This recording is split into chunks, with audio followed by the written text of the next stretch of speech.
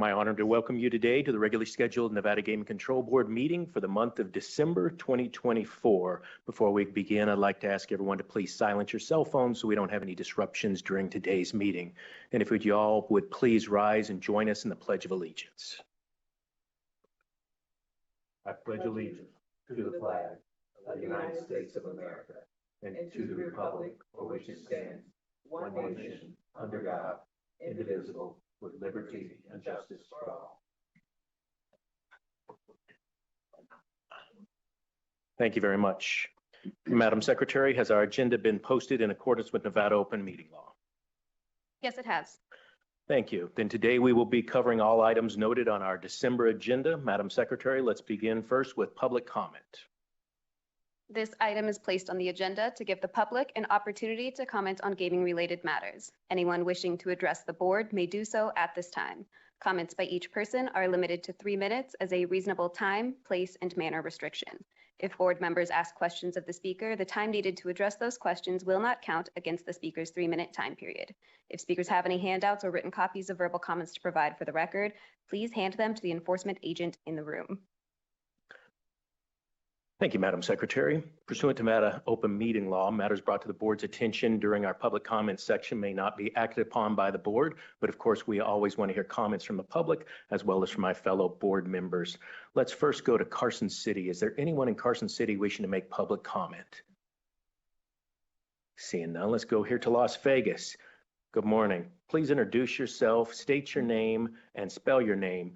For everybody's knowledge here, there is a court reporter taking down everything we say today. She's just not in the room, so we'll have you spell your name and state it for the record, and please speak distinctly so that she can type down everything you're saying. There's a little red button in front of you there. You can push that. It should turn green, and then you can introduce yourself. Okay. Good morning. Good morning. My name is Ted Papa George. I'm the Secretary Treasurer of the Culinary Workers Union, TEDPAPPAGEORGE. I'm actually here with the morning shift from the strike line at the Virgin Hotel. The contract's been expired now for 18 months at the Virgin Hotel.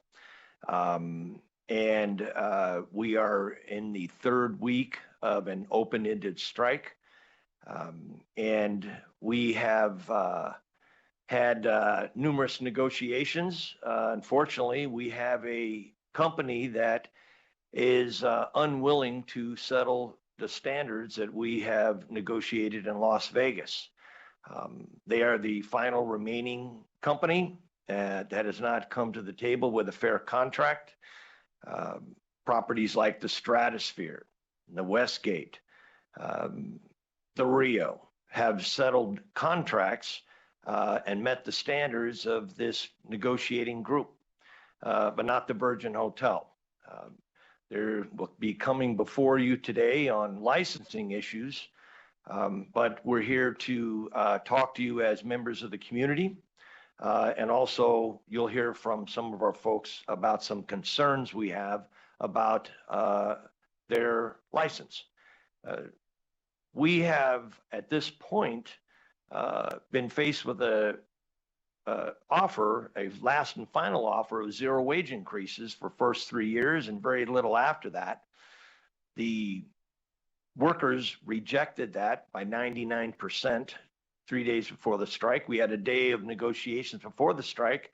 The company came with their final offer of what amounts to about 30 cents a year in wage increases, with no retroactive pay and nothing for the first year and a half.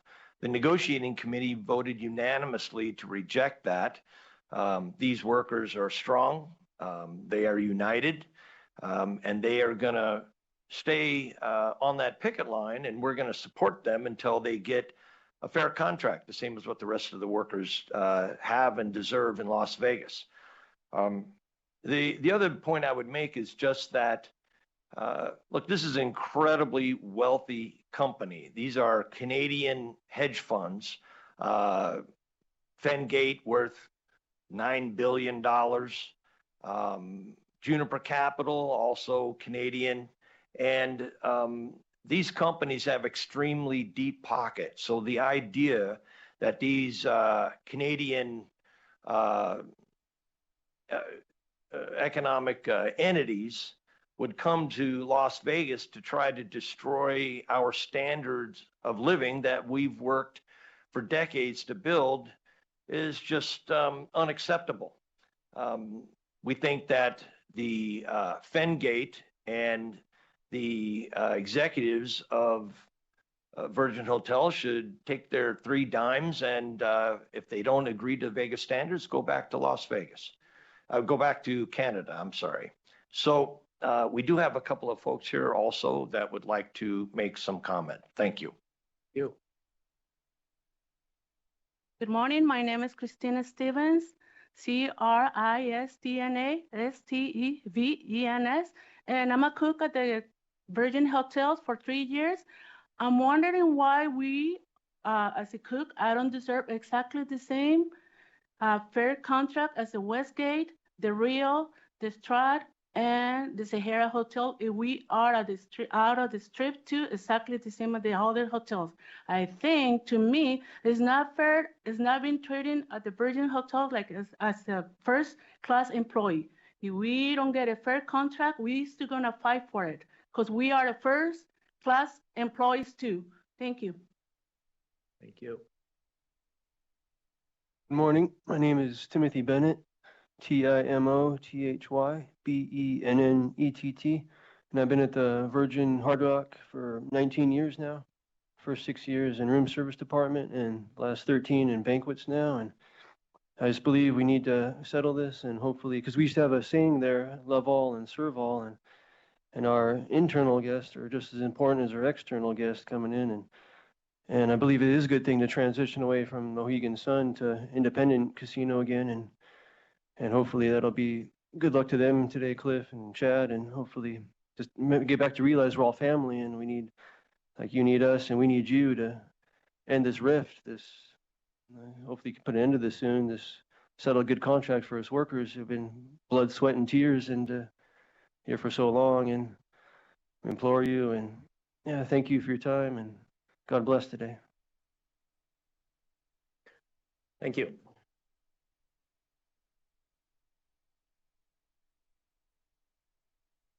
Morning. Can you do me a favor and turn that one off? Otherwise, the microphones sometimes pick up each other. Thank you. Yep, perfect. Thank you. Good morning. My name is Ken Liu, KenLiu. I'm with the Culinary Union. 2 Virgin Las Vegas executives, Cliff Atkinson and Chad Conrad, will go before you today for their gaming license hearing.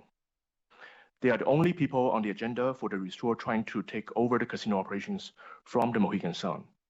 However, it is not clear from the board agenda whether state regulators, you, have asked or intend to ask about who these individuals answer to, or how they raised the funds to buy the casino operating company from the Mohegan Sun. We believe these questions about funding and ultimate control deserve greater scrutiny to ensure public trust and confidence in Nevada's gaming regulatory system. Specifically, we ask you to investigate Joseph S. Mancinelli, David D. Agostini, Lou Serafini Jr., Jay Wolf, Alex Chris, and Amon Reali as to whether they exert significant influence over the operations at Virgin Las Vegas and are therefore required to apply for a gaming license. They are the key individuals associated with the multi-billion-dollar enterprise that owns Virgin Las Vegas.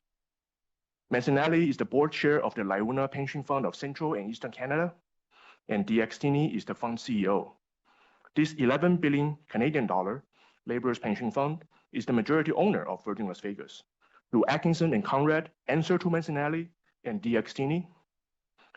Do they answer to Lou Serafini Jr., the CEO of Fengate Asset Management, which invested in Virgin Las Vegas on behalf of the laborers pension fund? Fengate manages other private funds with up to 63% of beneficial ownership by non-US persons. Who are these foreign investors of Fengate? Do they influence Fengate's decision-making? Do Atkinson and Conrad answer to Jay Wolf and Alex Chris of Juniper Capital? They, according to the firm's website, Jay Wolf and Alex Chris are on the board of the corporate entity that owns Virgin Las Vegas.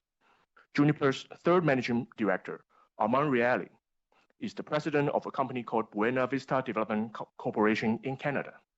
That company was recently in the news when it was listed as the primary developer of a property that was put up for sale against regulations in Toronto's protected Greenbelt, according to a report by the government.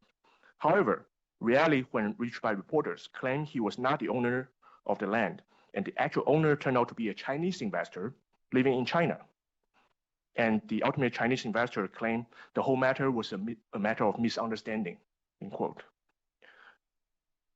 We should strive to avoid any such misunderstandings about the sources of funds and issues of control at the Nevada Casino Resort like Virgin Las Vegas. The public deserves to know more about who is ultimately in charge at Virgin. Thank you. Good morning. My name is Paul Catha. That's Paulcatha. So as others have discussed today, Cliff Atkinson, Chad Conrad, and their company, CNC 455 LLC, will come before you for their application to take over the gaming license and the gaming operation at Virgin Las Vegas. I want to say a few words about Nevada regulators' complicated relationship with individual and institutional billionaires. Nevada pays deference to billionaire institutions and individuals, which has sometimes resulted in regulatory failures and inactions. Nevada never took away the Tropicana's gaming license, even though its billionaire-owned parent company lost their gaming license in Atlantic City in 2008.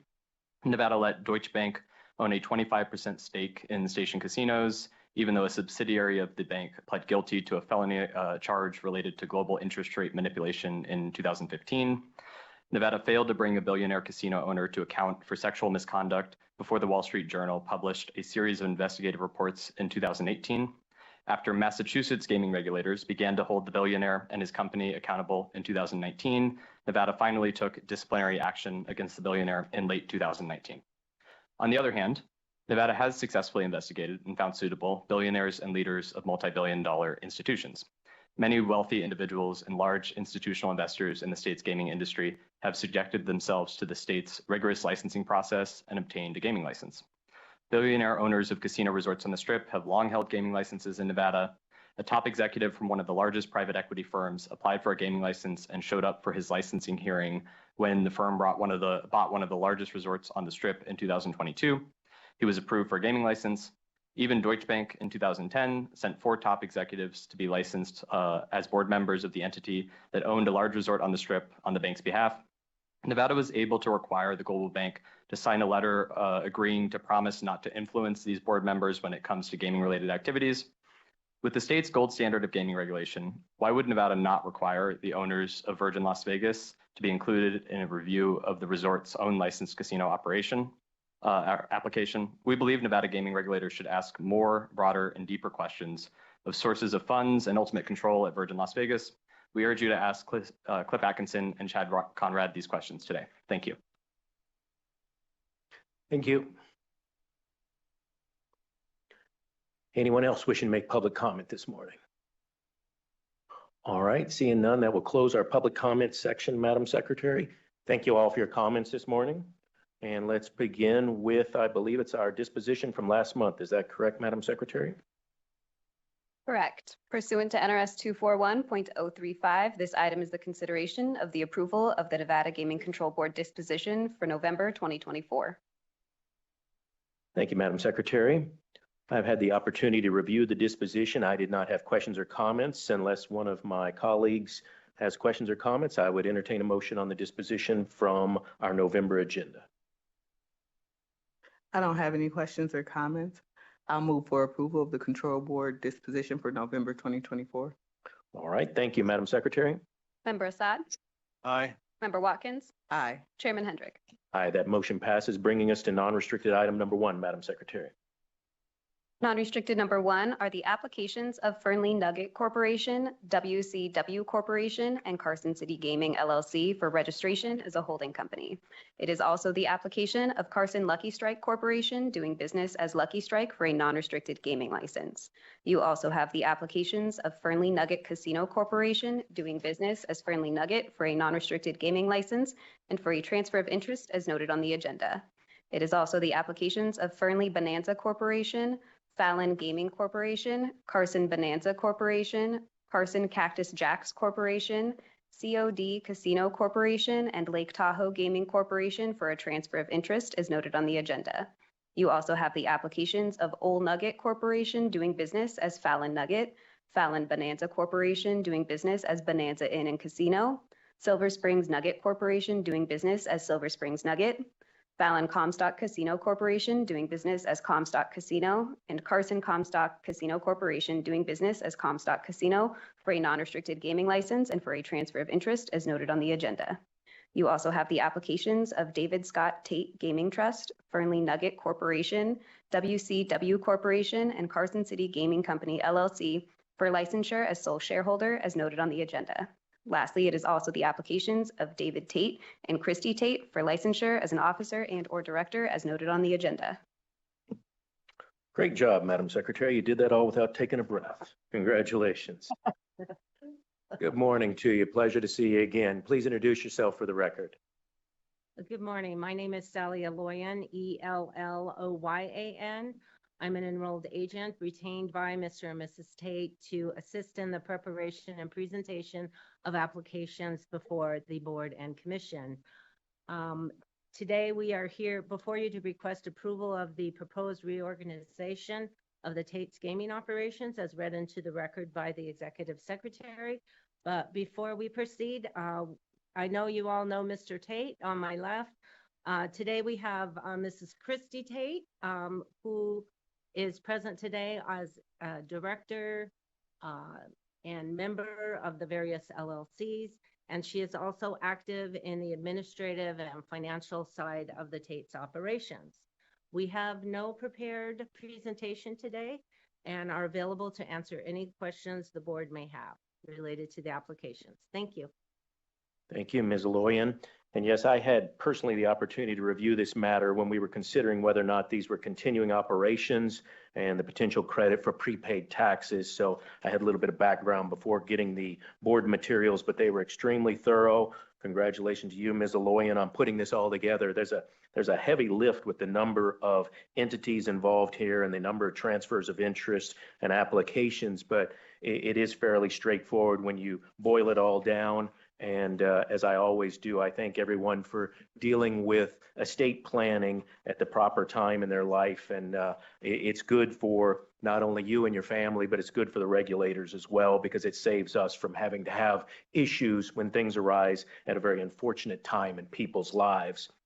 So I know that there was a legal review and internal review to determine that these were in fact continuing operations that were consistent with NRS 463.0129. We made that determination. And again, significant amount of paperwork, but fairly straightforward.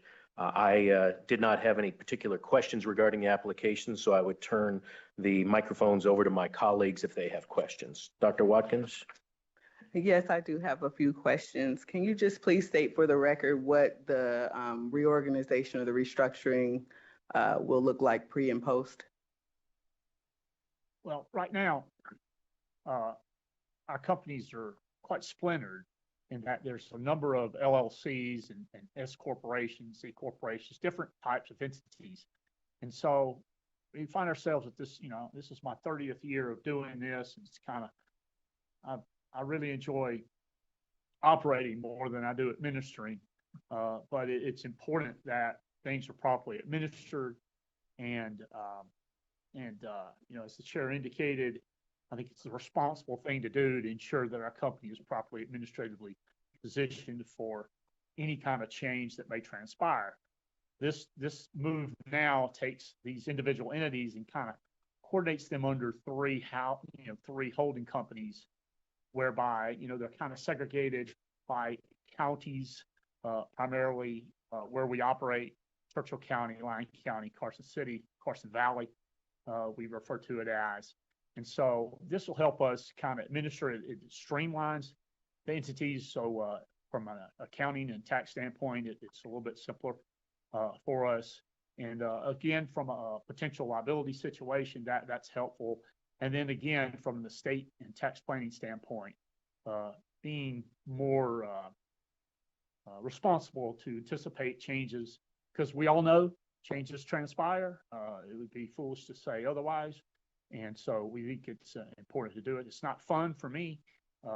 I'd rather operate in the casino, and I'd rather not pay the legal and accounting fees that associated with this. But that's, again, the responsible thing to do, and something we should do. A little wordy, but in simplicity, you currently have a lot of splintered individual entities, and now we're going to try to pull those in under a few holding companies by markets. Thank you. I appreciate your explanation. It sounds like you've addressed a few of the purposes of the transaction. It's my understanding that there are three purposes to the transaction: is to segregate locations into individual entities to manage liabilities, to utilize funds available in proposed holding companies to fund future projects, and to organize entities for future estate gifting opportunities. Would you say that's your understanding as well? That is 100% correct, and you bet I have nothing more to add too. I mean, that's cumulatively this transaction. You bet. Thank you. And so could you also please identify for the record, I believe there's a three-step process that will occur, starting with the change in non-restricted licensees to holding companies. Could you tell us about that three-step process? Okay. Let's see here. I believe that I'm not real sure about a three-step process. It's quite. Perhaps it was the four. first thing we're going to do is take our existing entities. I mean, I kind of know, but it may be 5 steps, but the first thing is take these 3 existing companies as read into the record right here. Those will be transferred or basically serve as holding companies. And then the entities that are being formed below are the existing entities. They will be served as what we can characterize from a tax standpoint as Q subs, and mainly sub and taxed as S corporations. So that will transpire. And I think that's it. Okay. Does that provide for your question? Okay, thank you. Yes, ma'am. And so you've spoken to the purpose, and you've also spoken to what the steps are for your proposed process. Can you tell me the number of locations you currently have, both non-restricted and restricted? Yes, ma'am. As far as an operating standpoint, I think they're pretty much on this list. But I don't believe in the record. I'm not sure the restricteds are there. But at any rate, I think we operate 13 non-restricted locations and 5 restricted. Okay, thank you. That's all the questions I have, Chair, outside of any comments to wrap it up. Thank you. Judge Assad. Thank you, Chairman Hendricks. Good morning, and nice to see you again, Mr. and Mrs. Tate. You know, they say behind every good man is a great woman, so I'm glad you brought your wife this time. Nice to see you, Christy. According to our records, you have 11 restricted gaming locations and 15 non-restricted gaming locations. You employ about close to 300 people, several also part-time. And my understanding is no jobs will be lost as a result of this reorganization. Is that correct? That's pretty correct. That's a very correct statement. The number of entities might be a little different, Member Watkins asked me how many restricteds. There is a slot route operation that has a number of entities too, which kind of helps the math get to what you just said. But that is all correct. And if anything, this administrative effort helps us move forward in growing our company to where we may be able to actually add a location or 2. And it's my understanding you've been licensed by the Nevada Gaming Commission on several occasions. So with that, I'm more than happy to support your application. I want to wish you all the luck in the world. Thank you, sir. Appreciate it.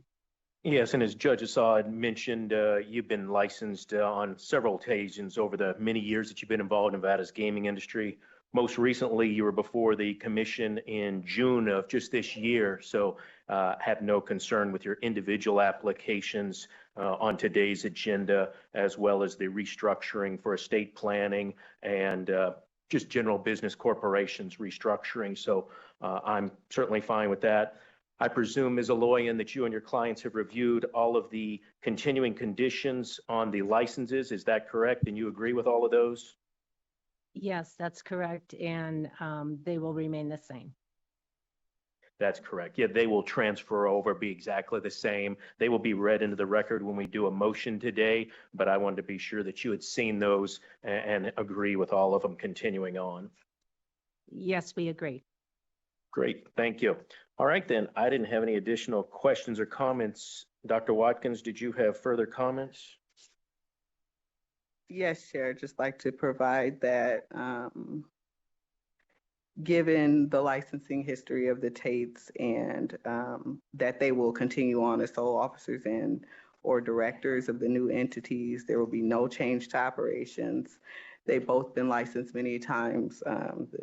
The approximate number is 15 non-restricted and 11 restricted locations. These applications will not impact the employees or the current operations of the company. The control remains the same. For these reasons, I'm in support of the application.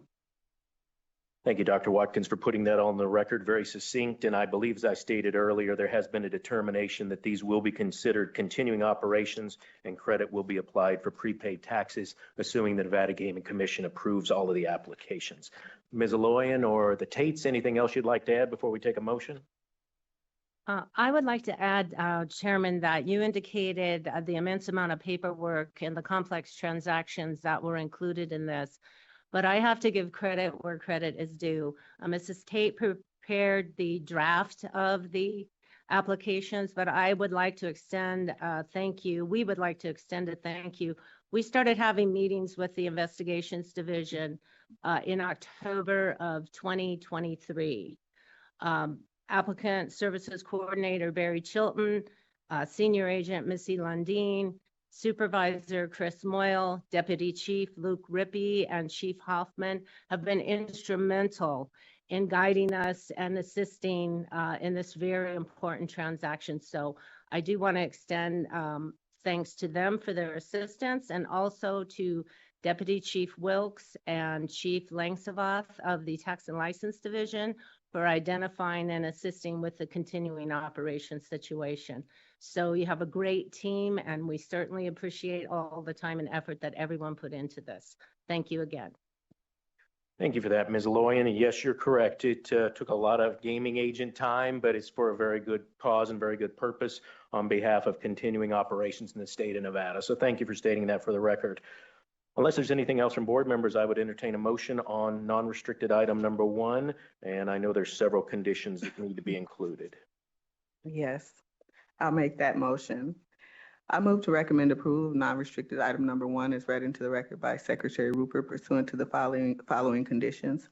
As to Lucky Strike, Burnley Nugget, Fallon Nugget, Bonanza Inn and Casino, Silver Springs Nugget, Comstock Casino location number 3156302 and Comstock Casino location number 2495104. The surveillance system must be maintained as previously approved by the Nevada Gaming Control Board Enforcement Division. As to Lucky Strike, the location is limited to the operation of slot machines. As to Fernley Nugget, the location is limited to the operation of gaming devices, 1 21 game and 1 roulette game, and the number or type of table games may be added with the prior administrative approval of the Nevada Gaming Control Board Chair or the Chair's designee. As to Silver Springs Nugget, the location is limited to the operation of slot machines. The number of slot machines is limited to 150, and the number may be added with the prior administrative approval of the Nevada Gaming Control Board Chair or the Chair's designee. As to Comstock Casino number 31563 in Fallon, Nevada, a key employee application must be on file with the Nevada Gaming Control Board at all times and refiled within 60 days of a change in the person occupying that position. Additionally, the location is limited to the operation of 50 slot machines. The number of slot machines in live games may be added with the prior administrative approval of the Nevada Gaming Control Board chair or the chair's designee. As to Comstock Casino number 2495104 in Carson City, Nevada, the location is limited to the operation of 250 slot machines. The number of slot machines in live games may be added with prior administrative approval of the Nevada Gaming Control Board chair or the chair's designee. Thank you. Very good job. Madam Secretary. Member Assad. Aye. Member Watkins. Aye. Chairman Hendrick. Aye, that motion passes. Thank you and good luck to you. Thank you. Thank you. Madam Secretary, that brings us to non-restricted item number 2. Non-restricted number 2 is the application of C&C 4455 LLC for registration as a holding company. It is also the applications of MGNV LLC doing business as Mohegan Sun Casino, Las Vegas for a transfer of interest as noted on the agenda and to add, remove, or modify conditions to license. You also have the application of C&C 4455 LLC for licensure as a member as noted on the agenda. It is also the applications of Clifford Atkinson and Chad Conrad for finding of suitability as a member and manager as noted on the agenda and for licensure as a manager and key employee as noted on the agenda. Good morning. Morning. Good morning. Dennis Gutwald with the law firm of McDonald Carano. To my left, immediate left is Cliff Atkinson, and then a little farther down to the left is Chad Conrad. In the audience, we have Joe Hassan from the Mohegans with his attorney, Mark Rubenstein. And also in the audience is Sean McGinnis on behalf of the landlord. With your permission, I'll have Cliff tell you a little bit about plans for the location and the transaction, and then have Cliff and Chad tell you a little bit of each about themselves. And of course, you can ask questions in the middle if that works for you. Thank you, Mr. Gutwald. Good morning. Good morning. My name is Cliff Atkinson, Atkinson, and I'm the president of Virgin Hotels Las Vegas. Wanted to frame up a little bit about the business and why we're doing this. This as a almost 30-year property, as known as the Hard Rock for 20 plus years. The property was acquired in 2018, 2019, went through a significant renovation and was rebranded as Virgin Hotels Las Vegas, with Mohegan as the tenant and the gaming operator. Since reopening, the property has struggled. I think that's pretty public and well known.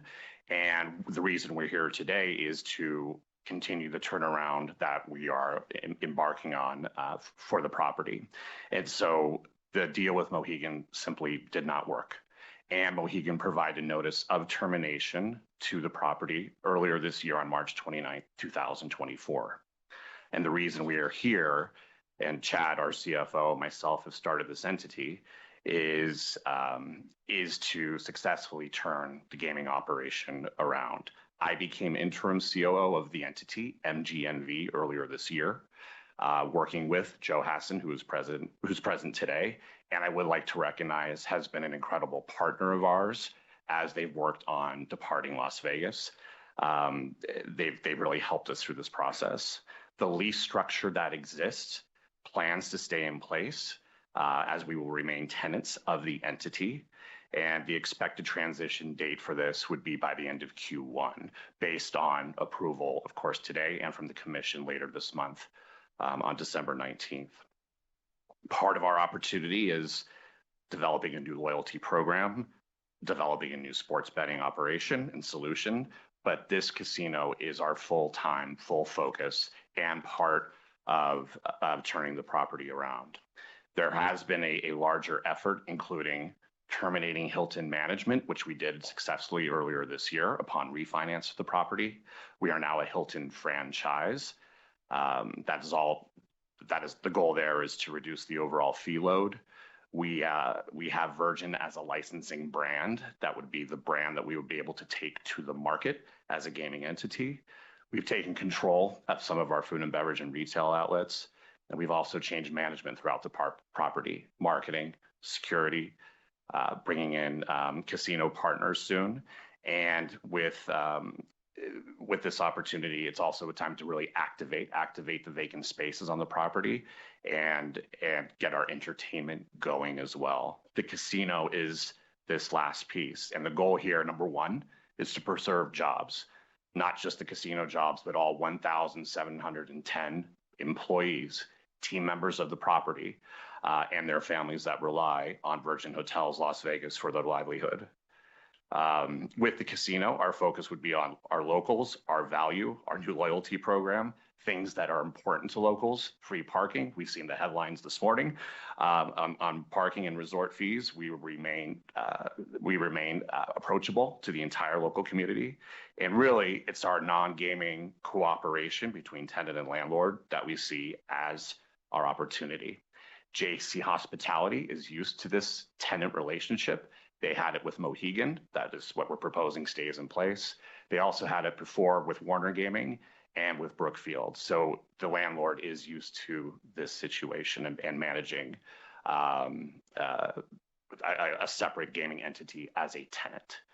So I can pause there. And that's really, I wanted to frame that context up as we come before you today. Our whole goal here is to save the property and save the jobs associated with it. Thank you. Thank you. Good morning. Did you have something to add to the presentation? Good morning, Mr. Chairman, members Watkins and Assad. Just to echo, Cliff's statement, our commitment to the casino, to the property, to the regulatory compliance of that casino is of utmost importance, and we take this very seriously. I'm happy to answer any questions that you might have on structure or finances, but I'll leave that up to you. Thank you. I know you gave us a presentation. Is there anything else you want to go through on that? And Mr. Gutwald, was this something that you were going to make public or private? It's public. Okay. Anything else you want to go through on that, Mr. Atkinson or Mr. Conrad?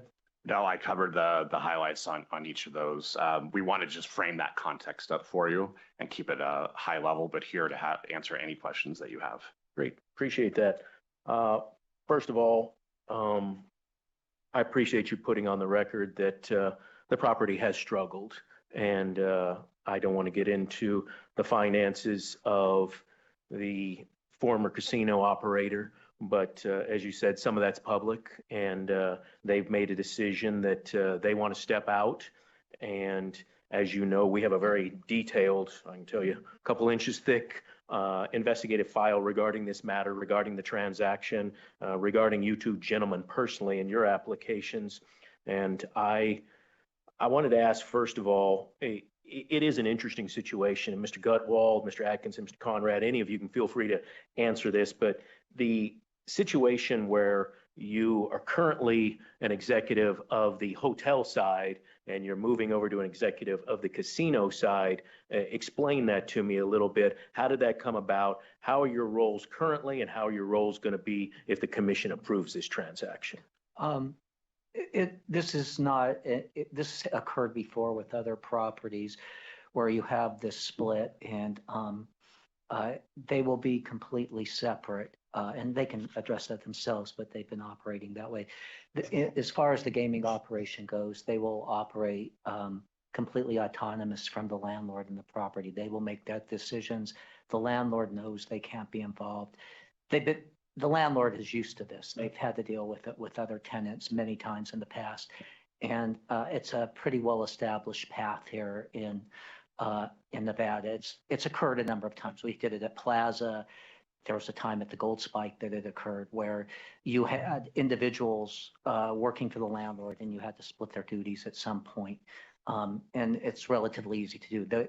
Both the individuals here have been in the gaming industry a very long time. They know their duties. And as I said, the landlord does. So that kind of sums it up briefly. Tell me, Mr. Atkinson, I know we have a non-interference letter. Explain to me how that will work. Are you still going to have a role on the property hotel side if this transaction is approved by the Gaming Commission, or will that stop completely? No, I'll still have a role, but the casino operations will be completely independent. And so they'll report into me with our oversight, but the landlord has no gaming experience, doesn't want to have gaming experience. And the casino operations will remain separate under this entity, similar to the way it operates today. And how do you separate yourself from those two roles? How can you define that on a day-to-day basis? I think it's, from my former background when I was president of Luxor, it's the same. It's the casino team, especially the way we work with Mohegan and we work with Joe Hassan today.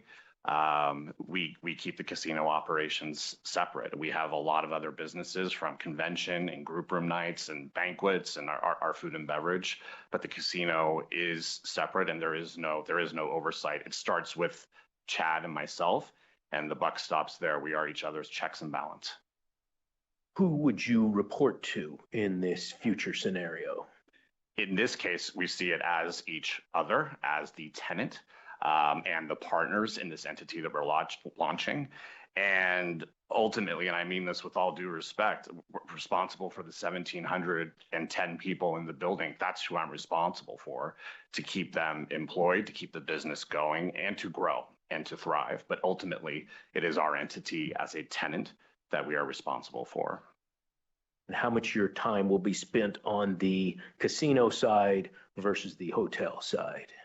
I think right now, most of the time will be on the casino, given that we have a departure date or a planned departure timeframe for Mohegan. We'll be launching a new loyalty program, launching the new sports enterprise early in Q1. There's a lot to do from branding, getting chip approval, going through all that process, so a lot of time there. But we're bringing in the right casino operators, right casino marketing, and working with the existing team as well. I think one of the main goals here is also to preserve all of the jobs that are there today, and which would remain separate from the hotel function, similar to the way it does today. Yeah, and you mentioned a couple of times preserving jobs. Obviously, that's an extremely important factor for this board, for the Nevada Gaming Commission, for the state in general. As I'm sure you're aware of, the National Labor Relations Act prohibits us from getting involved, prohibits any outside entities from getting involved in labor dispute matters. Those are federally preempted to the National Labor Relations Board, and so I don't want to get into that at all. I don't have the right to get into that, but protecting jobs is important. So take a moment and tell me how this transaction protects those jobs. Well, one, we're assuming the business operations as is, and we're working on plans to grow that, to create entertainment, activation, give people a reason to come. We do believe there's an opportunity in the market for value and to drive value to our customers. And we believe not going back to the Hard Rock days, those days are that brand is going down the street, as you well know, in a few years. Ours is taking this property forward and being innovative the way we think we have an opportunity with our property, which was very successful years ago before the regional casinos or the Durango, Green Valley, Red Rock. Now getting back our mojo and our innovation remains a priority for us. And so that's a big part of our plan. Yeah, I appreciate that. And it's, as I stated, extremely important for jobs, as you heard the judge talking about with the jobs that prior applicant had on our first agenda item. Jobs in Nevada is extremely important. And without, again, getting into the Mohegan operation of the casino, first of all, I want to say to Mr. Hassan and to Mohegan's son, wonderful licensee in the state of Nevada. And I'm sorry to see them leave, but I'm looking forward to somebody taking over this operation. And without putting too fine of a pencil point on it, if Mohegan left, where would the casino be at the Virgin Hotel? So we think that's where the opportunity is. The cooperation between tenant and landlord, the ability to market and drive and focus only on this casino. Mr. Hassan has been a great partner, but he is, as COO of Mohegan, he's got 10 properties around the world and growing. Chad and I drive into 4455 Paradise every single day, and that is our mission every single day. Great, appreciate that.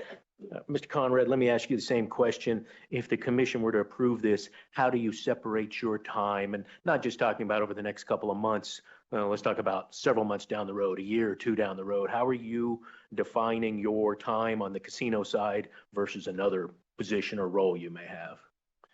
Yeah, thank you. And I think just to start out with, Cliff and I think formed this partnership and decided to undertake this path forward because, I think we both have a similar belief in the property, in the casino specifically, and in our ability to really drive this casino, from a performance standpoint forward, and to like Cliff said, keep this thing running, keep the doors open on this thing.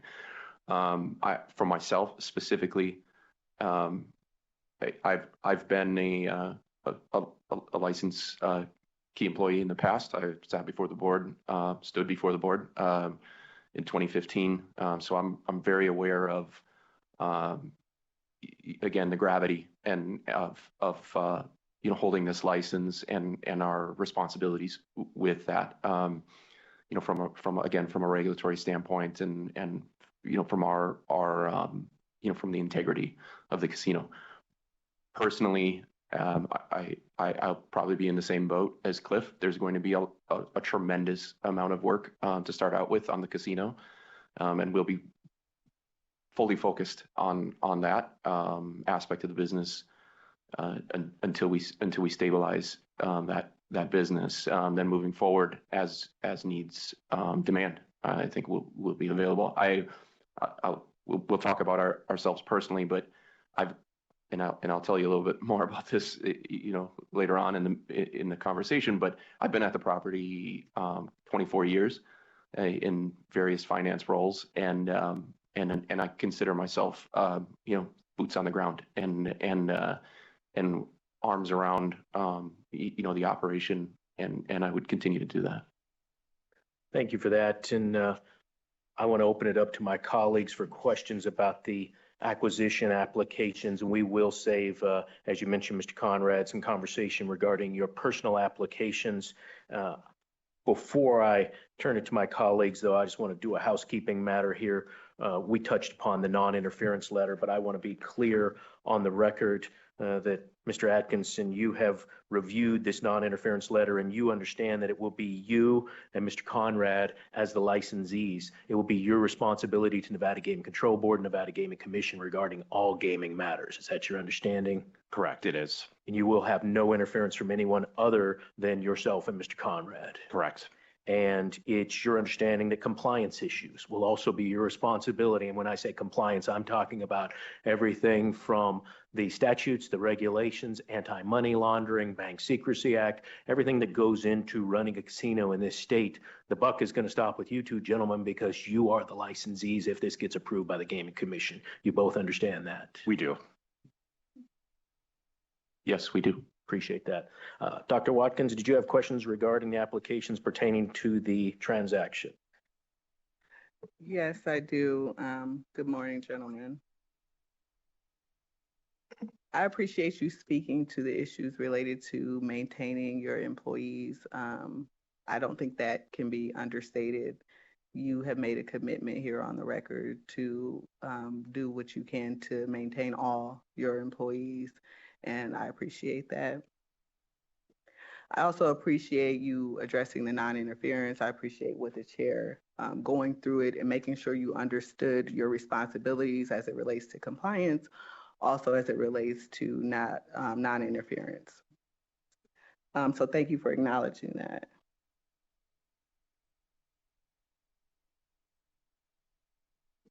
What is your plan to get the property turned around?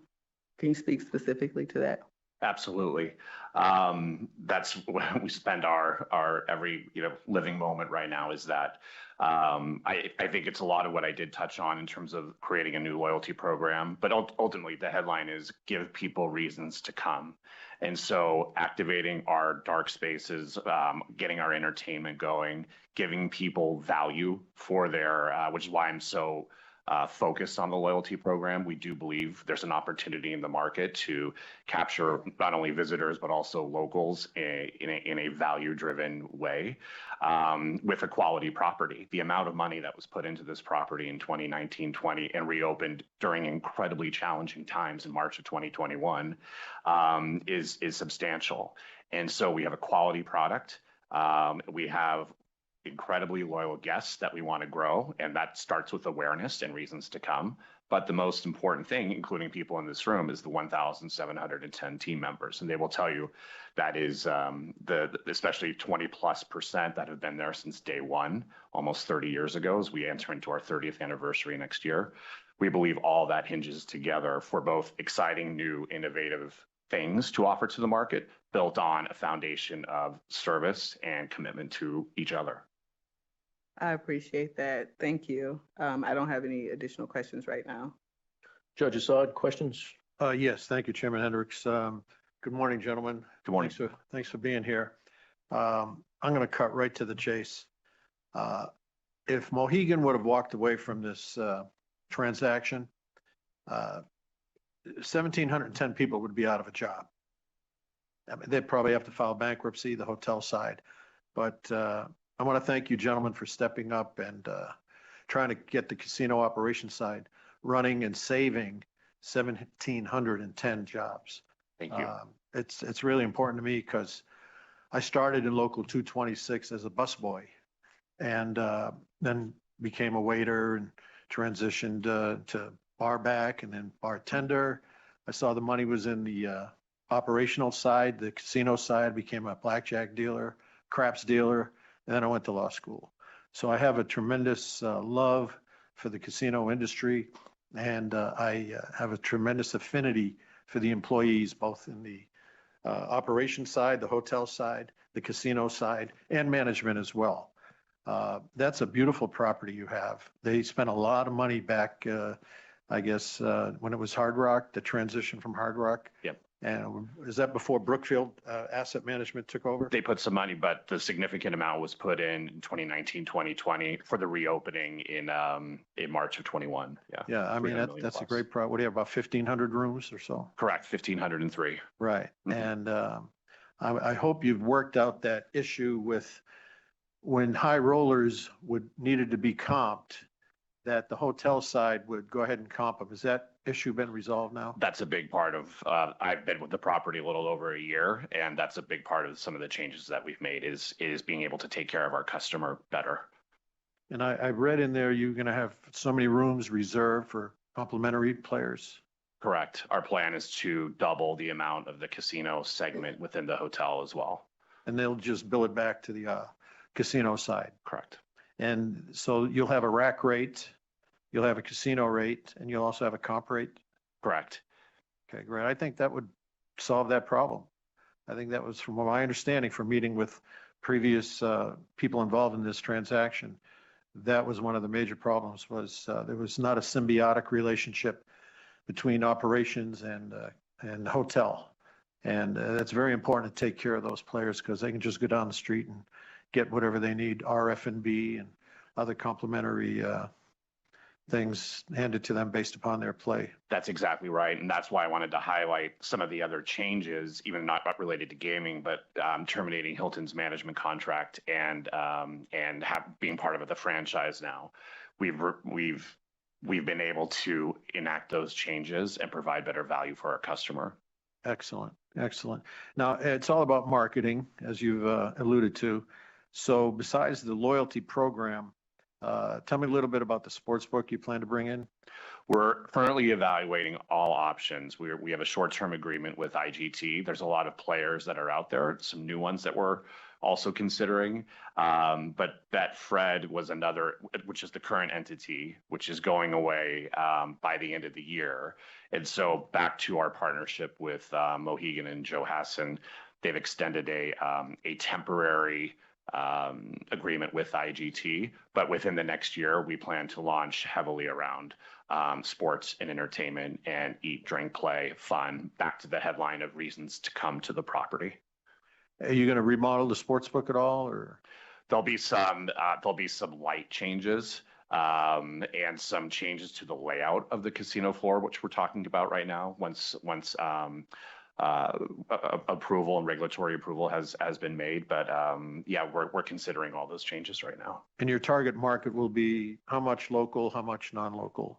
We want to grow the local market. We believe there's room to do so, but then also the value drive market, the people that are getting hit with whether it's parking fees, resort fees, or paying $100 before they even check into the hotel. We believe that there's a drive market and then a fly and other markets in the top 10 that we know all of Las Vegas goes after Southern California, not giving away too much of our marketing plan, but targeting things like the San Francisco Bay Area and our proximity to the airport, which we know our property is not a strip property. We are 1 mile off the strip, but we are close to the airport. So trying to play to those strengths to grow the business, we believe is a real opportunity. Yeah, and the Virgin brand has been built up and it's going to serve you well, I'm sure. Did I understand you correctly? You're going to have free parking for locals? That's correct. We have that today, and that's a big part of our value offering. So we intend to continue that. Yeah, I like that. That's a great idea. I wish more properties would consider that, or at least maybe a 3-hour, 4-hour time limit for locals to go in, have dinner or gamble or whatever they want to do, shop, and then it's kind of ridiculous. You want to go have a meal, bring some people in from out of town, and you got to pay $40 to valet park. It just doesn't make sense for the locals. We concur. And so tell me a little bit, JC Hospitality. Can you tell me a little bit about the landlord and what entities comprise that JC Hospitality? Yeah, JC Hospitality is the operating company for the landlord and reports up to holding company on that side. JC Hospitality, along with several other entities in that structure, purchased the assets that sit at 4455 Paradise Road in March of 2018, and continues to be the landlord for MGNV that will carry forward. Are they a private equity or a hedge fund or LLC? What's their status in that regard? An LLC. LLC. And is it who's the general partner? The structure above JC Hospitality is JC Vegas Mezco is an intermediate holding company. JCLPF Vegas is the partnership of the investors, the tax filer, if you will. Okay. And are they the Canadian company that was mentioned earlier today? No, that's an American U.S. LLC. The Canadian company's Fengate, it's from what I understand, handles the pension funds in Canada. Sean, if you want to add anything, if I'm incorrect, you can let me know. That's right. All right. And it's just there's a big real estate investment fund that owns the property. Okay. Fengate is, I'm sorry, sir. Fengate is a major investor in the JCLPF Vegas partnership. Got it. And then as far as marketing, you plan to offer a good gamble? I mean, in other words, single, zero roulette, maybe 3-2 on blackjack, 10 times odds on craps. All the above. I'm a hotel F&B guy by trade for 30 years. I've been in Las Vegas for the last 12, and I learned gaming from some very old school individuals, and we believe in that. That's part of the value add. 3-2 at all tables, $10 minimums, right. Reasons to come. Back to where we stand in the neighborhood, we have, we don't have a lot of walking traffic where we are in Harmon and Paradise, but there are some casinos nearby, Silver Sevens, Tuscany. Mm-hmm. We look at the casino, which Mhm. that's a separate tenant, we look at that competitive set versus the hotel with our great product for groups, conventions, where we compete on a little more of the higher end in Las Vegas. But we plan to offer an extremely good value for the customers to come from a gaming standpoint. And do you plan on bringing back the buffet? Buffet isn't currently in our plans, although we do have a buffet operating right now. So we are evaluating all the F&B opportunity, given that everything is on the table with our transition and our turnaround. Nothing is off the table. Okay. Have you been into the Palms lately? We have. That we have buffet wraps AYC. around the casino floor. It's unbelievable. Rampart Casino, same thing. Yes. The South Point Casino, Mr. Gaughan's operation, Jones, yeah. same thing. I think that is a staple and of Las Vegas casino industry. The people love the buffets, and unfortunately, a lot of them went away with COVID. But the casinos that are bringing the buffets back are doing very well. If you go into the Rio, they did away with that wonderful buffet they had. They had a fabulous seafood buffet on Friday night. The line wrapped all the way around the casino floor. Now they've transitioned it into something else, and there's not a lot of people there. So I would love to go in there and sample your buffet. I appreciate the feedback, and we do have on our ideas to do something with the breakfast buffet and what it would cost to put the infrastructure in to bring something like that back. But your feedback is really appreciated. Yeah, I mean, the bottom line is food is going to bring you some foot traffic. That's right. You know, that's one of the gamble. You give them a good gamble, you give them good drinks, you give them good food. That's it. That's the formula. That's the Michael Gaughan formula. Exactly. And we believe with the best service in the market as well with our team members behind us. What about Wet Republic? You remember that? Wet Republic? The Rehab. Rehab was ours. Yeah, Rehab. Yes. You plan on bringing that back in any form in the summer months? What we did this year, as an example of changes we've made, we do have some very successful food and beverage operations. The first Nobu that's in Las Vegas, as well as Cassie Beach. What we've done is taken the success of Cassie Beach and expanded that to be a more sophisticated day life. We're not going after the Wet Republic or the Zouk or the Live or Tao, but a more upscale and a little bit more refined, but definitely has a vibe. We tested that this year, and we're getting ready to open even longer, more days for next summer as our day life program. That sounds great. What about the Joint? Is that still a venue? Yes. So the Joint is now known as the Theater at Virgin Hotels Las Vegas. That also has a partnership with AEG, and we are working with them to evolve that partnership to bring more acts in. I'm very happy to, for this weekend for the rodeo, we have several acts coming in. Yeah. Midland, Tanya Tucker, and Shabuzi next week. And so we have, like everything, we've been pushing to get more entertainment, including what we believe when we have, based upon approval, the control of the casino, we would even subsidize more better entertainment. Yeah, you have a great opportunity until the Mirage transitions over to a Hard Rock to maybe get some of those old Hard Rock customers. They used to love going in there and seeing Kid Rock or Snoop Dogg and other entertainers in the Joint. So Judge, you're speaking our language. Chad and I know there's a ticking clock with our former brand going down the street that is not lost on us, which is why we have to continue to innovate and be different. And some of the artists that you mentioned are going to be a big part of that. Yeah. Santana was great. I remember seeing him there. He was fabulous. And that's with all the new venues. What can't be replicated is the history of our building. When people go in through the VIP entrance and see the pictures of everyone who's performed, we believe that is also an untapped opportunity from a marketing standpoint to drive this property. Excellent. Excellent. You know, we've had some issues, and I'm sure you're aware of lately with cyber security breaches and anti-money laundering issues as well. Can you speak briefly on what your plans are to deal with those two issues? Absolutely.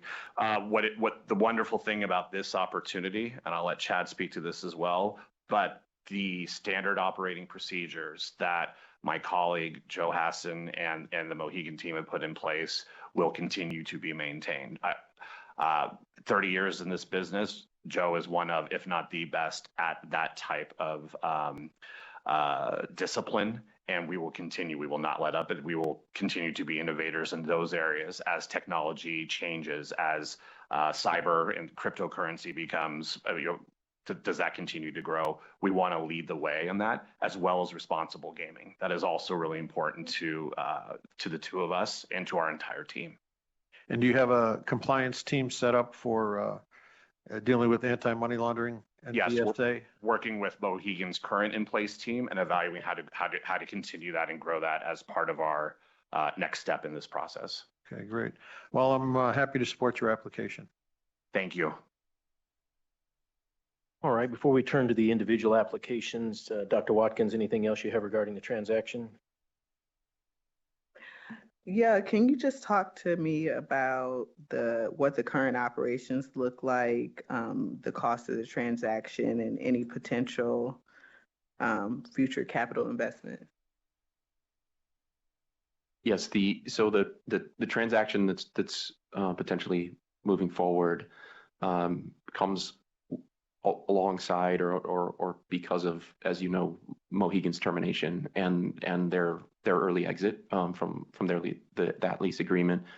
With that termination, there's value that Mohegan owes to the landlord, and that the landlord has agreed to allow Mohegan to transfer to CNC 4455 with your approval, of course. That value that's transferred from in the form of the entity MGNV that would transfer from Mohegan to CNC. The consideration for that value would be in the form of a note that CNC would owe to the landlord. So moving forward, we estimate that there's the components of the amount of that note would be from working capital, the cash in the cage on the floor, working capital that's currently in the entity, the fixed assets, the gaming assets of the entity, and then transition costs as we move this forward. That note payable from CNC to the landlord would allows us in this partnership to move this transaction forward. Thank you. And what about the operations, the current operations? Tell me, talk about the number of table games, slot machines, things of that sort, and any potential capital investment. Sure. Currently, there's approximately 577 slots and 44 table games on the floor being shifted around for Mohegan's current business. And we're looking at how to better lay out the floor, how to capture more of the theater audience as they come and go, and where to set up the best mousetraps on property. And so most of the transaction is with the existing assets, as Chad referred to, but there probably will be a little capital to make changes to the floor that would be appropriate, bringing some new games, bringing some things up to date, and just changing the layout of the floor. There is not going to be a significant full redesign of the entire podium. That's just not financially possible. Mm-hmm. But some change to what the offering is to create more energy and to, like I said, have those mousetraps on the property to capture 4,000 people when they come for a Friday night concert. Thank you. I appreciate that. That's all the questions I have, Chair. Thank you. Let's turn to the individual applications. Mr. Atkinson, is there any presentation you'd like to make about yourself? Understanding, of course, that we again have a very detailed investigative file. You'd gone through the investigative process on a prior position that you had, but please, if you want to say anything for the record, feel free. No, it's an honor to be here, and I'm fully transparent with my entire 50 years of my life with you, and I share that because that's why Chad and I have put our lives on the line for this opportunity. It's really important to us, and it's important to me that you collectively understand that's the position that we're coming from. It's an honor to be here. And having gone through the Nevada gaming license process, how would you characterize how that was delving into every aspect of your life? The agents, Nick and Agent Burke that I worked with on mine, were incredible, very respectful, very, very detailed, but gave me time to get the information. I tried to be a good student and get back to them as soon as possible. I think they would give me the same the same remarks, but it was a very respectful and thorough process. And yes, you have my entire life story there. So thank you. Yeah, I say that on quite a few occasions. It's now will be very easy for you to know everything about your entire life because it's all in one nice little package after having gone through the process. When we ask about things like where you went to high school, we're serious about that and not so much about we care about where you went to high school. We're looking for honesty, candor, truthfulness, you knowing your background. And it does go all the way back to your childhood through every single job you've ever had, your entire education, your associations, everything that you do in your life. And the reason for that isn't because we think you're a bad person. It's because we want good people to come into the gates of Nevada's gaming industry. Good people, good entities come inside the gates, and then we rely upon those people and entities that get inside the gates to self-report. And if you two gentlemen being in charge of compliance, as the judge went through and asked questions about, that will be your responsibility. If something goes wrong, it will be your responsibility to raise your hand. We don't have enough enforcement agents in this state to police everybody. So it's a self-policing function. And I know you know that with your many years of background in the gaming industry. As I said, we have a very detailed file on you and your many years of being involved in Nevada's gaming industry, the hospitality industry around the country and around the world make me very comfortable in supporting your personal accolades. Thank you, Chairman. Dr. Watkins, you have questions for Mr. Atkinson? I think the chair said it well. There's not too much more I can add. We have a thick file on you, and I've reviewed all of that material, and I don't have any concerns, and I'm happy to support your application. Thank you, Dr. Watkins. Judge? Yeah, thank you, Chairman. I just want to echo what my colleagues have said and also add the fact and emphasize the fact that this is about saving 1,710 jobs. So, despite what's going on currently, that's the bottom line. You are here putting yourselves out there, risking your own careers, capital, reputations to save 1,710 jobs. So I appreciate that, and I thank you for that. Thank you, Judge. All right, Mr. Conrad, again, we have a very detailed file on you, and I know you've been through the process before, but is there anything you'd like to add? Feel free. Just a couple things, and you have my background, and quite frankly, it's a little boring because it's been 25 years at the same hotel and casino. But I think the only comment I wanted to make was just in regards to compliance and the comments that you made there. From a gaming regulatory standpoint, mix and ix and all of the things involved there. We believe that Mohegan has, to the best of our knowledge, has run a very clean and compliant house, and we feel like the key to continuing that path is just consistency and continuity. We'll be keeping the compliance team, the compliance manager that I've worked with at the property for 24 years, the cage director that I've worked with for 24 years, and Mohegan's internal audit resource. Those people will all still be in place.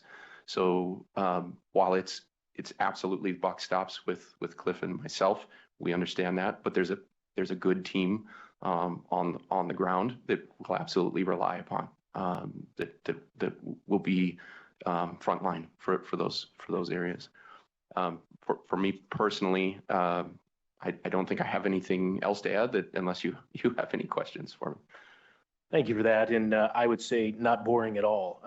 To me, it's actually the opposite. It's a story about somebody who's devoted themselves and their life and their family's lives to the gaming industry in the state of Nevada. And we're always pleased to see somebody work themselves up the ranks. So I enjoyed that.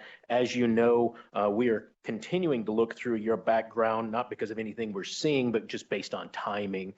In order to try to move this transaction forward, we haven't completely finished the investigation. And I know you're aware of the fact that because of that, we'll be interested in putting on a 2-year limitation. I assume Mr. Gutwald is explaining that to you and you understand. Yes, sir, I understand that. Yeah. Normally, a limitation is for a chance for the board to get a chance to see somebody in action, not a punishment, but a chance to see them do something. In your particular situation, it's a little different. It's just we need more time to finish this, and rather than keep it off of the agenda, we know enough about you that we're going to go ahead and put the final crossing the T's and dotting the I's on, and we'll have you back in front of us at some short notice. I appreciate that, and thank you all for that consideration, and also appreciate the efforts from Senior Agent Burke and the investigative team in that process. Great, thank you. Dr. Watkins, questions for Mr. Conrad? Just like to say congratulations on your long history with the same company. I'm sure they're grateful. And I'm in support of the limited application, just given the incompleteness of the investigation and the timing issue. I'd like to ask in general whether you all are aware of the conditions being proposed. We're good with the conditions. I'm sorry? We're good with the conditions. Okay, the long list of conditions.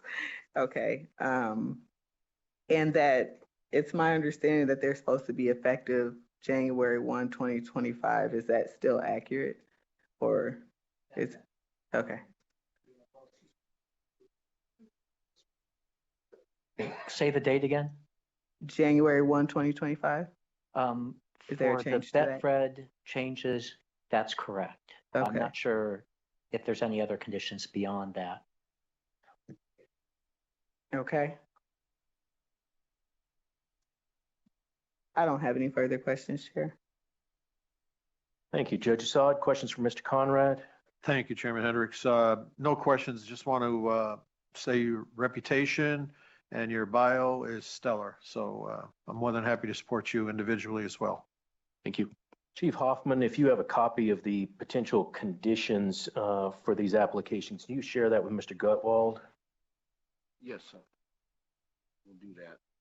And Mr. Hassan, Mr. Rubenstein, is there anything you'd like to add?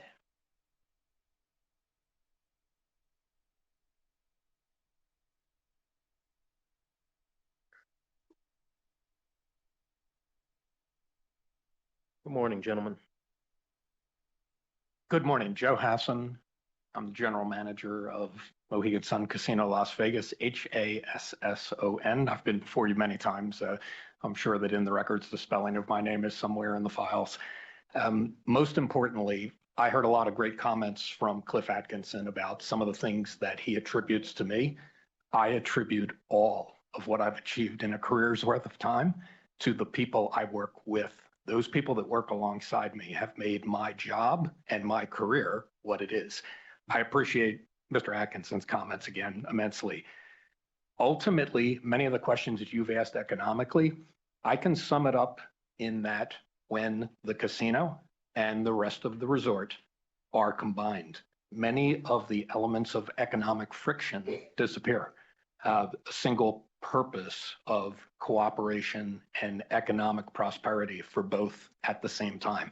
That's the oversimplified headline of what is taking place. The other thing that I wanted to add for the board today is that on behalf of Mohegan, where I am now the Chief Operating Officer of Mohegan Tribal Gaming Authority, that courtesy extended to me by Mohegan was really a function of the more than 20 years that I've spent in Nevada, whether it was in Lake Tahoe, whether it was in Laughlin, Nevada, whether it was in Clark County, Nevada, Las Vegas, Nevada, Henderson, Nevada. All the places that I've had the great fortune to work have led to what brought me to Mohegan and allowed Mohegan to say, Joe, hold on with us, come with us to our headquarters. I thank the regulatory structure, the people, and the workforce of Nevada for allowing that to come my way. Today, I want to make sure that I thank the board for the cooperation, the guidance, the patience, the diligence that has been extended to Mohegan. And I offer that thanks on behalf of the Tribal Council, the management board of Mohegan. They trust me today to stand tall for them, and I appreciate that. I'm deeply appreciative of that. I wanted to extend that thanks to the board. Thank you for that, Mr. Hessen, and appreciate you being here. As I stated earlier, Mohegan Tribal Gaming Authority, yourself have been wonderful licensees.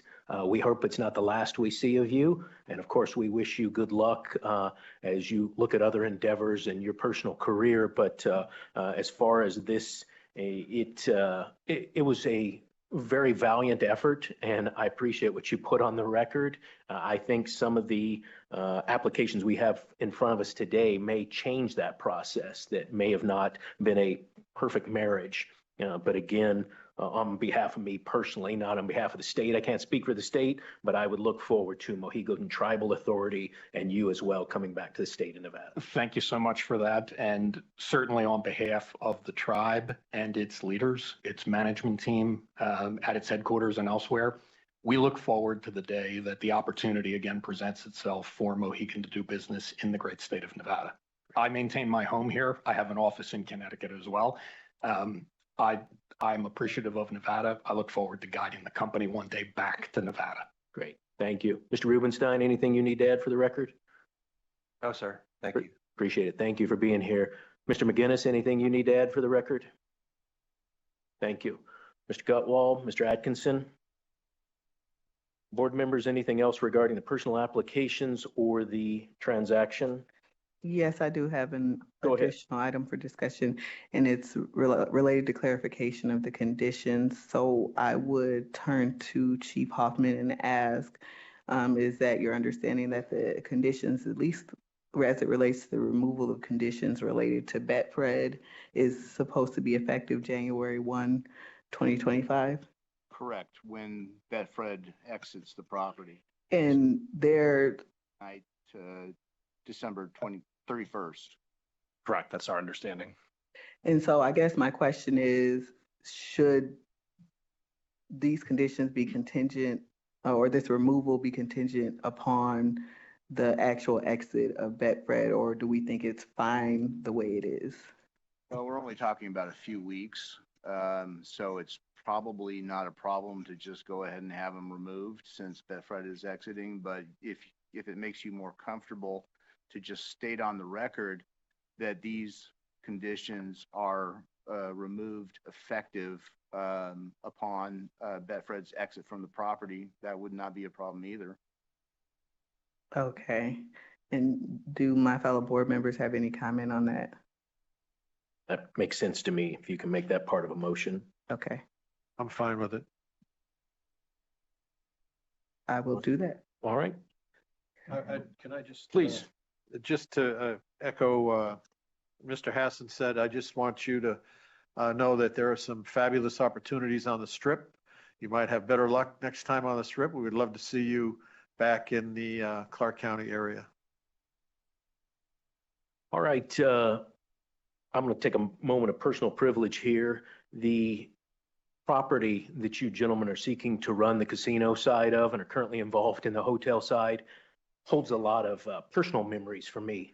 I grew up here in Las Vegas. I want to see that property succeed on behalf of everybody in the audience, on behalf of our community.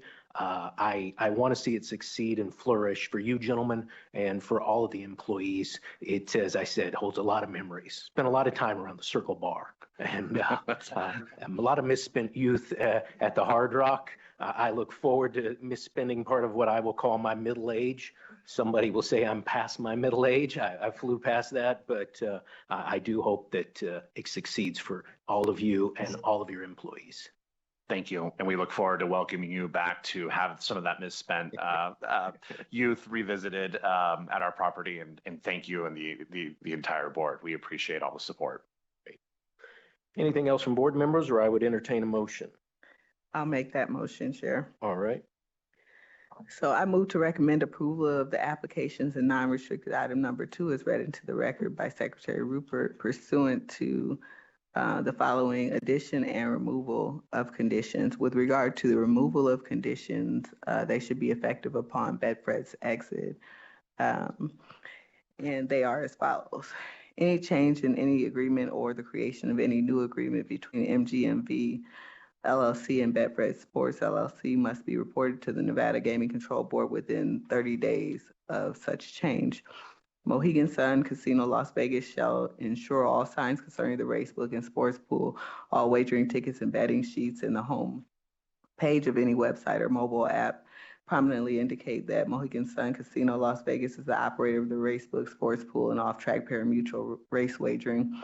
As the case may be, Betfred Sports may be identified on such postings as the manager of the racebook or sports pool or by other terms that suggest its role as providing services for the operator, such as powered by or by Betfred Sports or Betfred at Mohegan Sun Sportsbook. In addition, the removal of Betfred Group Limited shall establish and maintain a gaming compliance plan for the purpose of, at a minimum, performing due diligence, determining the suitability of relationships with other entities and individuals, and to review and ensure compliance by Betfred Group Limited and any affiliated entities with the Nevada Gaming Control Act, the Commission's regulations and laws and regulations of any other jurisdiction in which Betfred Group Limited and any affiliated entities operate. The plan and any amendments thereto, and the members of the Gaming Compliance Committee, one such member who shall be independent and knowledgeable of the act and regulations, shall be administratively reviewed and approved by the chair of the Nevada Gaming Control Board or the chair's designee.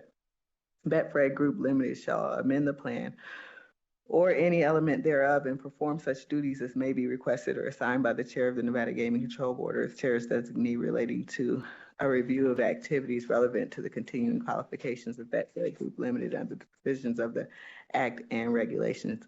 In addition, the removal of Betfred Group Limited shall fund and maintain with the Nevada Gaming Control Board a revolving fund in the amount of $50,000 for the purpose of funding investigative reviews by the Nevada Gaming Control Board. Without limiting the foregoing, the Nevada Gaming Control Board shall have the right without notice to draw upon the funds of said account for the payment of costs and expenses incurred by the Nevada Gaming Control Board and its staff in the surveillance, monitoring, and investigative review of all activities of Betfred Group Limited and its affiliated companies.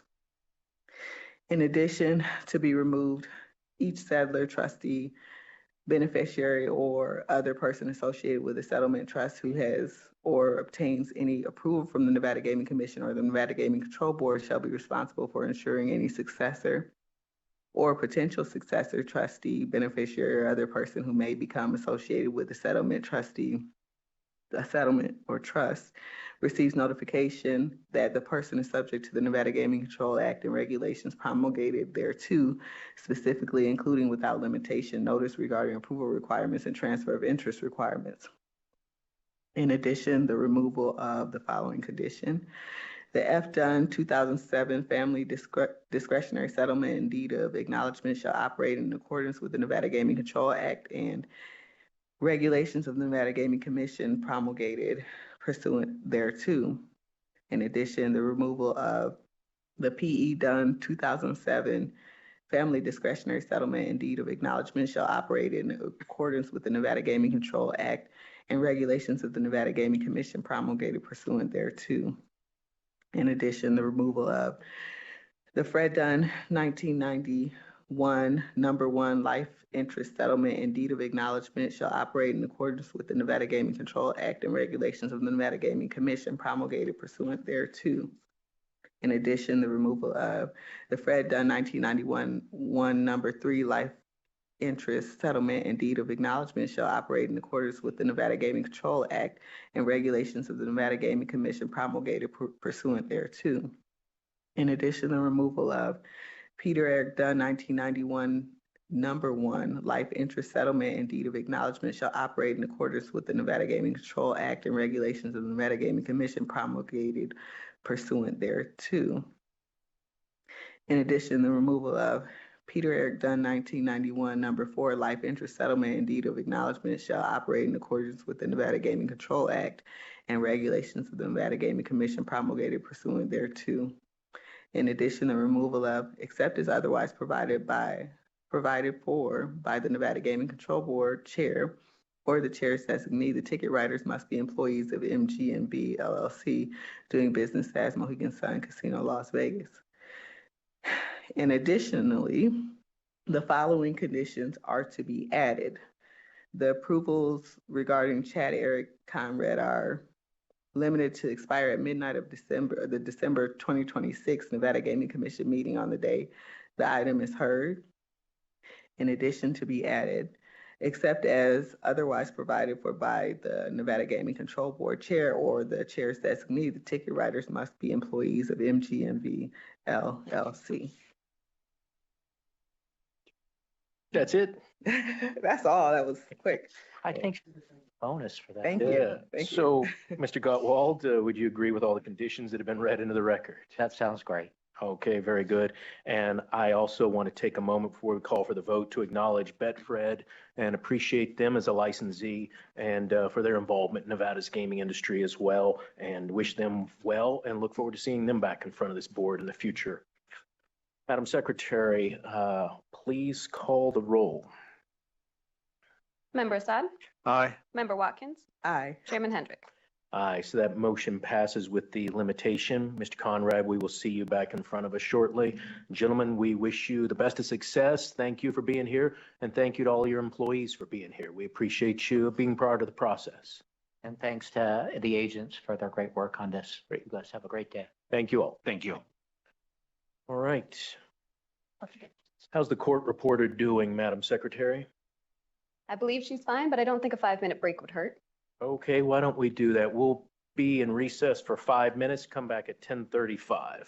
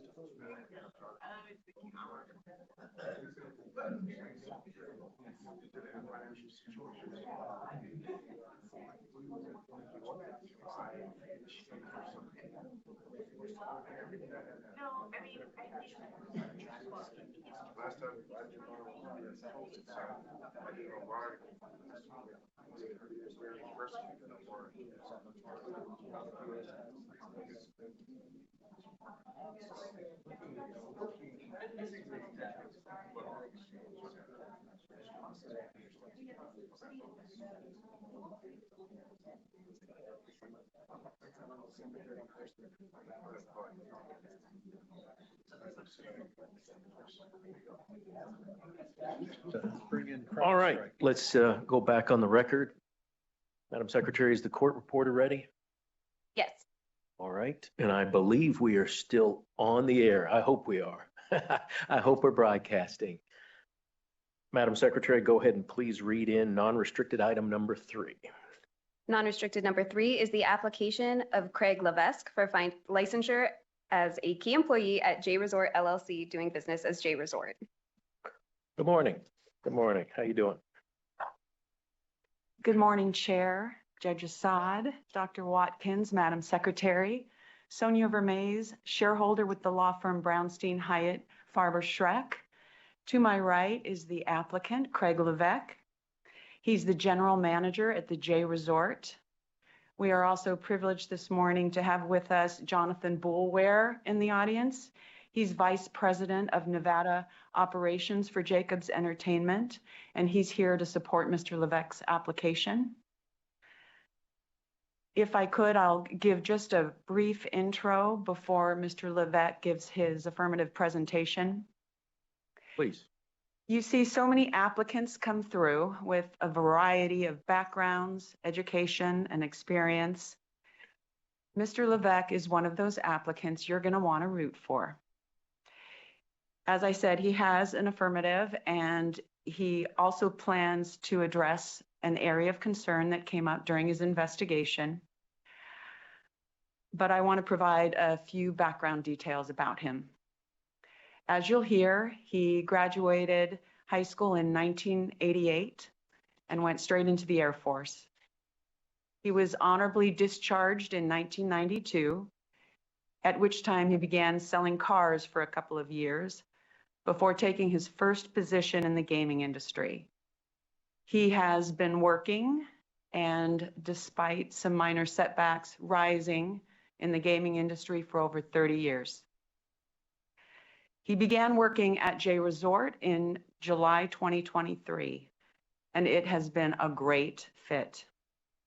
As Mr. Boulware can tell you, he's doing a terrific job, and he is loved and respected by the customers and the team members. And with that, I will let him give his affirmative. Thank you, Ms. Vermees. Good morning. Good morning, Chairman Hendrick, Dr. Brittany Watkins, and Honorable George Assad. Thank you for this opportunity to introduce myself. My name is Craig Richard Levesque, C-R-A-I-G, R-I-C-H-A-R-D-L-E-V-E-S-Q-U-E. I was born in Buffalo, New York, and I want to start with the most important people in my life, my family. My wife and I were married in the Philippines at Clark Air Force Base when we were just 19 years old. 35 years later, we remain happily married and have 3 wonderful children: Sarah, 35, Sean, 33, and our youngest, Skylar, 26. We have 3 beautiful grandchildren: Kaylee, Camille, and Malachi. Ages 6, 5, and 4. Makes it easy for me to remember that. I've been blessed with a supportive family who understood my career demands, moving frequently, as you see by my background, and making sacrifices, yet always showing love and forgiveness. This industry has shaped my entire life. I'm profoundly grateful for the experiences it has afforded me, from meeting people across the United States and the world, to living in pretty unique places, such as Freeport, Bahamas, and working in the Rocky Mountains in the state of Colorado. As mentioned, I have over 30 years experience in the gaming and hospitality industry, both domestically and internationally. Shortly after my honorable discharge from the United States Air Force at Barksdale Air Force Base in Louisiana, I entered the gaming industry. As mentioned, there was a moment there where I was selling cars. I will tell you that I probably showed more than I actually sold, so it worked out in my favor. It was during a period of significant expansion of gaming in our country. Leaders like Steve Norton played a pivotal role in legalizing casinos and advising states like Louisiana, created opportunities that allowed me to start an amazing career and ultimately stand before this distinguished board today. My journey in gaming began in 1995 in Bossier City, Louisiana, the Isle of Capri Casino and Riverboat as a night income auditor. There I performed slot audits, table audits, compliance, retail audits, and daily tax remittances to the Louisiana State Gaming Board. While working as an auditor in Bossier City in 1998, I was asked to assist with the opening of our Isle of Capri Casino and Hotel in Black Hawk, Colorado. There I established staffing guides, training, SOPs, a lot of the same regulations that were in place in Louisiana mirrored those in Colorado. I was later asked to come back and rebrand the Colorado Central Station in Lady Luck into a Lady Luck Casino and Hotel in Black Hawk, Colorado, as a general manager in 2009. Back to Bossier. I was soon promoted to corporate director at our Biloxi, Mississippi headquarters in 2000. As corporate operations manager, overseeing labor and staffing across 13 properties after the acquisition of the Lady Luck Gaming Corporation, same Lady Luck that was in downtown Vegas. While in that role as operations manager in 2003, I was tasked with the development and opening of the Isle of Capri Casino in Freeport, Bahamas. That project was completed on time and under budget. Just like Colorado, later in my career, I would end up being the general manager of that property in 2007. After Hurricane Katrina struck on August 29, 2005, I remained in Biloxi corporate office moved to St. Louis, I stayed with the team in Biloxi and helped them reopen the Isle Capri Casino and Hotel. It was the first casino to open on the Gulf Coast in 1992. And once again, it was the first casino to open on the Gulf Coast on land in Biloxi in December of 2005. I continue to play key roles, including opening the Isle Capri Racing and Harness Track at Pompano Park in Florida. In 2007, as mentioned earlier, I was promoted to my first vice president and general manager position in Freeport, Bahamas, the casino that I had years before got to open. And in 2009, 2 years after that, I was asked to bring the Lady Luck back to life, rebranding the Colorado Central Station into one of the Isle Capri's first Lady Luck casinos and hotels in Black Hawk, Colorado. The Isle Capri Corporation, heavily weighted down in debt from a failed attempt to expand in the United Kingdom, streamlined its portfolio, culminating in the acquisition of Eldorado Resorts of the Isle Capri. They regionalized some regional vice presidents, and I was one of them that ended up being asked to step away. After 18 years, the only company I ever worked for. I transitioned to new opportunities, including the first opportunity that came up along at a tribal casino as a general manager at the Apache Casino and Hotel in Lawton, Oklahoma, very far away from Denver, where I was from. A few years after that, I was asked by Robert Norton, son of Steve Norton, who I mentioned earlier, who both him and I started at the same time in the industry with the Isle Capri. He worked with the Cordish Company, he's currently the president there, and he asked me to be a consultant as they were about to buy a hotel while they built a new all-suite hotel in Hanover, Maryland. And they wanted to expand their casino portfolio overall. This role brought the rewarding experience of collaborating with Robert Norton and the Cordish team and pursuing expansion efforts into Canada as a key person responsible for response to the Ontario Lottery and Gaming Commission's RFP. Soon after, I was asked to be the vice president of slots and guest services at Maryland Live Casino in Hanover, Maryland. When COVID-19 struck in March 2020, while still working at Maryland Live Casino and Hotel, I was helping them develop other properties of the Cordish Company's portfolio as they expanded their gaming in Pennsylvania, the Philadelphia Live Casino and the Pittsburgh Live Casino. I coordinated the gaming layouts, acquisition, delivery, thousands of slot machines, new table games, and all the associated equipment. Pittsburgh Live Casino opened in November 2020, and Philadelphia Live Casino and Hotel in January 1, 2021. At the same time, I was still the vice president of slots and guest services at Maryland Live Casino, responsible for the reopening of that property simultaneously after COVID. Today, I'm very fortunate to work for Jeff Jacobs and the team at Jacobs Entertainment Incorporated at the J Resort in Reno. This company has not only provided me with the opportunity to apply my experience and expertise as we invest billions of dollars developing the Neon Line District, revitalizing downtown Reno, Nevada. The J Resort, I have a true sense of belonging and contributing. And for a company that understands the importance of a healthy work-life balance that prioritizes family, health, and financial responsibility.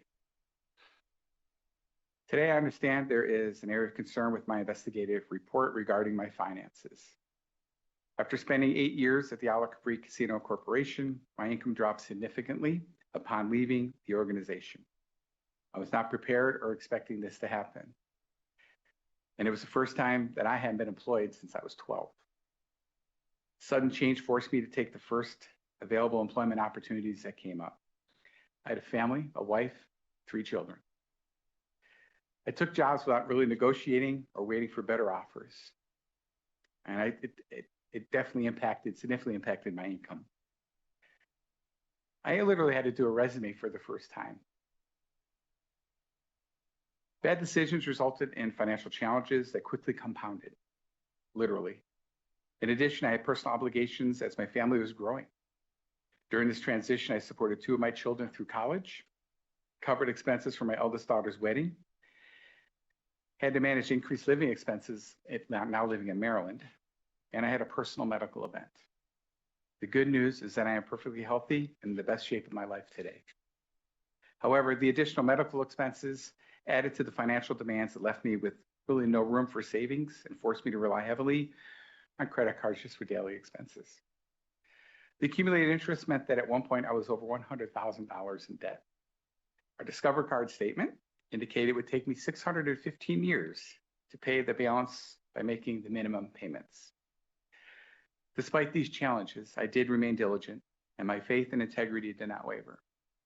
I proactively arranged payment plans for obligations which required meticulous planning. Yes, I missed payments. Almost always within 30 days, but always willing to pay the additional fees, but it was a balancing act. I was basically doing my best to keep everything together. I also, during that time, put my trust in Nelson Pelora accounting firm to complete my 2018 to 2022 taxes. I did not follow up to ensure that they were submitted in a timely manner. For that, I take full responsibility. It will not happen again, as of 2023, tax filings were submitted on time with no penalties. So will 2024 and 25 and beyond. However, I take full responsibility for this oversight. So Christmas Day in a few weeks, I am proud to share that I will be making my final credit card payment, which happens to be that Discover card they said would take me 615 years to pay. They didn't less than 1 year. My Christmas gift to myself and my family is to realize what I thought I would take much longer to achieve. I will be completely out of debt before the end of this year, a meaningful gift to myself and my family. To ensure that I do not get into this situation again, I have partnered with Wealth Management Group Advisory Services out of Walnut Creek, California. They have a team there that is going to help me with my personal finances.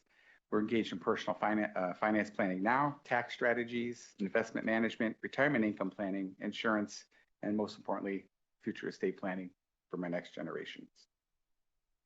Today, I don't come to you offering any excuses, but rather provide context to these challenges. I remain committed to meeting my obligations and building a more secure, responsible financial foundation for my family. Throughout my career, I've been committed to integrity, compliance, and guest satisfaction. I'm very fortunate at the J Resort, I get to focus on collaboration, achieving both financial goals and enhancing guest experiences. With the experiences I've had in 9 different jurisdictions across the country and the Bahamas, I value transparency, always have, regulatory compliance without a doubt, and I look forward to contributing to Nevada's dynamic gaming industry. Working with the Nevada Gaming Control Board investigators, specifically Agent Serenity Simpson and her team, has been an outstanding experience. The due diligence, patience, compassion have been like nothing I've seen coming from any regulatory industry that I had to work with or for. I extend my gratitude for her and her team for professionalism. Today, I look forward to answering your questions and working closely with the Nevada Board to uphold the success and integrity of our industry here in the state of Nevada. Thank you for your time and consideration. Thank you, Mr. Levesque. Very thorough presentation, and you have hit the highlights of some of the questions I was going to have, and you addressed them straight on, so I appreciate that. Pleasure to have your wife here with you today. That means a lot to me, and Mr. Boulware as well, supporting your application. Both of those factor a lot into my decision-making process, so I appreciate you bringing them. Also want to thank you for your military service. I know sometimes that sounds like a cliche, but without men and women like yourself, we wouldn't have this great country. We wouldn't be sitting here making these decisions if we didn't have our armed forces, so I appreciate that. As you are aware, there was areas of concern about paying bills on time. And without getting into your finances, you've addressed that head on. And I congratulate you on paying off something that would have taken most people, as you said, possibly hundreds of years by minimum payment. You did it in a year. That's what we're looking for. We're looking for not the fact that somebody misses a payment, not that somebody has a credit card debt. It's, are they addressing it? Taxes, now it's a different situation. We are a tax collecting agency on behalf of the state of Nevada. Somebody who doesn't pay their taxes on time really throws up some red flags. You've explained that you had some issues with that. You've explained it won't happen again. So I appreciate you addressing that as well. And want to hear from my colleagues and see if they had questions for you. But again, thank you for being here and thank you for the presentation. Thank you, Chairman Hendrick. Great. Dr. Watkins? Good morning. Good morning, Doctor. Thank you for being here today. I appreciate your detailed explanation or affirmative presentation and taking us through the history of your work, life, and what you did at each of those places. And congratulations on a very long and successful career all over the nation. I think Thank that's you. amazing.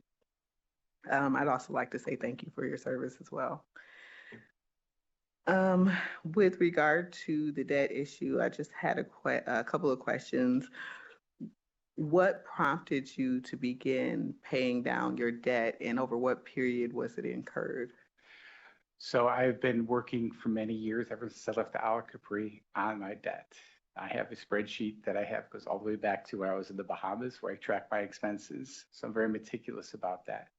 So it wasn't all of a sudden the board's asking for this information. I have been diligently trying my very best to get out of debt my entire, well, ever since I left it 2013, 10 years. And it's been an uphill battle.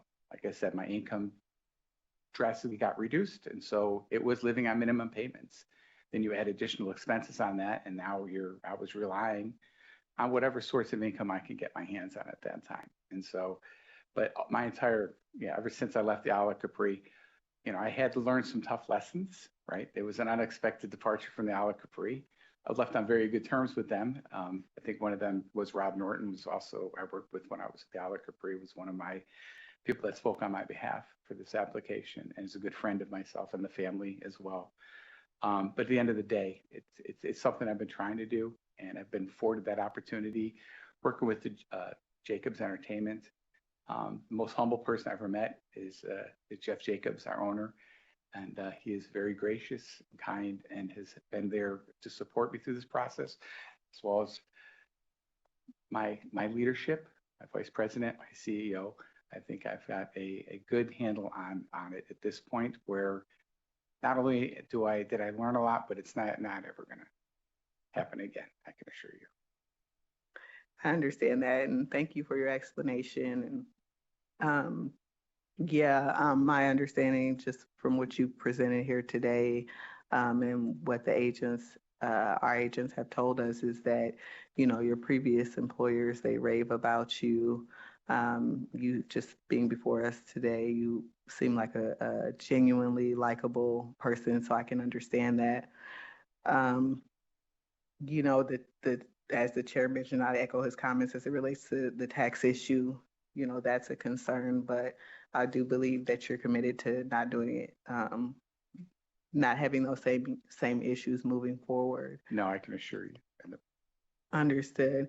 And I appreciate you. I think you anticipated my next question, given the timing of the start of paying down the debt with the investigation, but it appears that you did initiate that process on your own, and it wasn't just that, I'm just paying down my debt because of the investigation, but it's something you wanted to do for yourself. And I've heard from our agents about how excited you are to be getting it done this year. And just congratulations on all the progress you've made. Thank you, Doctor. I've been blessed to be able to have the resources to be able to do that now. That's all I have right now, Chair. Thank you. Judge Assad, questions? Thank you, Chairman Hendricks. First of all, go Bills. See your pin there. From Buffalo, yes. Yeah, did you watch the game the other night? They destroyed It was Miami. amazing, wasn't it? Division game. So we also have our Deputy Chief Luke Rippey back there. He's a big Bills fan, so you may want to chat with him before you leave. I think they're going to be there. I think this could be their year. I think so. I'm ready. Yeah, I'm hoping. It's been a lot of heartache. Yeah. So, and congratulations on paying down the credit cards and all that. That's a great accomplishment. Thank you for your 4 years of service in the Air Force. I really do appreciate that. Echo what Chairman Hendricks said about that. That's really admirable. And that's pretty much all I have to say. When I had some clients who got in trouble with credit cards and stuff, I just told them what that guy on that radio, Ramsey, is that his name, on that radio show says? Just go with one credit card, cut them up. Now that you've paid them off, just cut them up, keep one, maybe one for your wife, one for you, and, you should be okay. Positive cash flow was the other message that he would send us. Basically, try to pay it off every month if you have to use it. I just hate paying interest.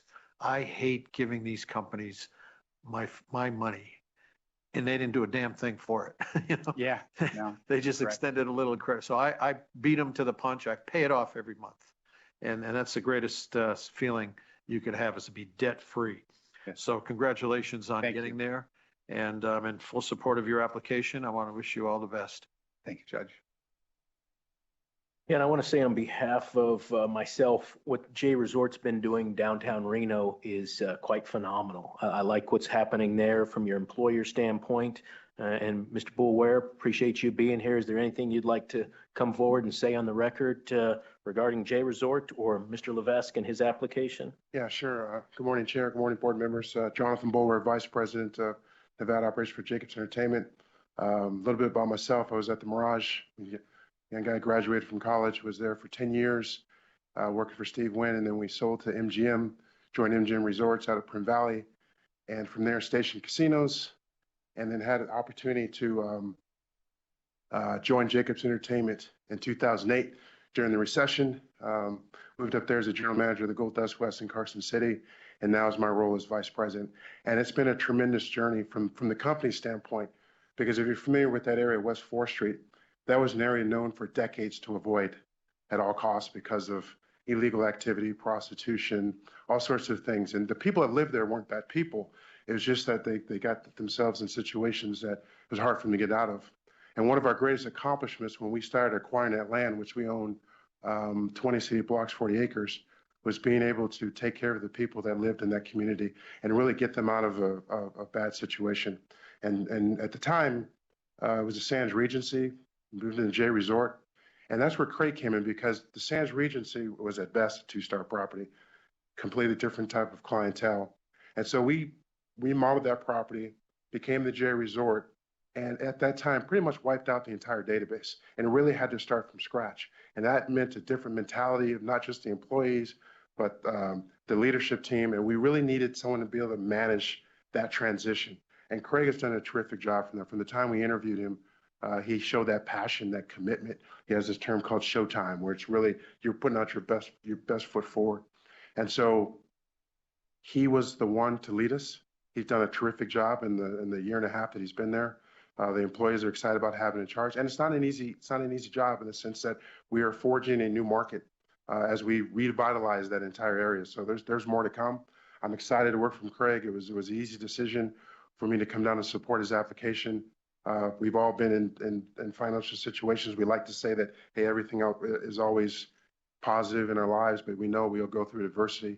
And I admire how he's taken on this adversity, overcome those challenges, and has forged a path forward that he can be proud of. So we're proud of him, happy to have him on our team, and looking forward to, we got a lot of work to do at Jay still. We're not finished. So just some of my comments. Thank you for the time. Thank you, Mr. Boulware. Anything else from board members? I'd just like to say to Mr. Boulware, thank you for being here. And I think it means a lot when your employer comes down and supports you, travels to support you. It's consistent what we've heard about him through our agents and his previous employers. Everybody just loves him. So it's great to hear that, and appreciate your support. Well, the only thing I'll say that I hope doesn't hurt him is, hope we don't have wide right in the playoffs. So Scott Norwood. That's right. Very good. I was at that game. Were you Oh, yeah. Judge, any other questions? No, thank you for being here, Mr. Boulware. I do appreciate you supporting Mr. Levesque. So it means a lot to me that you're here as well. And your wife is here also. So thanks for being here. It's good to have family support. It shows us you're not alone in this endeavor. Thank you. Thank you. Hey, Mr. Levesque, for myself personally, I got to tell you, as I read through these materials, I was kind of on the fence about whether or not a 2-year, 3-year limitation would be necessary, even as you were making progress, so that we could, not as a disciplinary function, but as a monitoring function, just have you come back before us. I know that there is cost involved in that, and that cost usually lands upon your employer. So having your employer Representative Mr. Boulware here today supporting you, it's kind of helped me get off that fence. Thank you. And your issues were not issues about compliance. They weren't issues about anything regarding regulatory. They were more personal in nature, and you've addressed them head on. So I am now leaning away of, there's no reason to come back before us. What I would though do is ask you to make a personal commitment and to not embarrass this board by you continuing the path you're on. Stay off of the credit card debt, pay your taxes on time. Super simple things to do. You don't need to come back in front of this board, in my mind, in 2 or 3 years to say that's happened, because I know it's going to happen. And so based on that, I certainly want to wish you the best. I want to listen to my colleagues on what they think about a potential limitation, but I'm now in the camp of I'm in full support of your application. And again, as Dr. Watkins said, we've read and heard from your current employer and previous employers about your actions, and that means more to me than paying a credit card on time. Thank you very much, Chairman. Thank you. Dr. Watkins, anything else before we take a motion? Yeah, I couldn't agree more. I think what you said is spot on. There obviously are areas of concern, but given, your efforts over the last year, I'm not concerned that you will have those issues going forward. I actually wrote down, possibly limited question mark, right? Having Mr. Boulware here to support you, right? Ms. Bermays, neglected to mention your presence. Thank you for being here.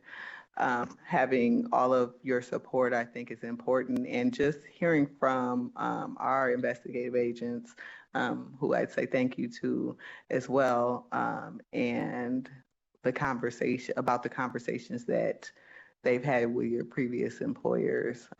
It just shows what kind of person you are and what kind of asset to the industry you will continue to be. And so I appreciate it. I appreciate that, and I'm off that ledge as well. Thank you, Doctor. Judge, anything else before we take a motion?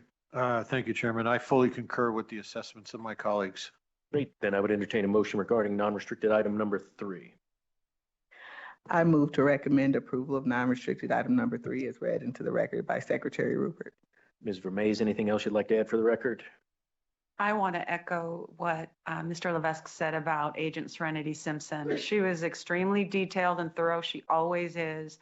But she and Supervisor Chris Moyle showed such consideration and courtesy to get through the area of concern and to give him time to make progress on his financial stability so that he could appear today and feel good about it, and you could feel good about hearing from him. So thanks to them. Appreciate that. Madam Secretary, please call for the vote. Member Assad? Aye. Member Watkins? Aye. Chairman Hendrick? Aye. Motion passes. Thank you, and good luck to all of you. Thank you. Thank you. Appreciate it.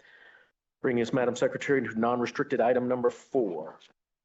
Non-restricted number 4 is the application of D. Simone Gaming, Inc. for licensure as an operator of a slot machine route. Good morning, Mr. D. Simone. Ms. Vermays, please. Again, for the record, Chair, Judge Assad, Dr. Watkins, Madam Secretary, Sonia Vermays from Brownstein Hyatt Farber Schreck on behalf of the applicant. The applicant is D. Simone Gaming, Inc., and to my right is the sole trustee and beneficiary of the D. Simone Gaming Trust, Joseph D. Simone. He's also the sole officer and director of the company. Mr. D. Simone has been before you a few times. He began his foray in gaming with the acquisition of the Railroad Pass back in 2015. He expanded that operation when he developed the Railroad Pass Travel Center in 2017, where he obtained a restricted license. During COVID, Boyd had closed the El Dorado Casino in Henderson, and it remained closed through 2020 until it was purchased by Mr. D. Simone in December 2020. The establishment was remodeled and reopened in 2021 under a new name, the Pass at Water Street. Mr. D. Simone subsequently acquired land across the highway from the Railroad Pass, where he developed the El Dorado Travel Center and the adjacent tavern. Both received restricted gaming licenses just a year ago in October of 2023. Last summer, LV Petroleum LLC offered to acquire the 2 travel centers. LV Petroleum is in the travel center business. That's what they do. Mr. DeSimone saw an opportunity to sell the travel centers to experts, but retain the gaming. And that's why we're here today. The application before you is to add a slot route operator's license. Mr. DeSimone negotiated space lease agreements with LV Petroleum to have DeSimone Gaming operate those travel centers once the license was issued. That transaction closed back in July of 2024, at which time the gaming operations at the 2 travel centers ceased. We submitted a request for temporary closure under Reg 9, which was granted. That will expire, that temporary closure will expire December 31st of this year. The City of Henderson also at its council meeting back in August granted non-operational status to the gaming licenses. Again, that will last for actually a full year, but we need to get the gaming reactivated by January 1 so that there's not a lapse and that we don't have to refile for new licenses. So that brings us to our appreciation for Agent Benjamin Stewart, who worked diligently to complete the investigation so that we could be on these December agendas. And with that, we're happy to answer any questions that you might have. Thank you, Ms. Vermees. Excellent presentation, and you answered most of my questions. And Mr. DeSimone, again, pleasure to see you. You've been in front of the board and commission on several occasions, most recently October of last year. So we have a full file on your background, the company's background, the properties that Ms. Vermees just mentioned for the record. Only question I had then is, why the sale? You just got these things built and up and running. What was the timing? What made this the right transaction for you? Actually, I had just started working on a private equity fund to purchase other travel centers. And the first people we approached, Las Vegas Petroleum, said, no, we want to buy yours. So I told them, I bet you don't have enough money to do that. And I lost that bet. So it was a good transaction for my family, my company, my gaming company, and provided capital to do things like build a hotel in downtown Henderson, which is just opened last week. Congratulations on both the transactions then, and congratulations on the opening of the hotel. And I'm sure you're happy to lose that bet. Yeah, it's a bet I like to lose. Great. That's all the questions I had, and Ms. Vermees went through the temporary closure. I was going to ask about the timing, and you explained all that, so I didn't have any other questions. Dr. Watkins, did you have questions? Good morning. Good morning. Thank you for being here. I don't have any questions. I think all of my questions have been answered either through the presentation or through the chair's questions. I was wondering about the timing as well and why the sudden shift. But I'd also like to say congratulations on your recent transactions and good luck to you in the future. Thank you, Doctor. Judge, questions? Yes, thank you, Chairman Hendricks. No questions. I just want to say great to see you again. Congratulations on this transaction. The agent did a great job. It's very straightforward. There are no concerns, no conditions. I'm happy to support your application. Thank you, Your Honor.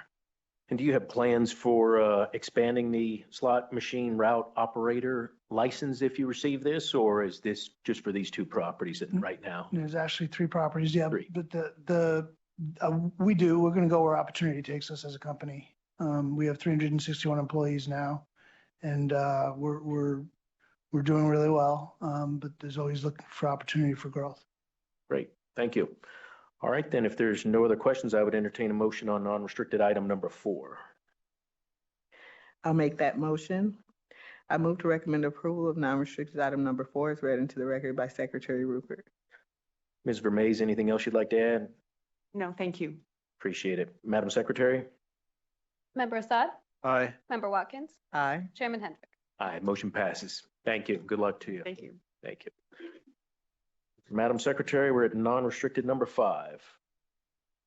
Non-restricted number 5 is the application of Victor Blanco for finding of suitability as a key employee at Light and Wonder, Inc. I know the applicant's here, but I don't see him in the room. Okay. Would you like to go to number 6? You've got quite a string going here, Ms. Vermees. I'm happy to go to 6 and come back to 5. We can do that. Okay, let's go ahead, Madam Secretary, and read in non-restricted item number 6. Non-restricted number 6 is the application of Jason Sides for licensure as a key employee at Neva One LLC. Morning. Go ahead, Ms. Vermees. Good morning. Again, Sonia Vermees from Brownstein Hyatt Farber Schreck on behalf of the applicant. He is to my right, Jason Sides, SVP General Manager of Neva One LLC, doing business as Golden Nugget Lake Tahoe Hotel and Casino. It's his application for licensure as a key employee. He has been before you in connection with a prior Neva One application, but he's not been before you for his own personal suitability application, which is what he will be going over today. He began working at the Golden Nugget in Las Vegas back in 2011.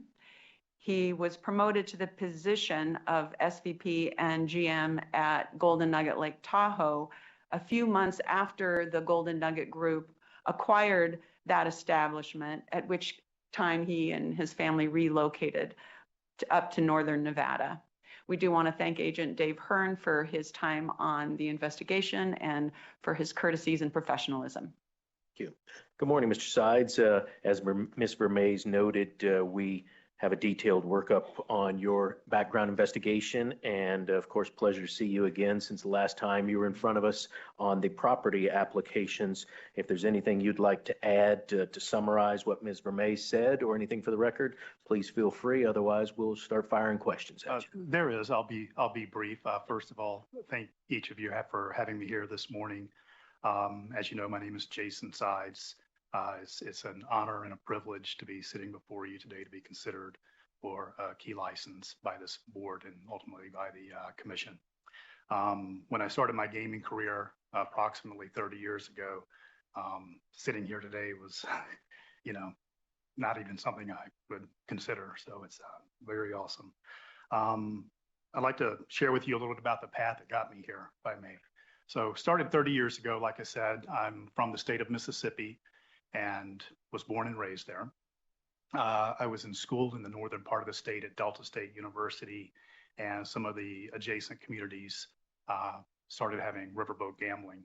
A few friends and I saw an advertisement for some in an adjacent community called Greenville, Mississippi, a small town, for dealer school.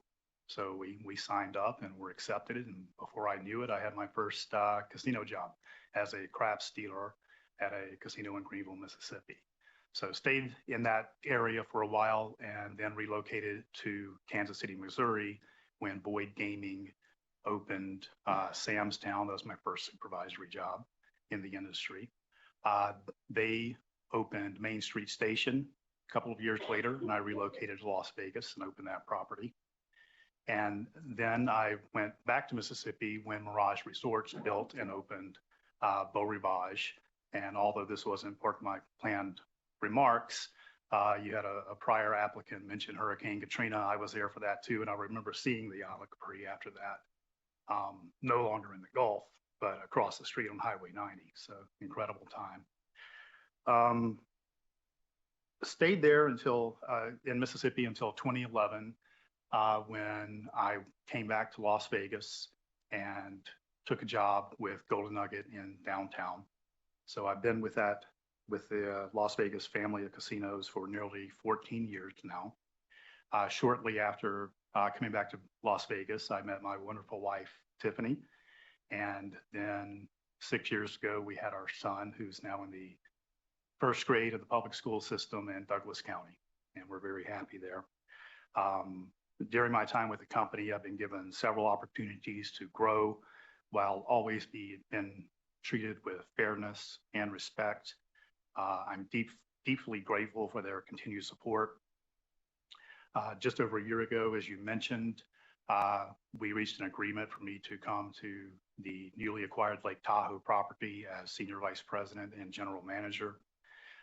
As I'm sure you know, we're in the middle of a significant renovation of that property, which has been an exciting and challenging endeavor. But each milestone we achieve is a victory for our team And I couldn't be prouder of the progress everyone has made, and I know what's on the horizon and very much looking forward to it. There's so many people that have played a role in my success over the years, and without them, I wouldn't be sitting here today. I'll start by thanking you and Agent Hearn for leading me through this process. Secondly, my wife, Tiffany, who has an accomplished gaming career and who has, on more than one occasion, sacrificed her career, I'll say, so that we could advance mine. My exceptional leadership team at Golden Nugget Lake Tahoe, and without their hard work, we would have no chance of success. And then finally, I want to express my thanks to our parent company, Landry's, all of its team members up to and including ownership, who, as I mentioned, have always treated me with dignity and with respect. And I'm truly grateful for their continued support and trust. And that's all I have for you. So Great. Thank you for that. Pleasure to have you in front of us today. We have in our materials here what your duties and responsibilities are, so I don't need to get too detailed into that. I did want to ask you, though, who handles compliance issues? Are you responsible for things like anti-money laundering compliance and those? And do you have a compliance committee that works with you? we do. We have a compliance committee on the property of which I'm a member. We meet on a monthly basis. Good. And is there a compliance officer on property? We have a director of compliance on property. That's correct. Okay. Does that person report to you? He does. Okay, great. All right. Obviously, you're aware of the fact that AML issues are top of mind to the Gaming Control Board in the state of Nevada. So I would encourage you as a member of that committee to stay abreast and to stay as educated as possible on all compliance, including AML issues. Absolutely. Yes. Yep. And again, based on your background and your many years in the industry, I didn't have other questions, and I'm happy to support your application. Thank you, sir. Dr. Watkins? Good morning. Thank you for being here. Thank you for your presentation. Congratulations on your long history of success in the industry. There were no areas of concern. I have no questions regarding your background. We have it all here. Again, thank you for being here. I'm happy to support your application. Thank you so much. Judge. Thank you, Chairman Hendricks. Congratulations, stellar background. You worked your way up as a dealer all the way to the position you're in now, so that's to be commended. I'm sure Commissioner Krolicki is going to really enjoy having a session with you and developing that area up north. He's a big fan, and he'll be thrilled to support you, I'm sure. So you were a blackjack dealer and a crap dealer? Started with craps. Yes. Started with craps. Okay. So 16-1 odds. Guy puts a quarter, $25 on there. What's the payoff? 16-1 odds. Can you repeat the question? $25 bet. $25 bet. That would be $400. But you leave them up, $375 and leave them up. 75 and leave them up. All right. You got my vote. Very good. Ms. Mermaze, before we take a vote? No, thank you. Great, appreciate it. All right, then I would entertain a motion on non-restricted item number 6. I move to recommend approval of non-restricted item number 6 read into the record by Secretary Rupert pursuant to the following conditions. I'm sorry, there are no conditions on number 6. So just as read into the record by Secretary Rupert. Thank you. All right, Madam Secretary. Member Assad? Aye. Member Watkins? Aye. Chairman Hendrick? Aye, motion passes. Good luck to you. Shall we just stay through item 7 and then I'll go find Mr. Blanco and bring him back for. Perfect. We'll do 7, come back to 5. Madam Secretary, please read in item non-restricted number 7. Non-restricted number 7 are the applications of Neva One LLC doing business as Golden Nugget Lake Tahoe Hotel and Casino for the addition of a racebook and sports pool and for licensure to conduct off-track pari-mutuel race and sports wagering. Ms. Vermace. Chair Hendrick, Judge Assad, Dr. Watkins, Madam Secretary, for the record, I'm Sonia Vermaze from the law firm Brownstein Hyatt Farber Schreck here on this application. To my right, Jason Sides, SVP and General Manager of Neva One LLC, doing business as Golden Nugget Lake Tahoe Hotel and Casino. As briefly discussed, in August of 2023, GNNV Holdings LLC and Golden Landry's LLC acquired the equity in Neva One LLC, which at the time was doing business as Hard Rock Lake Tahoe. At closing, Neva One was under contract with William Hill to run the sports book, and that contract expires at the end of this month. In August of this year, Neva One filed applications to take over the race book and sports pool operations, and following commission approval, intends to activate the license on January 1st. It will be under a new sports bar concept that has been developed, Bill's Burgers and Bar. We appreciate Agent Colin Lane and Supervisor Matt Doyle activating and completing the investigation so quickly so that we could be before you today and so that there'll be no gap in operations. And with that, we're happy to answer any questions. Thank you, Ms. Vermees.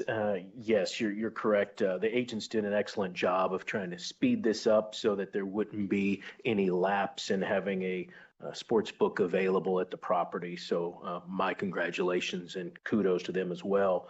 Mr. Sides, how is the renovation timeline coming along? Coming well. I mean, some of the milestones so far is we now have one restaurant open, our Saltgrass Steakhouse. Our back tower, we should start getting rooms back in February there. The real estate that's going to become our permanent sports book location, the construction there will be starting very soon in the next few weeks. Until that's complete, we're going to be operating on the casino floor in the footprint where the existing sports book is located. What do you foresee for the timeline for building out the new sports book area? We're looking at May or June. Okay, not too far. 25. Great. And is your plan for credit and betting limits to be comparable to what William Hill was offering at the book? I don't have purview as to what their betting limits were, so I can't answer that question. Yeah. Okay. And as far as what Golden Nugget plans to do, you're kind of a unique property up there. Is it going to be comparable to Reno, comparable to Las Vegas? As far as betting limits, it would be comparable to what we do in Golden Nugget Las Vegas. Okay, great. Appreciate that. Dr. Watkins, do you have questions? Yes, I do. Good morning again. Morning. The opening lines are to be established by IGT, is that right? That's correct.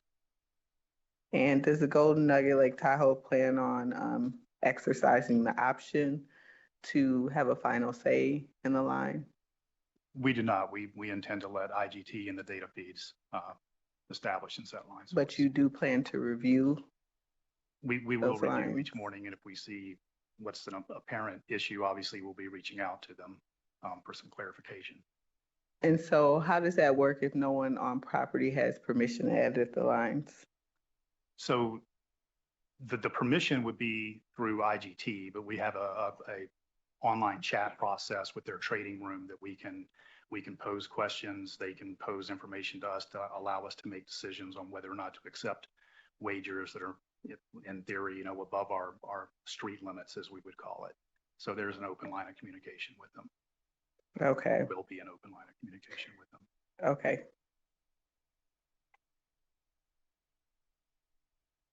Can you talk about the capital improvements?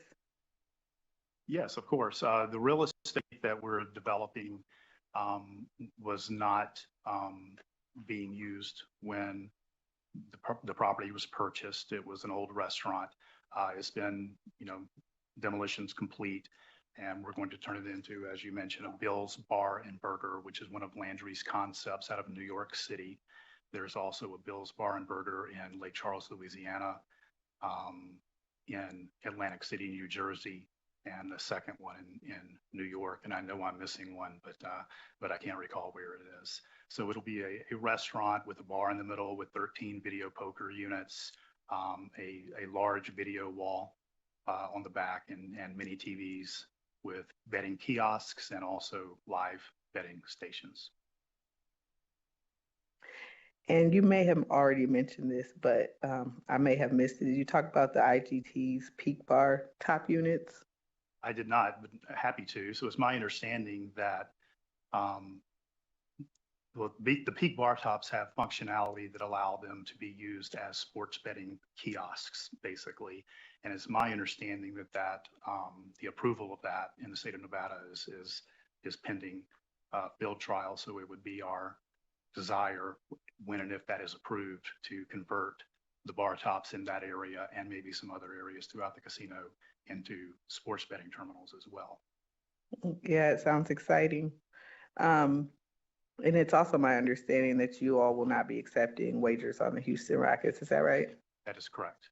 Thank you. That's all I have. Thank you. Judge Saad, questions?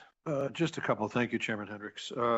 So the sports, the kiosks will be separate from the live counter. You'll have ticket writers. There'll be a live counter.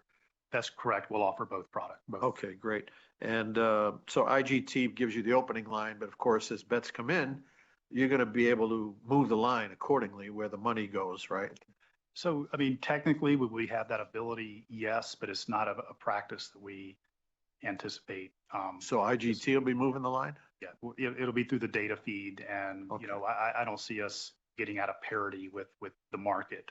Okay. Due to liability. I mean, possibly on some big event like Super Bowl where there's a lot of, a whole lot of volume, maybe that would be considered, but other than that, we'll stay in line with the market. Will you be offering in-game wagering at the sportsbook? We will be offering in-game wagering. Okay, that's very popular these days, so glad to hear that. And then you'll have parlay cards as well? We are not going to have parlay cards. No parlay cards? Only on the board. Off the board parlays. Okay, very good. So will there be a sign saying what the total aggregate payout will be off the board for, say, a 10-team parlay? So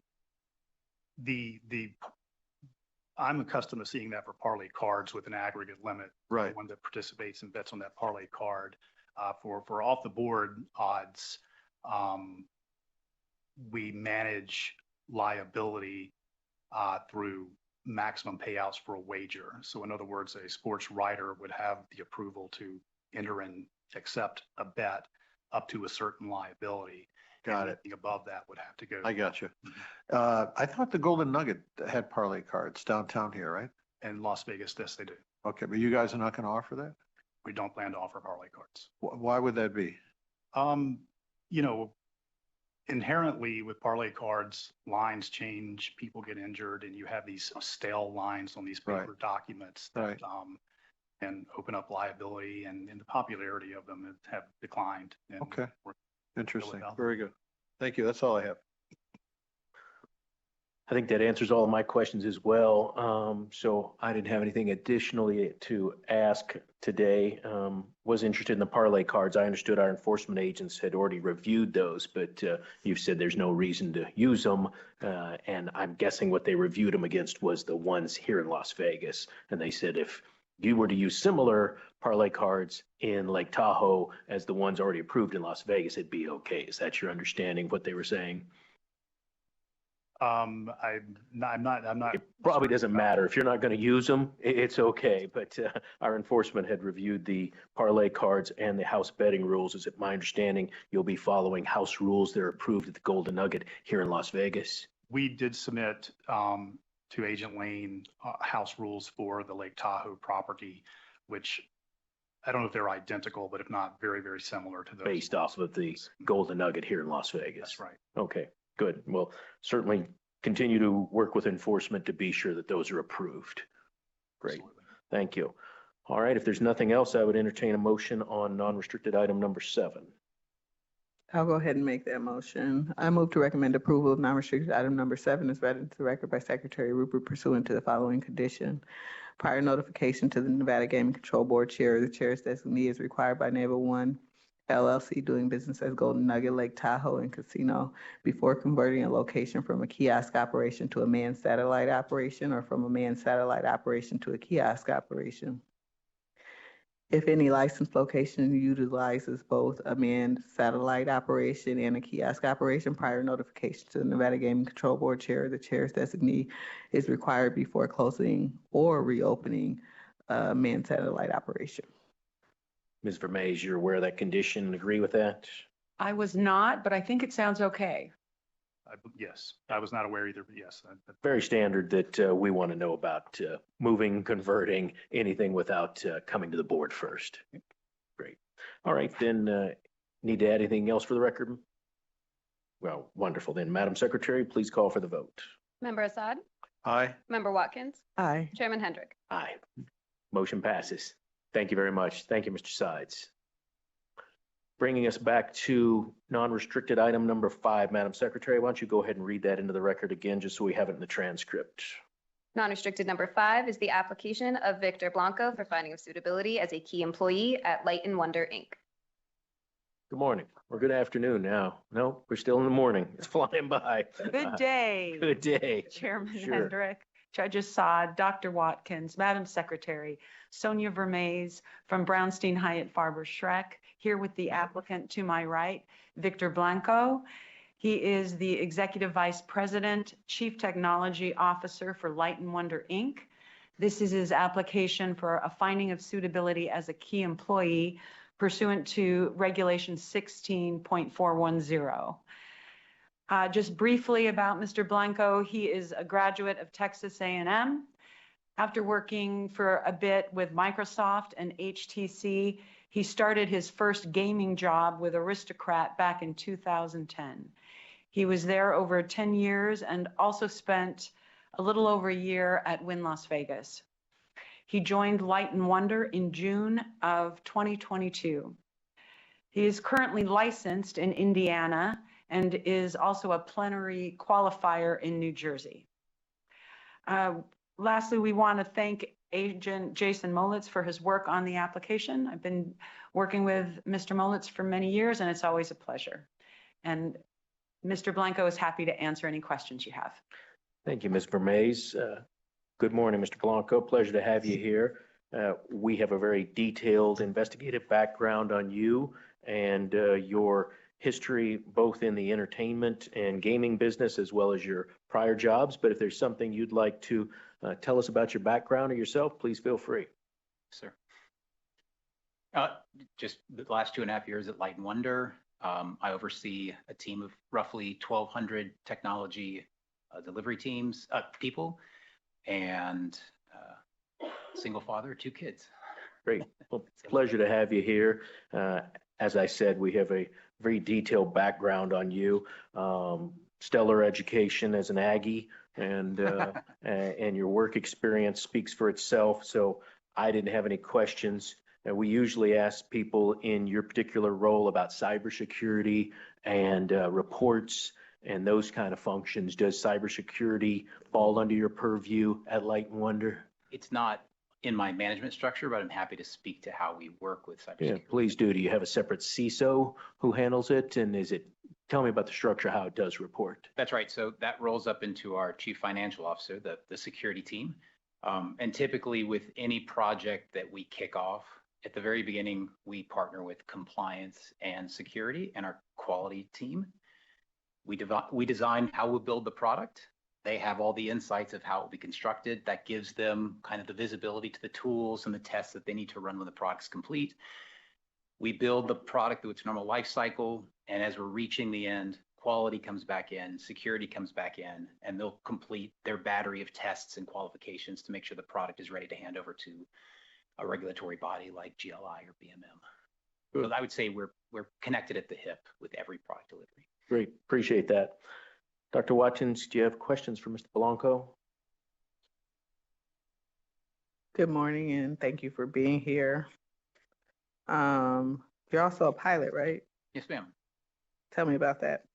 I traveled internationally quite a bit for my last job at Aristocrat. I had a bit of downtime when I had to sit out between the 2 roles. And so I thought it might be interesting to actually be in the cockpit instead of the passenger seat this time. So over the 9 months, I went and did pilot training here in Las Vegas down at the Henderson Airport. I received my pilot's license about 18 months ago, and I try and fly at least, let's say, 2 hours a week, maybe 2 hours every other week to stay proficient. That sounds amazing and a great way to spend your downtime. So Expensive way to spend my yeah, downtime. an expensive way, certainly. I don't have any further questions. Your background is excellent, and I'm happy to support your application. Judge Saad, questions? Thank you, Chairman Hendricks. You have an excellent background. It was a really thorough report by Agent Molitz, so I don't really have any particular questions. You've been licensed in New Jersey and Indiana. First time here, though, right? Yes, sir. Okay, great. And on the cybersecurity issue, we've been seeing that some of the breaches occur when employees are not properly trained. Frontline employees like the receptionist or the operator who takes the calls coming into the company initially. So just as a word of caution, you might want to make sure your employees are trained not to be tricked by some bad guys on the outside saying, hey, I lost my ID and I can't log in, my PIN number's off, can you give me a new PIN number, that kind of thing. We've had situations like that occur. So, you know, there's the technical side and the hardware and so forth, the software that has to be tested and approved, of course, GLI and companies like that can help you there. But there's also, most of the things I've been seeing are flaws with the employees just not paying attention and not, maybe not being properly trained. So yes, sir, just we'll a do word that. of caution. So I'm happy to support your application. Thank you. Chair, I did have a quick follow-up Sure. curiosity question, either for Ms. Vermes or our applicant. What can you remind me of what the plenary qualifier is? Only that New Jersey, they have so many applications and they're a bit backed up. So they tend to do sort of just an initial look at someone or an entity. And so it's just essentially an interim approval until they can get through their full investigation. Okay, thank you. Anything else you'd like to add? I will add that I'm so happy we are in this building today because I'm in high heels. And if I had to be standing through all of this, I would not be happy. This has been much better. So thank you. Good. Yes. Again, thank you to the legislature for allowing us to use their beautiful building with all this wonderful AV equipment. So I agree. I enjoy being in this building. And soon the hearings building, which is just a little bit to our north here, should be opening, we believe, possibly in February. So we'll enjoy that building as well. All right, then I would entertain a motion on non-restricted item number 5. I move to recommend approval of non-restricted item number 5 is read into the record by Secretary Rupert. Madam Secretary. Member Assad? Aye. Member Watkins? Aye. Chairman Hendrick? Aye. Motion passes. Thank you. Good luck to you. Thank you so much. Thank you, Ms. Vermes. Bring us to non-restricted item number 8, correct, Madam Secretary? Correct. All right. Non-restricted number 8 are the applications of MGM Resorts International, Mandalay Resort Group LLC, and Entain PLC for amendment to order of registration as noted on the agenda.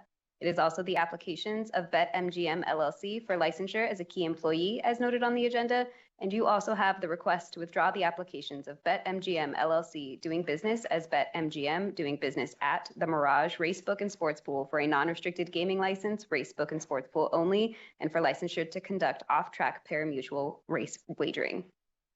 Good morning. We've got the gaming attorney dream team here. Welcome.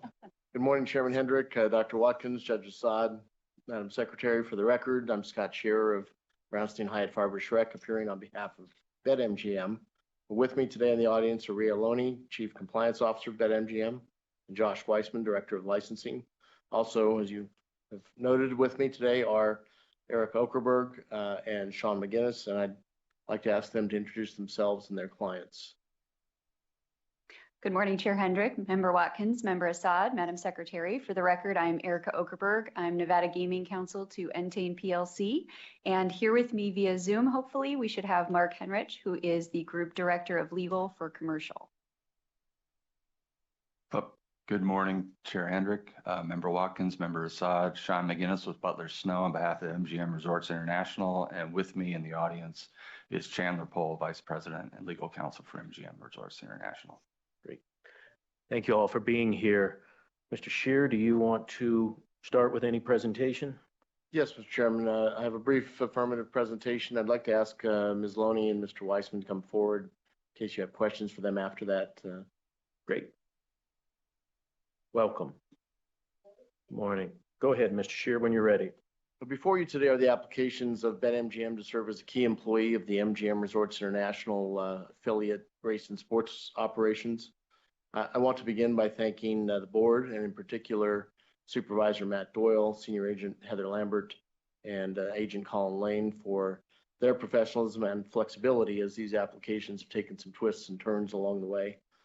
The purpose of these particular applications is to allow BetMGM to serve as MGM's key employee for the race books and sports pools, not merely to provide contract labor. You've had a number of key employees before you today. Each of them was not simply seeking registration as a gaming employee, but the key employee licensing that goes with a sufficiently senior role in the organization. And that's what BetMGM is seeking here. MGM is asking BetMGM to serve in this role because of their expertise and their staffing and in the conduct of race and sports operations. And so the expectation is they will have certain high-level functions, although as their employer, MGM will always have responsibility for oversight and policy direction. This will include taking on additional responsibility in areas including trading, customer service, risk and fraud, marketing, and payments. We have submitted amended internal controls that are currently being reviewed by the audit division to reflect these additional functions. We are aware of the recommended conditions and have no concerns save to try and clarify the one condition with respect to BetMGM reporting to the super trader or other appropriate MGM staff. I want to be clear that we agree that MGM will be the employer, and as the employer will at all times have the final say on everything related to the operation. BetMGM will follow the policies and directions provided by MGM. However, as a key employee with broader responsibilities beyond just trading, the expectation is that much of that direction will be provided at a higher level, likely above the super trader himself, and that BetMGM will report to and provide recommendations with regard to the operations for consideration and final decision by a senior level executive of MGM. I truly appreciate the work, and I really do, put in by Supervisor Doyle and Senior Agent Lambert and the audit division late yesterday afternoon as we scrambled to try and come up with appropriate language for this condition. That language, the language that is before you, I believe likely came out of my arguments that BetMGM's duties would be broader than just trading. So we wanted to broaden it beyond the super trader.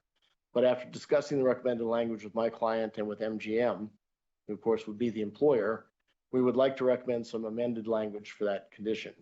In particular, we would recommend the following. BetMGM LLC is required to report to MGM Resorts International's super trader, AKA Director of Sportsbook Trading Operations, or other authorized MGM Resorts International employee as approved by the chairman. The thought here is that MGM will designate the MGM executive responsible for the relationship, and the chairman will have the opportunity to determine whether that employee is appropriate for overseeing the relationship. Below that level, BetMGM employees will coordinate with and take direction from MGM employees, but they won't actually report to, and that's one of our concerns is the word report to those MGM employees. As noted earlier, the point is for BetMGM as a company to be hired as a key employee, not to simply provide contract employees who are inserted into the MGM staffing levels. BetMGM and its employees understand that MGM is the ultimate employer. The employees of BetMGM will not contradict the directions from MGM employees, but they will have their own chain of command within BetMGM. When issues arise, they will take those issues up that chain of command, and those will be resolved by the designated executive of MGM, who has the final say, and the appropriate executive at BetMGM. Again, under our proposed language, that individual will be someone designated by MGM and then approved by the chairman. With that, Mr. Chairman, we think these applications are relatively straightforward. We didn't have anything else to add, and we'd be happy to answer any questions. Thank you for that presentation, Mr. Shear. And yeah, you've hit some of the highlights that were my primary concerns is who's on first and who's responsible when somebody steps off at first. And, we've had some of these questions in the past. And so for me, you've clarified that in the language you're proposing. I just started looking at that this morning, but it seems to make sense for the reasons that you've outlined of who's responsible and who's reporting to who. That's what we're trying to figure out. If enforcement agents have to go out there or make a phone call and say, I need an answer on this, we need somebody where the buck stops, right? And you've addressed that. Also, the board members became aware of something yesterday, which has not been thoroughly investigated, but something happened in terms of use. And I don't even know enough to ask the proper questions here in the middle of a public meeting today. Is there anybody with you or the others here today who are prepared to address how that situation arose? My understanding is the situation, and I'll try it, and then I think Ms. Okerberg, her client, might be able to address it in more detail if you have questions. Situation arose at the cut over to the single account, single wallet product. And that configurations that had previously been in the system were changed to just a blanket change, which allowed some access by others to the Nevada side of the system. Nothing inappropriate was done, but there was access. That was inappropriate. The access itself was inappropriate. And there were adjustments made, but those adjustments were appropriate adjustments. And that has now been rectified. The configuration has been changed back. There is no more access. When you say appropriate adjustments were made, would it have been made by somebody who was authorized? Is that why you're saying they weren't inappropriate?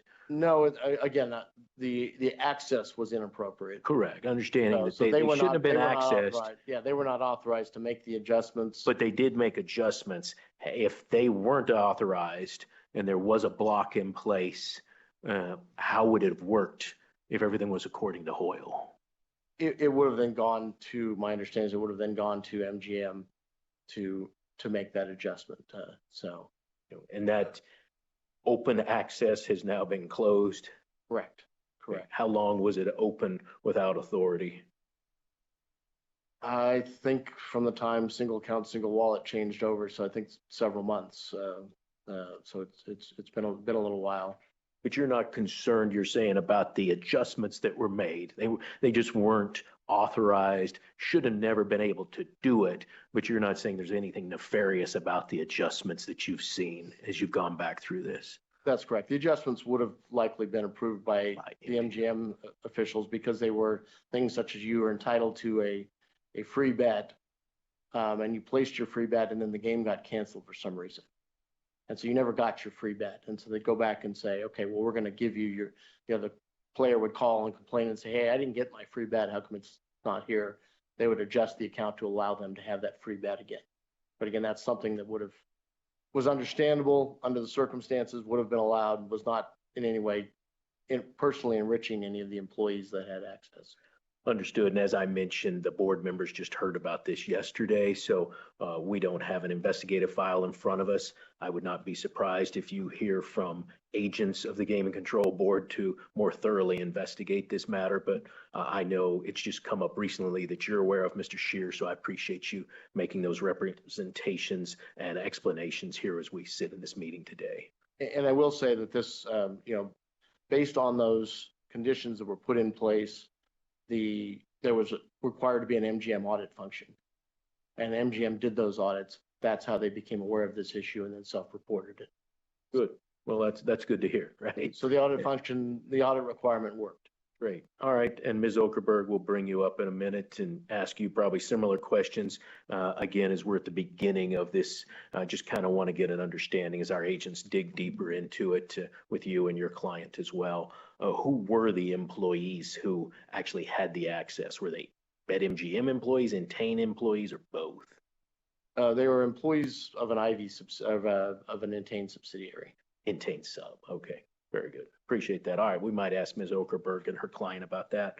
As far as the transaction, I think you laid it out very well, Mr. Scheer. I didn't have questions about that. I was concerned about the staffing. What would change with the staffing? Who would the reports go to? You've explained all that to my satisfaction, so I appreciate that. Dr. Watkins, did you have questions? Yeah. Good morning. Good to see you all here in front of us today. I guess I'll address first the recent issue. it was my understanding that Nevada was siloed and there wouldn't be access from Ivy. So how, and I know you kind of briefly mentioned it to the chair, can you explain to me how that occurred? I think in terms of the technical details, I probably should refer that to Ms. Okerberg's client because again, my understanding is just there was configuration change. There was sort of a blanket change when they switched over the system. And unfortunately, someone hadn't gone back in and put back in the correct configuration, prevent that or to silo Nevada, as you put it. And do you have an idea when that change occurred? I don't recall the exact dates, but I know it was earlier this year that the changeover occurred. Okay. And how long is that audit cycle to, and is it specifically the audit cycle you mentioned earlier to address unauthorized access, or is it broader than that?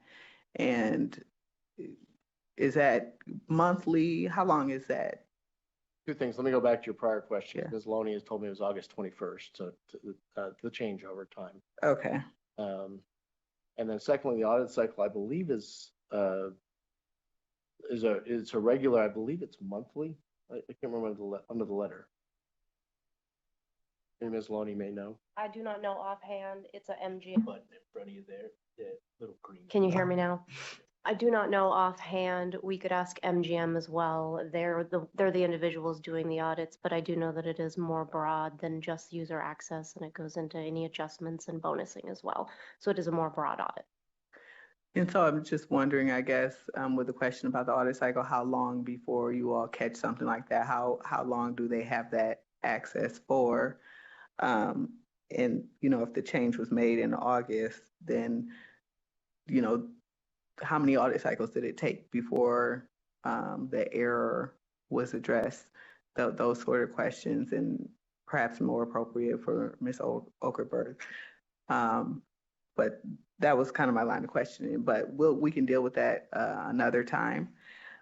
With regard to the condition, I'm a bit confused because I thought you may have received another proposed condition from our audit or from our investigations team. And I can read it for you if you haven't received it. I had received another condition that had reporting to the super trader or reporting to other reporting to other MGM employees for other functions. And do you take issue with that? I know you said you have a problem with the word report, but do you take issue substantively with that proposed condition? Yes, because the idea is that the BetMGM employees wouldn't necessarily be reporting to individual MGM employees. They'd be reporting to their own chain of command within BetMGM. And then BetMGM as a whole would be reporting to a designated executive at MGM. Mm-hmm. And so there'd be a relationship. And BetMGM would have a designated individual, Mr. Greenblatt, perhaps, or Vitek Vachinsky. And then MGM would appoint the person they want who would have and they would consult, but MGM would have the final say. Mm-hmm.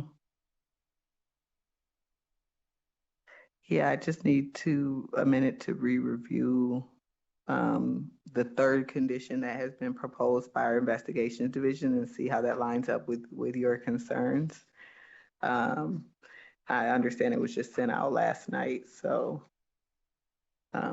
if my colleagues have other questions, then please. Judge Assad, questions for BetMGM, and we've got other representatives here as well. Thank you, Chairman Hendricks. Just a couple. Thank you all for being here, by the way. My understanding is the maximum bet is $1 million at the sportsbook, right? Is that correct? I would have to confirm that. I'm not sure offhand. We can confirm that. I think it's in our records here. And then the maximum aggregate payout would be in the sports pool would be 10 million. So my concern is as long as that's clearly delineated for the patrons in the house rules, so that we just had a patron dispute lower amounts, but it's the same principle. The patron bet $1,000 and the maximum aggregate payout was 250,000. But by him betting 1,000, the payout, if there wasn't a maximum aggregate payout, was say 500,000, and he wanted to get paid 500,000, and had to try to explain to him that maximum aggregate payout means that's the maximum you're going to get paid regardless of how much you bet. So as long as that's clear in your house rules, that's the only concern I would have. So. And BetMGM will continue to operate under the MGM house rules. So they set the house rules and we will follow them. Great. That's all I have. Great. Thank you. It's pretty straightforward. The agents did a really good job of explaining everything to us. So I don't have any further questions, and I'm happy to support the application. Let me go back a minute to Dr. Watkins' question about the potential condition, and we got a couple different drafts. Is this something that you'd like to take a minute and speak with the investigation agents about? Or is that something you'd like to have debated here in the middle of a public meeting and have some attorney drafting going on? Well, we can do one of two things. We can certainly take a minute. I'm happy to discuss with them further. We can certainly, we can come up with some language now that seems to be satisfactory, but I think we can have continuing discussion between now and the commission meeting, and certainly the board could make its recommendation. Why don't we do this? Chief Hoffman, who would it be on your team that would need to speak with Mr. Scheer between the language that we were contemplating and the language that Mr. Scheer says is a more proper fit for the reporting chain? Well, the most recent version of this condition came from audit. So Shelley Newell would be involved. She's an expert on this stuff, and she'd be working with Matt Doyle on this. But I've got an idea, because I think the second sentence of the one that Shelley sent last night is really the only large change compared to what Mr. Scheer proposes. So I propose doing a hybrid of what Mr. Scheer proposes and adding on, basically taking what Mr. Scheer proposes and adding on the second sentence of the third condition. And I can read it right now to see if that makes sense to you. So we'll go with Mr. Scheer's. BetMGM LLC's employees are required to report to MGM Resorts International Super Trader, aka Director of Sportsbook Trading Operations, or other authorized MGM Resorts International's employees. Any other, this is the second part, any other BetMGM LLC employees are required to report to MGM Resorts International's race book and sports pool manager or applicable MGM Resorts International Department Management. So she's capturing somebody who's not going the super trader route, just to make sure it's really clear that they still need to stay within the MGM umbrella. Yeah, and the concern there is, again, the race and sportsbook manager. I mean, each of the individual books on the agenda has a manager, but BetMGM is actually being brought in at a higher role, overseeing all of that operation. They would actually report probably to someone at an officer level within MGM Resorts International, which would give you, we think, that clear line of authority, so you'd understand exactly who it is at MGM who's responsible for the BetMGM relationship. And so that's our concern, is that we've got a whole bunch of different people that we're reporting to them. Another piece of language that was in the third one is the very beginning of it, where it's added, BetMGM LLC's trading group is required to report to MGM Resorts International. Does that address your concerns? The trading group, again, I think if you look at this holistically, we're looking at all of the race and sportsbook operations and having one person responsible for all of those, that BetMGM relationship for all of those operations, as opposed to individual segmented people that they would be responsible for. And that's the concern, is that, and I take the blame for that, because I made the point to Matt Doyle that there are different functions that'll be performed by different people. And I think he and Shelley were trying to address that concern that I expressed to them. So that's my fault. But I think after looking at it, the thought is really there's one person at MGM who's going to tell BetMGM, this is what you need to do. And this is your job. And then BetMGM, like any other key employee at a senior level, will have some discretion and authority within what they've been directed to do by their supervisor at the MGM Resorts International level. So what we could do, it sounds like this needs to be beat around more. We could use one of these three as a placeholder, and then Supervisor Doyle, Mr. Shearer, and Shelley Newell can create something that everybody's happy with prior to the commission meeting. And that's kind of where I was thinking as well. And rather than continue to try to draft this, we could either trail this if it's something easily enough for Supervisor Doyle and Agent Newell and Mr. Shear or anybody else to handle in the next 30 minutes, whatever. That'd be great. If not, yeah, we're going to have to put I'm not sure of Shelley's availability right now, so I would rather give these people days to draft something. How do you leave that though to the commission? I don't want to have them having to figure out drafting that should have been handled at the board level. Well, what we would like to do is give them something all wrapped up. Very close, right? Yeah. Get to the 5-yard line and then. Something that everybody agrees on that they could just read into the record. All right. Can I make a comment? If I understand you correctly, Mr. Shear, I think this language will effectuate what you're looking for. BetMGM LLC's trading group is required to report to MGM Resorts International's super trader, who's also known as Director of Sportsbook Trading Operations, who will have final say and authority, period. Isn't that exactly what you're looking for? The trading operations, I think what we're saying is that it's actually going to be somebody above the super trader at an officer level who's going to be responsible for BetMGM and all of the functions that BetMGM performs. How about super trader and his or her supervisor? I really think that we need Shelley here because this really comes from her and her expertise in this area. And I just think there are also other issues that we haven't mentioned on the record yet. Well, actually, Mr. Shearer proposed that the MGM International employees be approved by the chairman, and also the second condition proposed doesn't, actually proposed by you includes the word report, and you're telling us that you have an issue with the word report, right? Well, I didn't propose the condition itself. I made the argument that there were different functions being performed, not just trading. Yeah, my apologies. But they were trying to address that. So I'm taking the blame for that because they were trying to address that concern that I raised. No, understood completely. But there just seems to be a lot of confusion, and I would prefer that that all parties be at the table.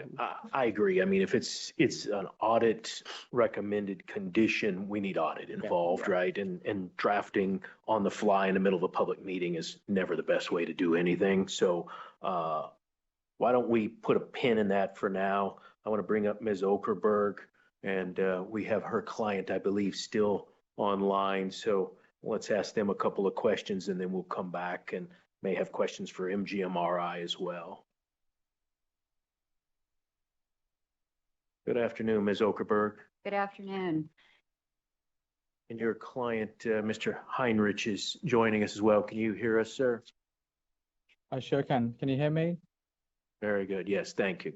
Go ahead, Ms. Okerberg. If there's anything affirmative you'd like to present, please feel free. Otherwise, we're going to ask you very similar questions about this most recent issue. Sure. So I think I can provide a little bit of background, and then I might turn it over to my client to provide a little bit more. So first, I think Mr. Shearer described it in the same way that we would, just to add a little bit more background or a little bit more detail. After the migration happened from the single account, single wallet, there was a particular tool called the PAT tool, and that relates to bonus bet adjustments.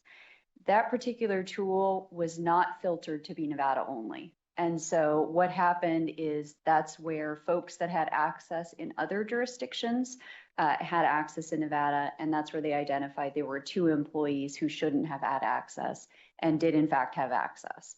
As Mr. Shearer mentioned, this was discovered during the course of an audit. It was self-reported to the board by MGM as the licensee, and that was worked through with Entain and their subsidiaries to identify what happened and to make sure that it was resolved promptly and taken care of. Great.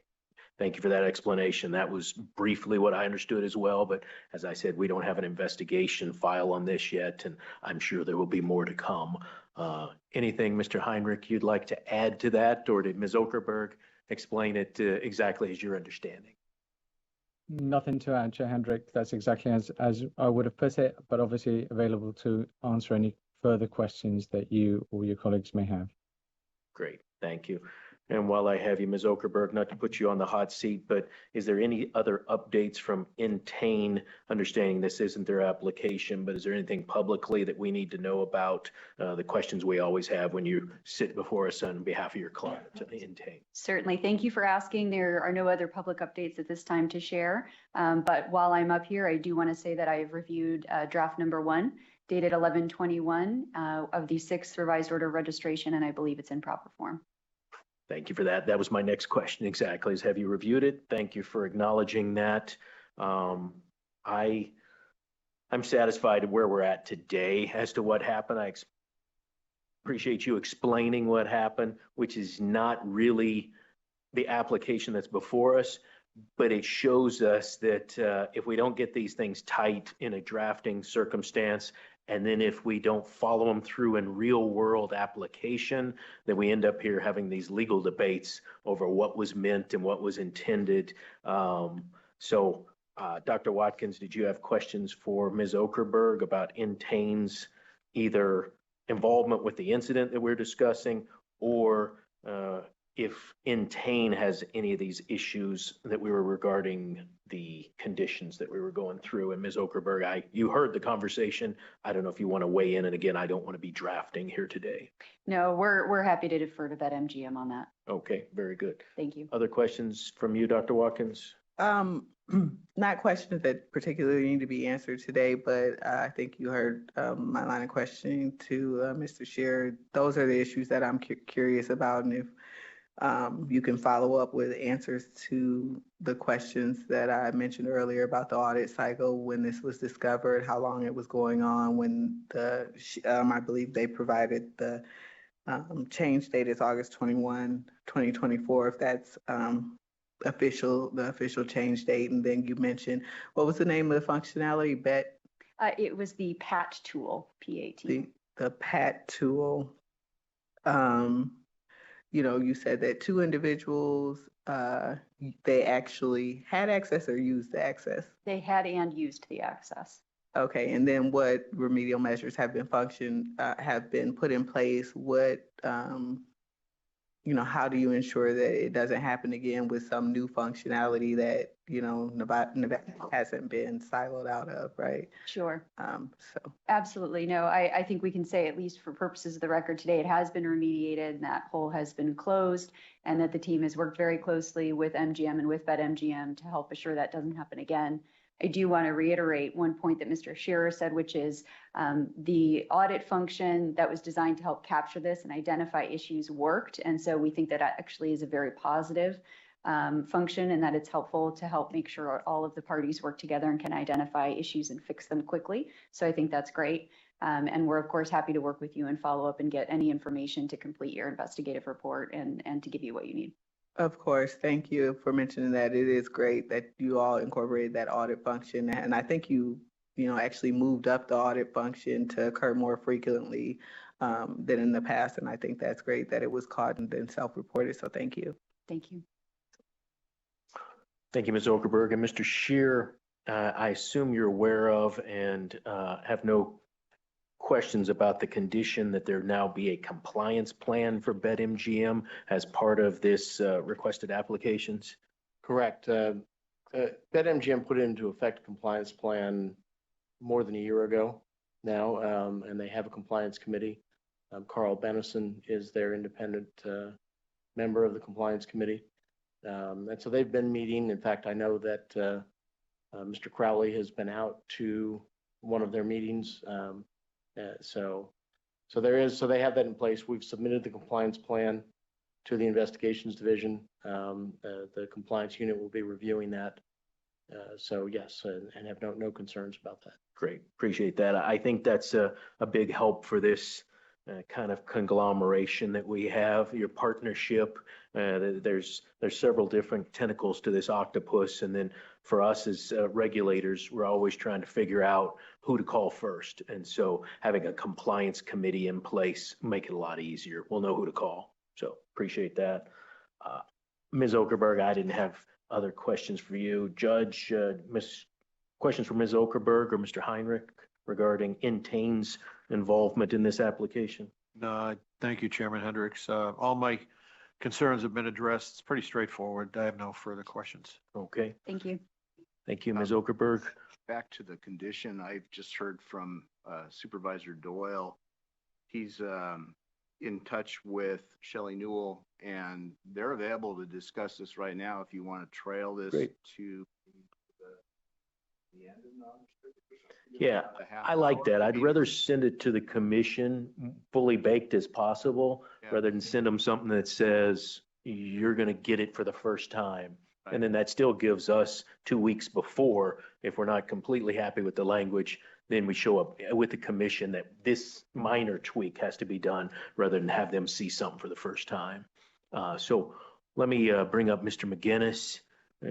Mr. Pohl, you're welcome to come up as well.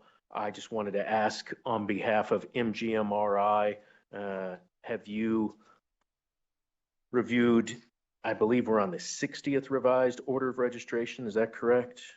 Yes, it's the 60th one, and draft one from November 21, 24 is acceptable in proper form. Good, thank you, Mr. McGinnis. That's the version I had as well. Mr. Pohl, anything you'd like to add on behalf of MGMRI, understanding that MGMRI is the licensee, right? And this is a step of now giving BetMGM employees key employee status, but they still MGM with the license. Correct, and that's understood. Great, good. Questions from board members regarding MGMRI's involvement in BetMGM's application? I don't have any further questions. Good morning, gentlemen. Judge? All good, thank you. All right, then. Thank you, gentlemen, for putting that on the record. And then Ms. Okerberg said that 5th revised order is accurate. So you gentlemen said that the 60th revised order of registration is in good form and agreed to. Are we missing one more, Mr. Shear?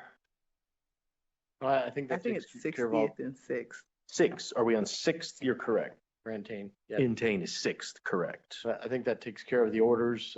Yeah, so other than the one condition that we've discussed here today, we're fine with the other conditions. Okay. That have been recommended. Setting aside that one condition, Dr. Watkins, did you have other conditions that you're concerned about as well? No, Chairman. Just that one. Okay. So, Mr. Shear, Mr. McGinnis, Ms. Okerberg, Mr. Pohl, is there anything else besides that one condition that we need to put on the record today? Good. All right. So we're down to very fine points. I'm glad to hear it. Let's do this. Since Supervisor Doyle and Agent Newell are available, what I'd like to do is trail this for, it's 12:15. We've got still another 4 or 5 items. So if you all can get together on a phone call with her, or she's just about a block up the street, whatever's easiest, we'll trail this. And when you come back, we'll take that as the next item, and we'll be ready, I think, for a motion.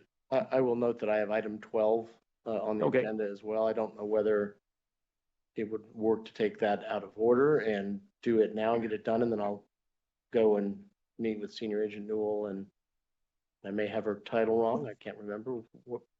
I think we're fine. Apologies to Mr. Reback, but we'll go ahead since everybody else has been sitting here as well. We'll go ahead and take the next item, and we'll just trail this one till you come back. And if we get past 12, we'll take that one out of order as well. Okay. But hopefully it'll only take you a few minutes. You all come back and we'll pick it up where we left off. Sounds great. Thank you. Great. All right. Thank you. So we will trail restricted item number 8, and we'll move, Madam Secretary, to non-restricted item number 9. Non-restricted number 9 is the application of Michael Newbecker for licensure as a key executive at Newcastle LLC. Good afternoon. Good afternoon. Good afternoon. My name's Chandler Pohl, for the record. I didn't say that on the last item. Last name's Pohl, P-O-H-L, Vice President, Legal Counsel for MGM Resorts. And with me is Michael Newbecker, President and COO of 3 properties, 2 that he's currently already approved for from the November 2020 agenda, which was a different membership of the board. So we'll take a moment to have Michael introduce himself to you. Good afternoon. Used to technology here. So good afternoon, Chair Hendricks, Member Watkins, Member Assad. So my name is Michael Newbecker. I oversee 3 properties, actually a few more than that, but I oversee Excalibur, New York, MGM Grand, the Signature at MGM Grand, and also our fantastic golf course, Shadow Creek. A little bit about me. I grew up in the state of Michigan. I graduated from Central Michigan University with an accounting degree. I ended up in Nevada by somewhat sheer luck. My wife was a school teacher, and she couldn't find a job in Michigan. And we ended up moving to Nevada. We sold everything we owned, and we moved out here where she taught school. So we moved here in the late 80s. I didn't know anything about gaming, and I started my first job at Imperial Palace. And I worked. This was back in the day when there was no technology in casinos. And I remember being in the count room and doing slot meter reads, and people yelling at me that they couldn't read my writing. I'm like, you try writing 2,000 slot meter reads, and your writing's going to fall apart.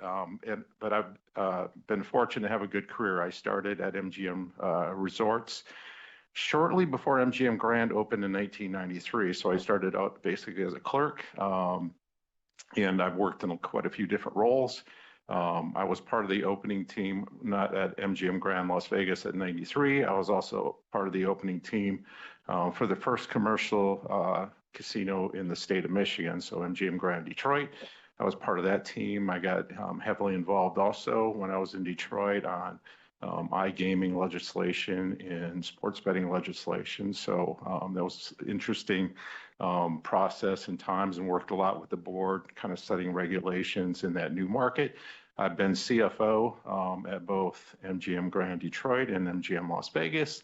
I've been president. I was first president at MGM Grand Detroit, and then I came back right at the end of 2019 to be president of MGM Grand. And then a lot's changed in our organization, as you guys know, over the years. So shortly after we opened, I should say exactly when we opened from the pandemic, when we started ramping casinos back up, I took over oversight of New York Casino. And then once we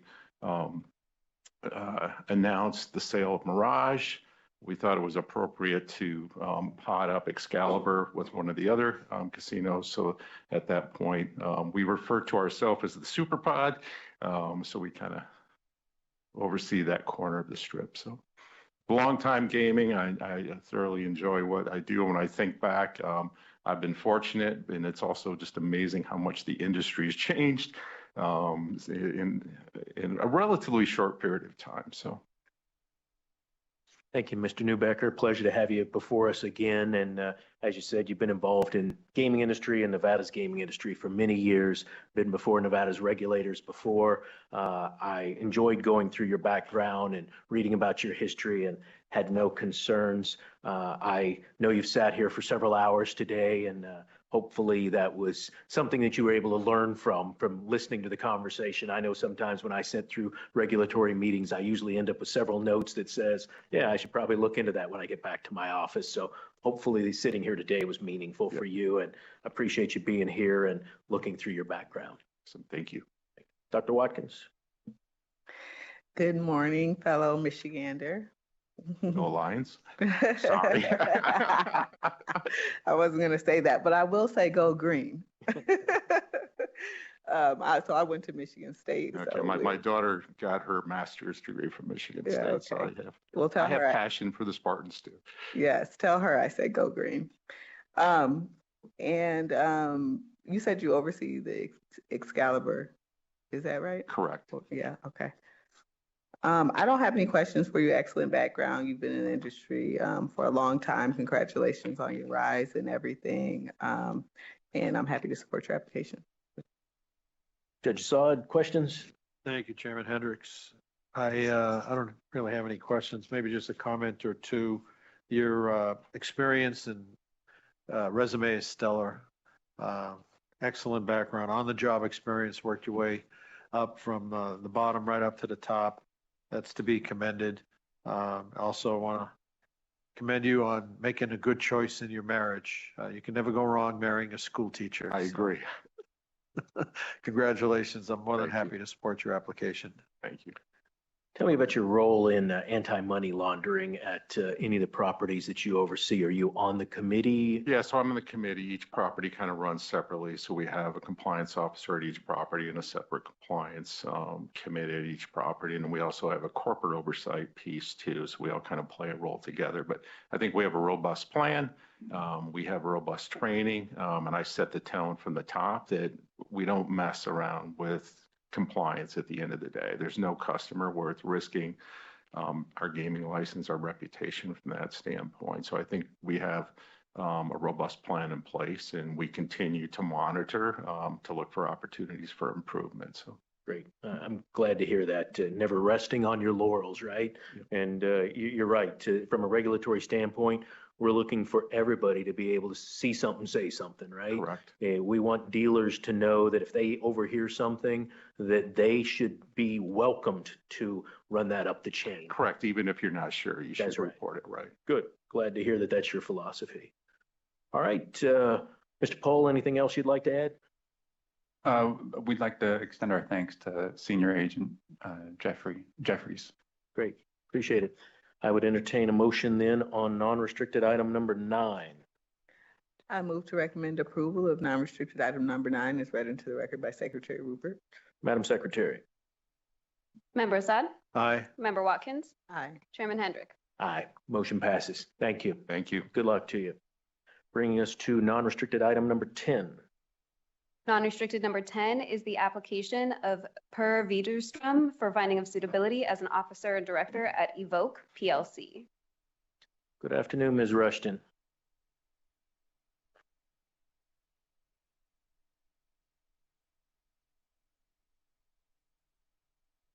Good afternoon, Chairman, Member Assad, Dr. Watkins. For the record, I'm Kimberly Maxim Rushton with the law firm Cooper Levinson, appearing on behalf of Evoke PLC. Joining me today is the applicant, the Chief Executive Officer and Executive Director. Also joining me today is my colleague and lead counsel, Ms. Amanda Usher.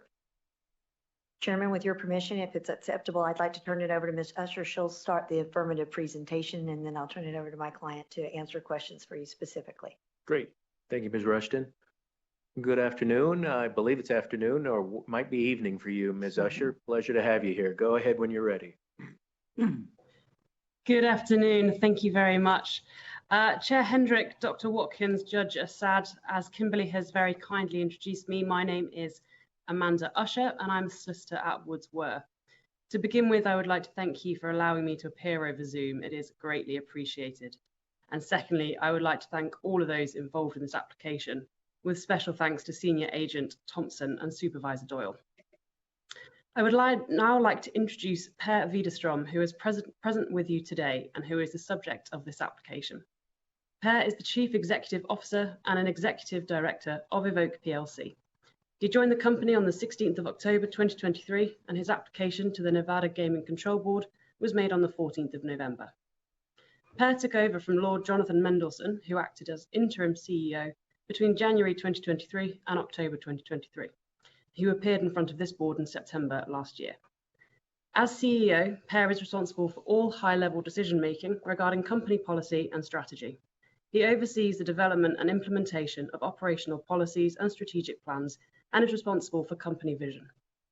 Per is also responsible for the overall management of Evoke's resources and operations, as well as being the primary spokesperson for Evoke with regards to dealings with investors, analysts, and the press. He oversees approximately 11,000 employees worldwide and has around 10 direct reports. Prior to joining Evoke, Per had more than 17 years of experience in the online gaming industry. the most recent of these being at Fortuna Entertainment Group, a market-leading omni-channel betting and gaming business in Europe. Per has also had senior roles at Gala Coral Group, where he was the managing director of Gala Interactive, Party Gaming plc, and bwin Party Entertainment plc. Outside of the gaming industry, Per has also held a number of senior operational and commercial roles at large global organisations. He holds a Master's in International Accounting and Finance from the London School of Economics. Per currently lives in London along with his family, but frequently travels back to his home city of Stockholm, Sweden. With that brief introduction, I will now hand you back over to Per to speak a little bit more about himself and to answer any questions that you might have. However, I remain on hand to assist if needed.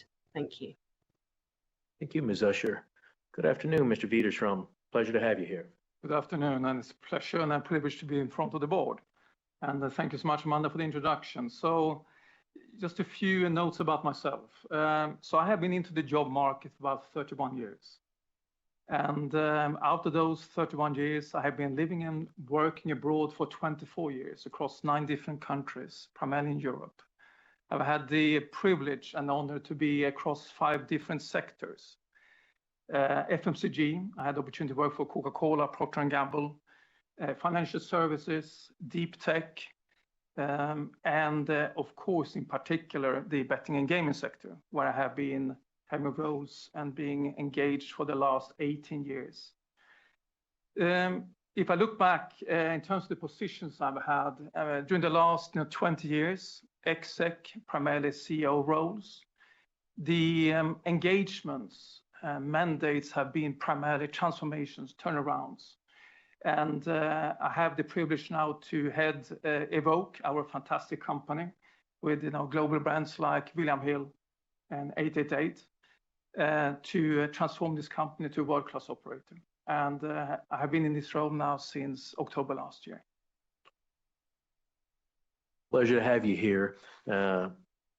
We have a very detailed workup on your background, but it's wonderful to hear about your education and your experience and your time in business that's been very, very instrumental in getting you where you are today. And so for me, I didn't have any questions about your background or your experience.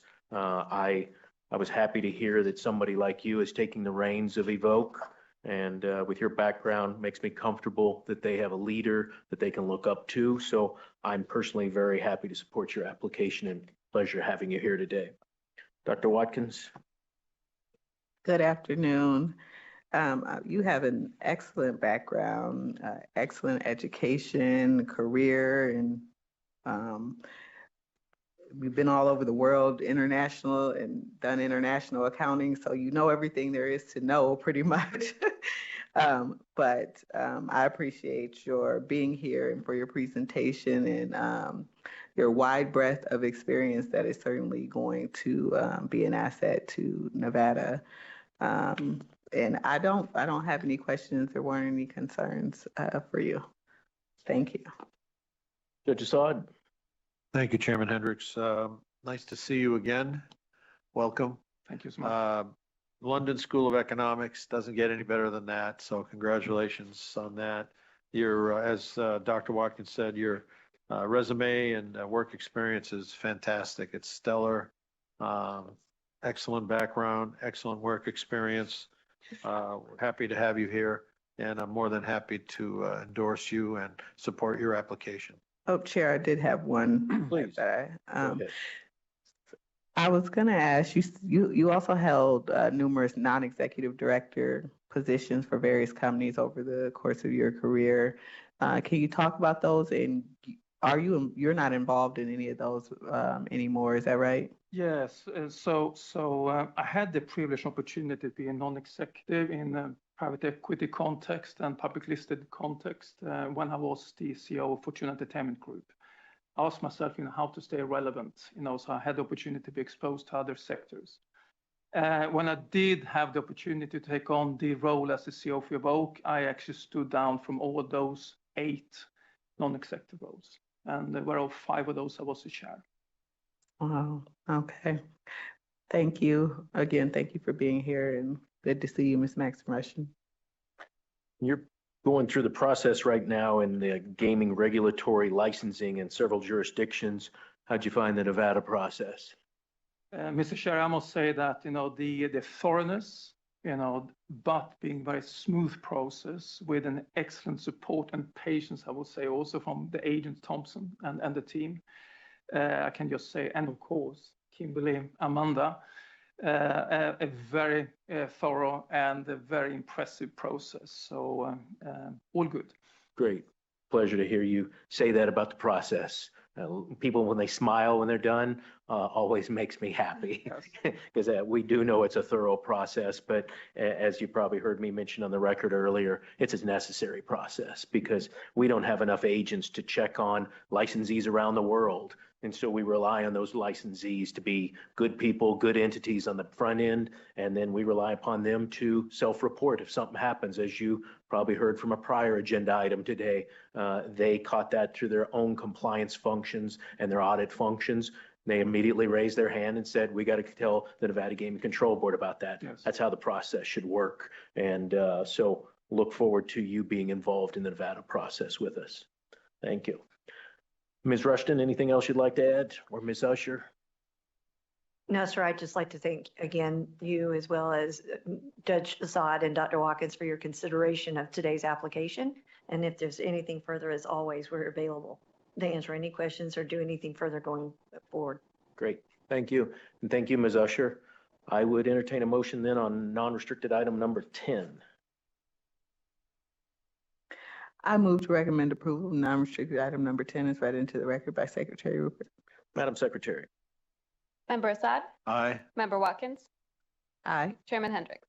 Aye. Motion passes. Thank you very much. Thank you so much. Good luck to you. And thank you for sitting through our proceedings today. Bringing us to non-restricted item number 11, Madam Secretary.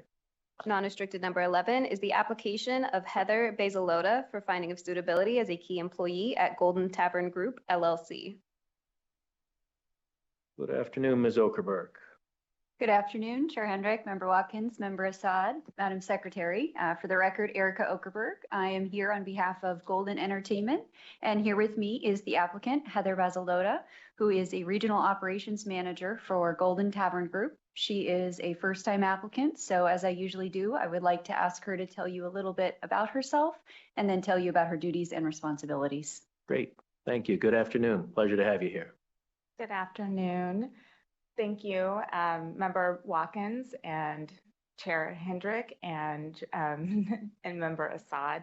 I want to tell you a little bit about myself. My name is Heather Bazalota. I started with Golden Entertainment Group back in 2012. I started as a bar host and then I quickly became an assistant general manager.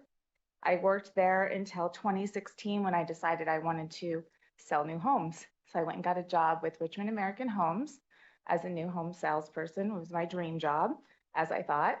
I was raising 3 young sons at the time, and I really realized that financially it was not going to work out for me. So I left Richmond American Homes and I took a couple other jobs into tavern groups, and then until I could come back to PT's, the Golden Entertainment Group, which has been so good to me for so many years that it was just my place to come back, knowing eventually one day I want to be here in front of all of you in a regional manager position. I was promoted to a general manager or assistant general manager, and I opened a bar. And then in 2017, I became a general manager at a location and was there for 6 years. Then I recently became a regional operations manager in 2023. And in my capacity as a regional manager, I oversee operations of 10 locations, as well as assist with management of our extra board team. My role encompasses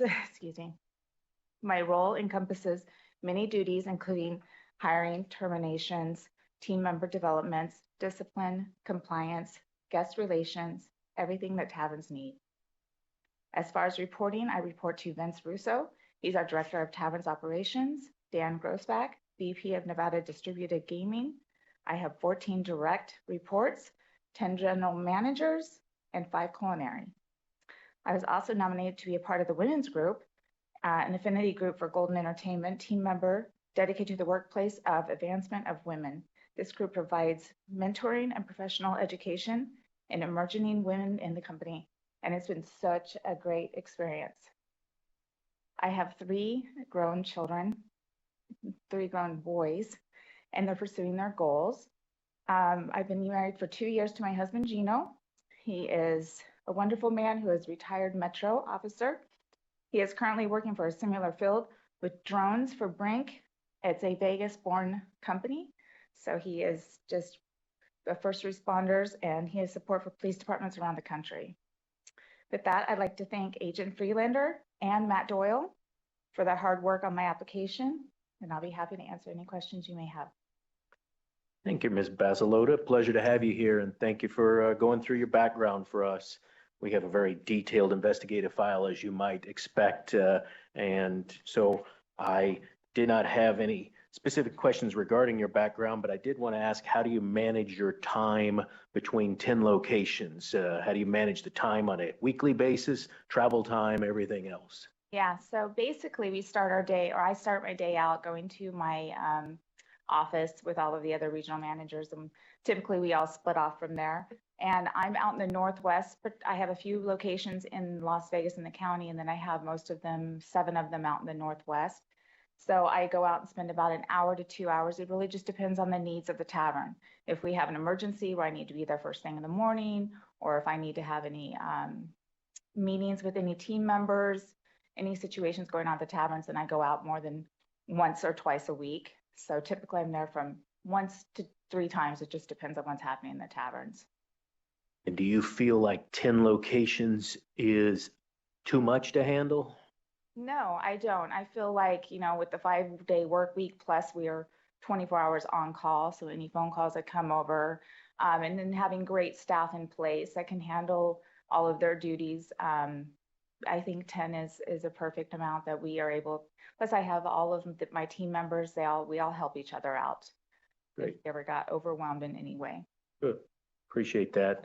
Earlier, there was conversation about Michigan State, the London School of Economics. I want to note that you're a graduate of Chaparral High School. I am. And to me, that is very important. Always happy to see a Chaparral grad doing well. Yes, go Cowboys. Exactly. The other Cowboys. Go Cowboys. Dr. Watkins, questions? Yes, thank you for putting that on the record regarding Chaparral. So I just see you have a great background, a number of different skills and certifications, an esthetician, a manicurist, real estate. You tried a number of things and decided this was it, huh? Yeah, hospitality. Yeah, I opened the Hard Rock Hotel in 1995. And since I did that, the hospitality business has always been very special to me. So I've tried to get away from it. But like I said, when I left in 2017 and came back, I chose this is my career. Like no more looking around at this point. You know, having my real estate license, which I do keep active, my esthetician license, I do keep it active because going back through any of that ever again is a headache. So I hold on to those licenses just to have them. But this is my career, and this is where I want to stay and grow. Well, that's good to hear. I think it's a testament to the company that you left and came back, as someone you were willing to come back to. So I don't have any particular questions, but thank you for being here, and I'm happy to support your application. Judge. Thank you, Chairman Hendricks. You know, congratulations. You worked your way up from humble beginnings, and you're in a good spot right now. And I just want to congratulate you on that. You're in a really good company too. You got Mr. Grossbeck back there. As if you have any questions or need any guidance, he's the guy to go to. So you have a great support team around you, and I'm more than happy to support your application.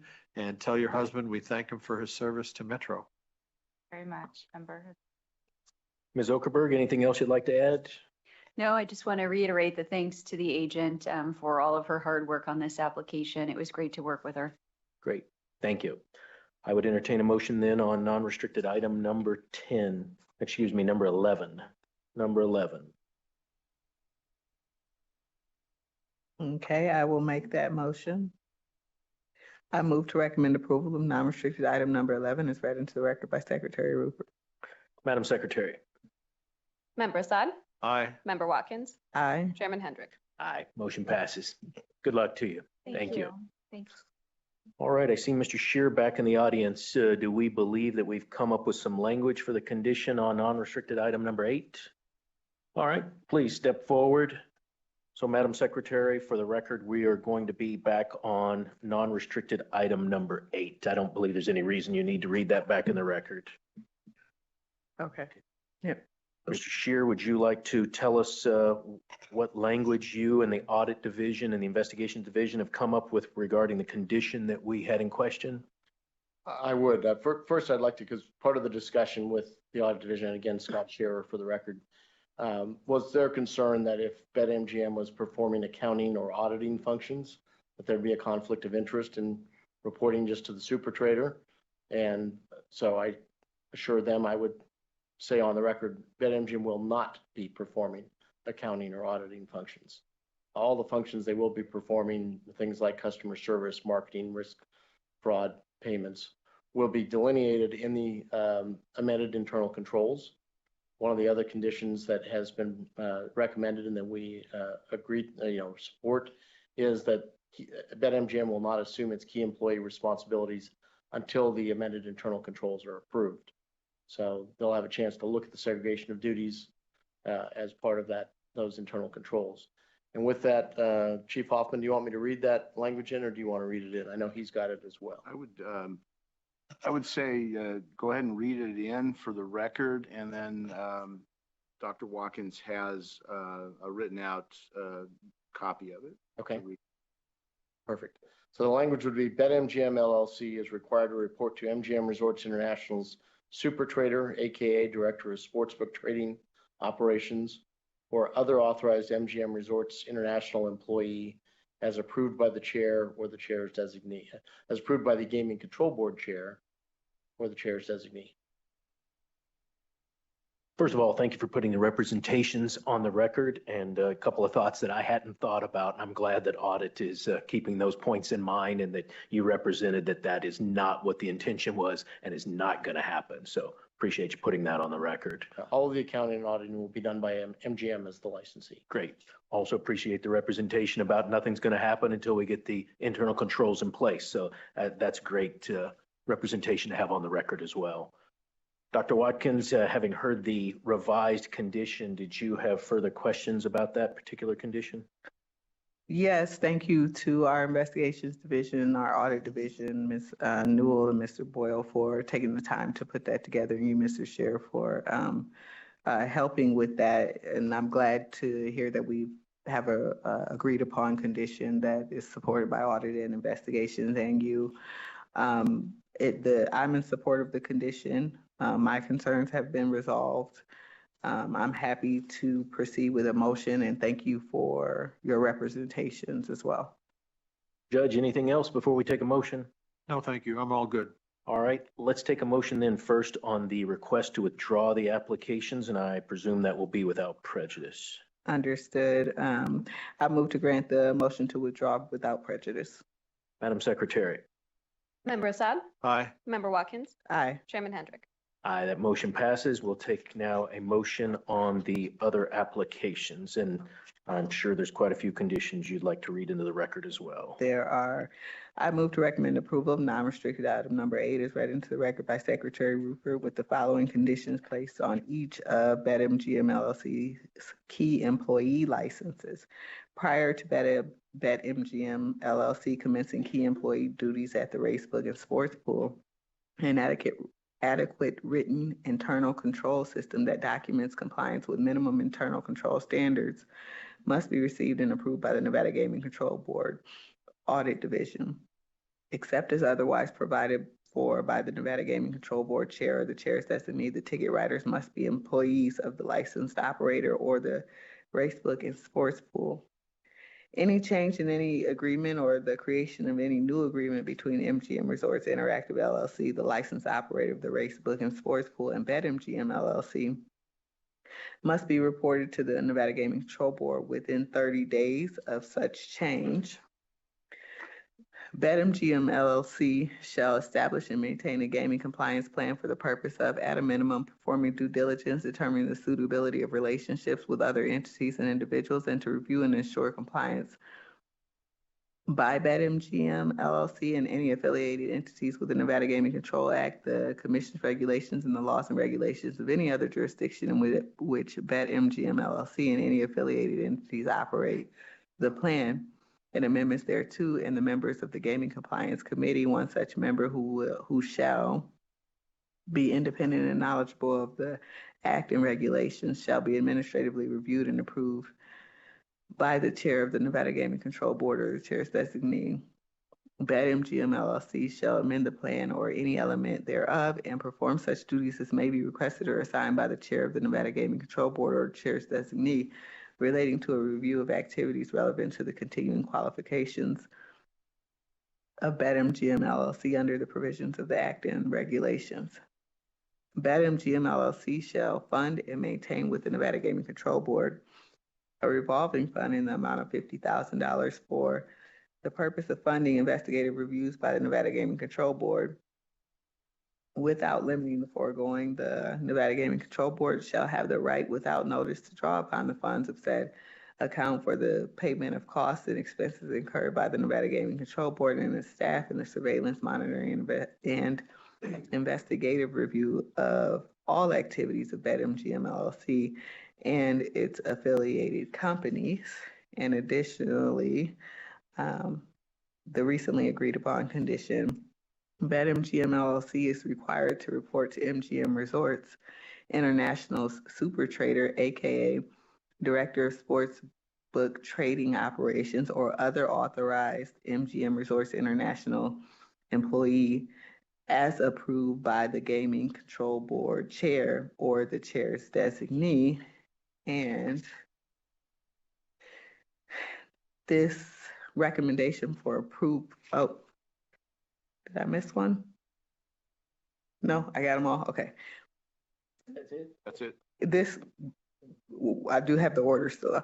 This recommendation for approval will also be pursuant to the 60th revised order or of registration dated November 21, 2024, draft number 1. And as to MGM Resorts International and Mandalay Resort Group LLC and the 6th revised order of registration dated November 21, 2024, as to Entain PLC. Very good, Dr. Watkins. Madam Secretary. Member Assad? Aye. Member Watkins? Aye. Chairman Hendrick? Aye. Motion passes. Thank you very much. Thank you to the board and to Chief Hoffman, Supervisor Doyle, Supervisor Newell, and Supervisor Belaski for taking their time so quickly to work this out. Absolutely. Yeah, appreciate it. Thank you all for being here and figuring this out on record so it'll be easy to put in front of the commission in a couple of weeks. And again, thank you to Supervisor Newell and to Supervisor Doyle, both of them, for being available to handle this on an expedited basis. Thank you. So, Madam Secretary, how's the court reporter doing? I believe she is doing well, but I am also sure that she would not mind a break. Well, we've got 3 more. If can you hear us, Madam Court Reporter? Are you good if we finish off these last 3 non-restricted items, or do you need a break? That's fine.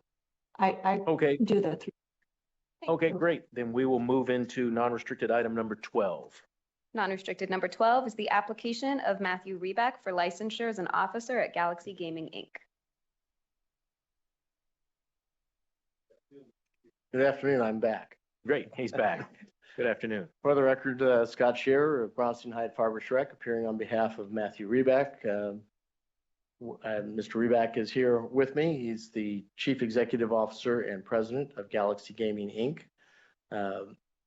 We have a brief affirmative presentation. Mr. Reback would like to tell you a little bit about his background. And after that, we'd be happy to take any questions. Thank you. Good afternoon, Mr. Reback. Pleasure to have you here. Good afternoon. Thank you. Chair Hendrick, Dr. Watkins, Judge Assad.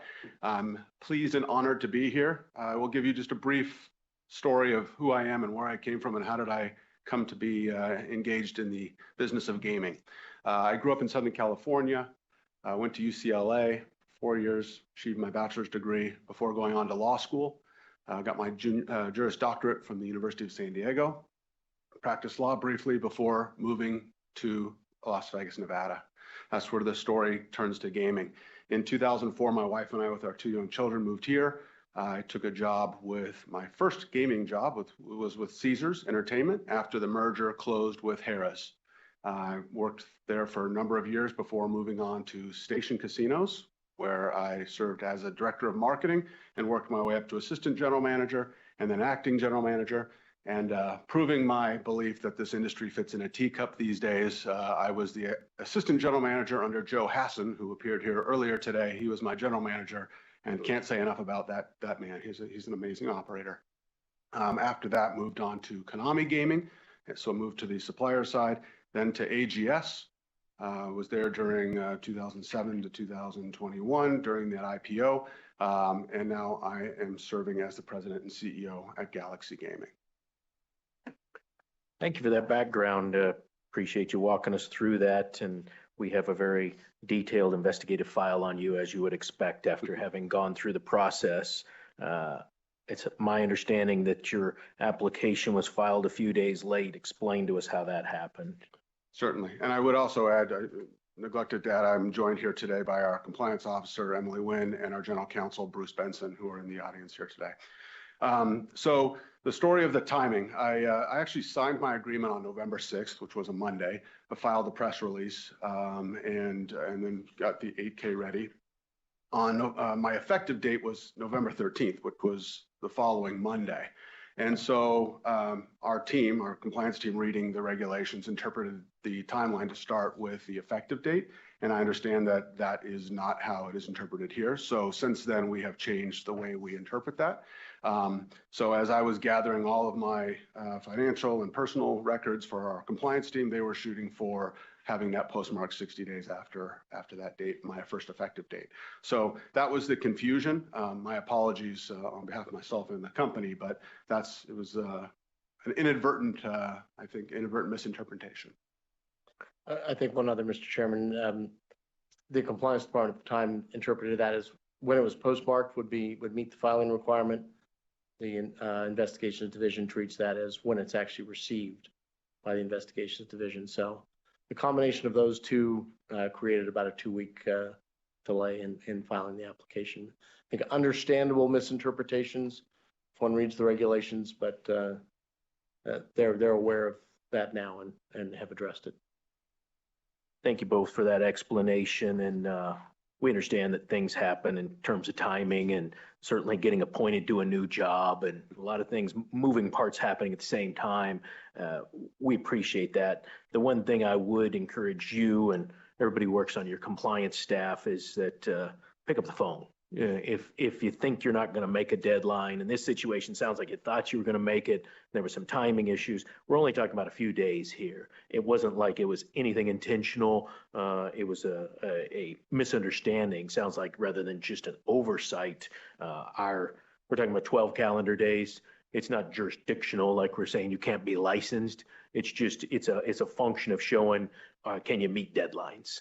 And a lot of times people will call up applicant services and then just say, I just got this new job. I'm just getting put into the chair. It's taken me a while to get this done. Can I have an extension? And of course, we grant extensions for any reasonable purpose. So I would just encourage you to stay in touch with applicant services and your staff as well. Compliance, ultimately, your application falls on you, right? Whether they file it or not, it's your responsibility to know the statutes and regulations. A few days doesn't concern me. It's just a function of staying on top of things. Didn't appreciate that. Great, thank you. Dr. Watkins, questions? Good afternoon. Thank you for being here today. Excellent background, excellent education, lots of opportunities, or lots of experience in gaming. With regard to the late filing issue, I understand, same as, essentially what the chair just represented, I understand that, late filings happen. It's not irregular occurrence. And you said that you have addressed that by changing your interpretation here for Nevada. And so it's your experience from filing in other places that it's the data postmark. Is that what Mr. Scheer was referring to, or was that a different interpretation? I think what we've done, and I think it's good to when I hired our new CFO, Steve Copcho, we made sure to ask for that extension. We reached out and did that, and that was the right procedure to do that. As with respect to our interpretation now, we're going to make sure that we have things in the hands of the regulators on the date, and we're going to use the signature date, the execution date, instead of the effective date. Okay, that was what I was referring to, the signature versus effective date. And you said that combined with the postmark via receipt date added about a 2-week differential in the deadline. And so that's very understandable. And I don't take issue with that. And, I'm happy to support your application given your qualifications and experience. Thank you. I do have 93 applications submitted, 70 I saw approved, and I can say none of them were filed with any sort of delinquency. So we've certainly learned and we are on the ball. Thank you. And I noticed that as well. You've got an awful lot of applications that are being submitted, and I'm sure there's a lot of deadlines and things. So credit to you and your compliance people for staying on top of all that. It's a Herculean effort, I'm sure. Judge Assad, questions? Thank you, Chairman Hendricks. Excellent background. UCLA, BA in history, JD degree from USD. They call that the Harvard of the West. I don't know if you're aware of that. We do, yes. Okay. I graduated from there. That's why I can promote that. I love it. Great times. And then you have pending license applications in other jurisdictions. This is your first time here in Nevada, correct? Okay. How did you find that experience? I would say, I think similar to other prior applicants, it was thorough, but it was smooth. It was professional. Senior Agent Robertson was really easy to work with, but certainly very, very thorough. And I think I heard you guys use the word necessary. I think it is necessary. If we're going to be the gold standard in the world, then it needs to be thorough. It needs to be everything that it was. Right.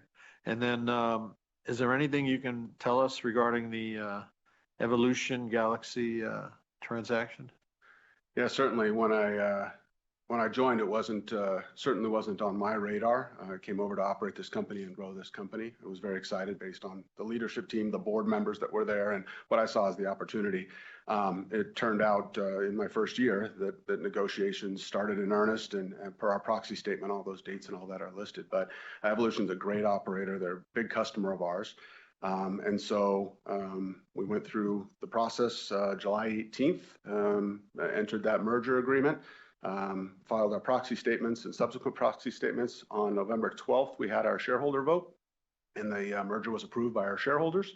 And now we're waiting on the contingencies, which the primary contingency is Evolution submitting their application to all of our jurisdictions and being approved by those pre-closed jurisdictions. So our understanding is that they're moving forward with that process, including here in Nevada, and we're acting in a supporting role to make sure that all that gets done in a timely fashion. Do you anticipate that'll take, a year or so? Or? We, on our advice of counsel and our internal leadership team and our board, we're thinking sometime in the middle of 2025, late summer, hopefully. But again, it's all dependent on the timing of the application process. Right. And so we're beholden to all those jurisdictions. And so it won't be consummated until they get licensed in all these other jurisdictions? Correct. There are pre-closed jurisdictions that are required that are conditions for closing. Okay, very good. Well, thank you. I'm happy to support your application. Thank you, sir. What was the name of your MMA clothing business that you sold to Kmart? It was called Sinister Brand, and we had Anderson Silva and Lyoto Machida and Minotauro and Clay Guida and all these fighters, Chuck Liddell, Tito Ortiz. They were all wearing our clothing. Remember that? You do? Yeah. This was before the UFC did the deal with Reebok. It was back in the old days when each fighter had their own individual deal with a clothing brand. So that was fun. Great. Congratulations on the sale. And I saw you were at Monarch as well, who did a lot of business with them. So yes, congratulations. Thank you. I'm also very happy to support your application. As you said, you're going through the process in many other jurisdictions, and appreciate you cooperating with our agents as you went through the Nevada process. So very comfortable in your background and your education and your business acumen. So pleasure supporting you today. Thank you, sir. Mr. Shearer, anything else you'd like to add? No, just as Mr. Reback said, thank you to Senior Agent Robertson. Appreciate working with him always. Great. I'd entertain a motion then on non-restricted item number 12. I move to recommend approval of non-restricted item number 12 as read into the record by Secretary Rupert. Madam Secretary. Member Assad? Aye. Member Watkins? Aye. Chairman Hendrick? Aye. Motion passes. Thank you. Good luck to you. Thank you, Mr. Benson. Bringing us to non-restricted item number 13, Madam Secretary. Non-restricted number 13 is the application of Little Bonanza Inc. for a transfer of interest as noted on the agenda. Good afternoon. Good How are you, Ms. Manu? Good afternoon. I'm doing well. How are you? Great.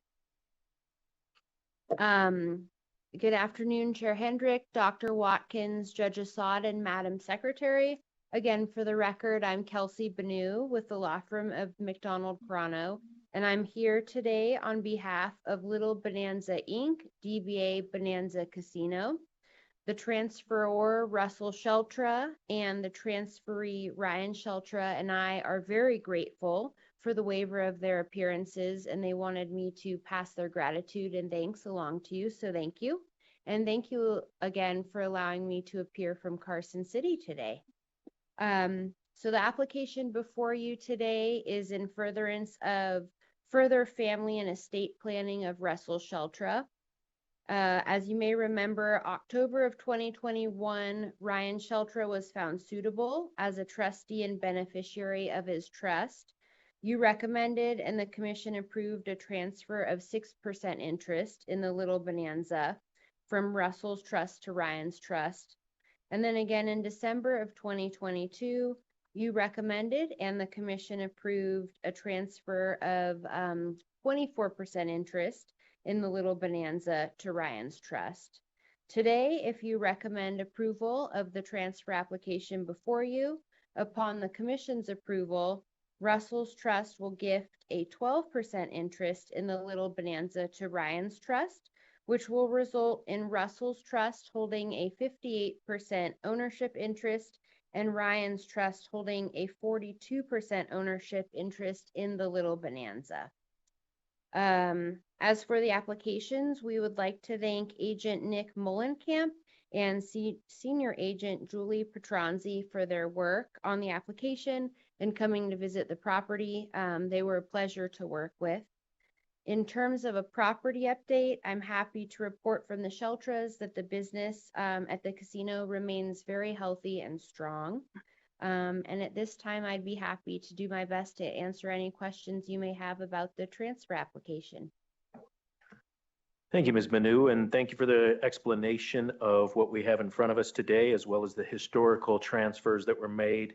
I also want to thank the Sheltras for their foresight in handling estate planning. I always note for the record that that's important for the families, the licensees, and for us as regulators. So thank you for handling that in a timely manner.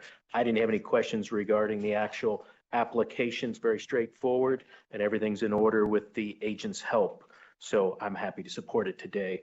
Dr. Watkins, questions? Good afternoon, Ms. Banu. How are you? I'm doing well. How are you? I'm good, thank you. I didn't see any areas of concern. There weren't any issues in the application. So I don't have any questions. I'm happy to support the application. Thank you. Judge. Thank you, Chairman Hendricks. I don't have any questions. It's great to see you again, Ms. Banu. And it's very straightforward. Agent Mullenkamp did an excellent job of preparing us with this application. I'm happy to support the application and tell your clients we wish them all the best. Thank you. Nice to see you as well. And thank you so much for getting us on this jam-packed December agenda. Absolutely. I would entertain a motion then on non-restricted item number 13. I move to recommend approval of non-restricted item number 13 as read into the record by Secretary Rupert. Madam Secretary. Member Assad? Aye. Member Watkins? Aye. Chairman Hendrick? Aye. Motion passes. Thank you very much. Good luck to your clients. Thank you. Bringing us to non-restricted item number 14, Madam Secretary. Non-restricted number 14 is the application of Parkway Reno LLC doing business as Parkway Tavern for a second waiver of the provisions of Nevada Gaming Commission Regulation 4.080 as noted on the agenda. Good afternoon, Mr. Fine. How are you? Good. Push that red button there. Thank you. It's nice to see you all. Thanks for having me again. Thank you for being here. Ms. Banu, did you have a presentation regarding this matter? Yes, I do. Just a brief one, if you don't mind. Please, go ahead. Thank you. Thanks. Sorry, there's a bit of a delay. For the record, again, Kelsey Banu with the law firm of McDonald Crono, here on behalf of Parkway Reno LLC, DBA Parkway Tavern. Thank you again for allowing me to appear from Carson City. As you noted, appearing in person with you in Las Vegas is Jonathan Fine, manager of Parkway Reno LLC. We are here today to respectfully request your recommended approval of the application before you, an application for a second waiver of the provisions of Nevada Gaming Commission Regulation 4.080, which imposes a 6-month time limitation within which commission action is effective. This waiver request is in connection with the approval of a non-restricted gaming license as granted by the Commission in June of 2023. The first waiver request was made in December of 2023 and is set to expire on this month's Commission meeting. Although Reg 4.080 imposes limitations, as you know, it also provides that the Commission may waive the provisions of the 6-month limitation through an application made to and recommended for approval by the board. As to the application, we would like to thank Agent Jason Molitz and Special Agent Eric Baltholome for their work on the application. They were a pleasure to work with, especially yesterday with some questions coming out of RUM. We understand that there was a question pertaining to the maintenance of the grandfathered status of the license, so just wanted to speak to that briefly. We recently provided Agent Molitz with an executed copy of a service agreement between Parkway and Sartini Gaming, and we're able to confirm that temporary gaming was last operated at the property on September 30th for Q3 and again on October 1st for Q4 to maintain the grandfathered status of that gaming license. With your permission, I would like to turn the floor over to Jonathan to provide an update regarding the status of the property and sort of the events that have led us to requesting this second waiver, and then open the floor to any questions you may have. Great. Thank you very much. Mr. Fine, tell us where we're at in the process. So there was a bankruptcy declared by the landlord, and they were protecting their rights. They went into default on their loan because a tenant had pulled out. A mortgage technology company rented 75,000 square feet.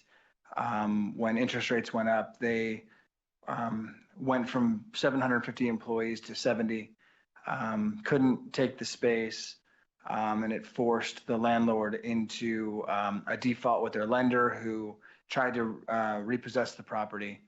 To protect themselves, the landlord went into bankruptcy, restructuring, and to the best of my knowledge and what I've seen in the newspapers and what they've told me, is they've negotiated a settlement with the debt, and $10 million has been paid so far. $40 million will be paid by the end of the year, and they will come out of bankruptcy December 31st. They've signed a new letter of intent for the office space, much more square footage, and they are in the process of securing their construction loan to continue building out the single family units, as well as rehabbing and finding a new partner for the 389 hotel rooms. As far as where we are at, we've made good with all of the subs, all of the contractors, learned a lot about Nevada construction laws, and even when it's not our fault, the stop of construction, we paid out all the subcontractors and contractors all the profit they would have had on the job. So we are good to go, good to move forward. The second these guys pull out of their bankruptcy, which I'm thinking is January 1st, we will have a better understanding of a timeline for us to start. To go back and refresh everyone's memories, we're about 80% done with construction. We started with a $5.7 million construction contract. We're $9 million into it. We had $2.3 million to completion.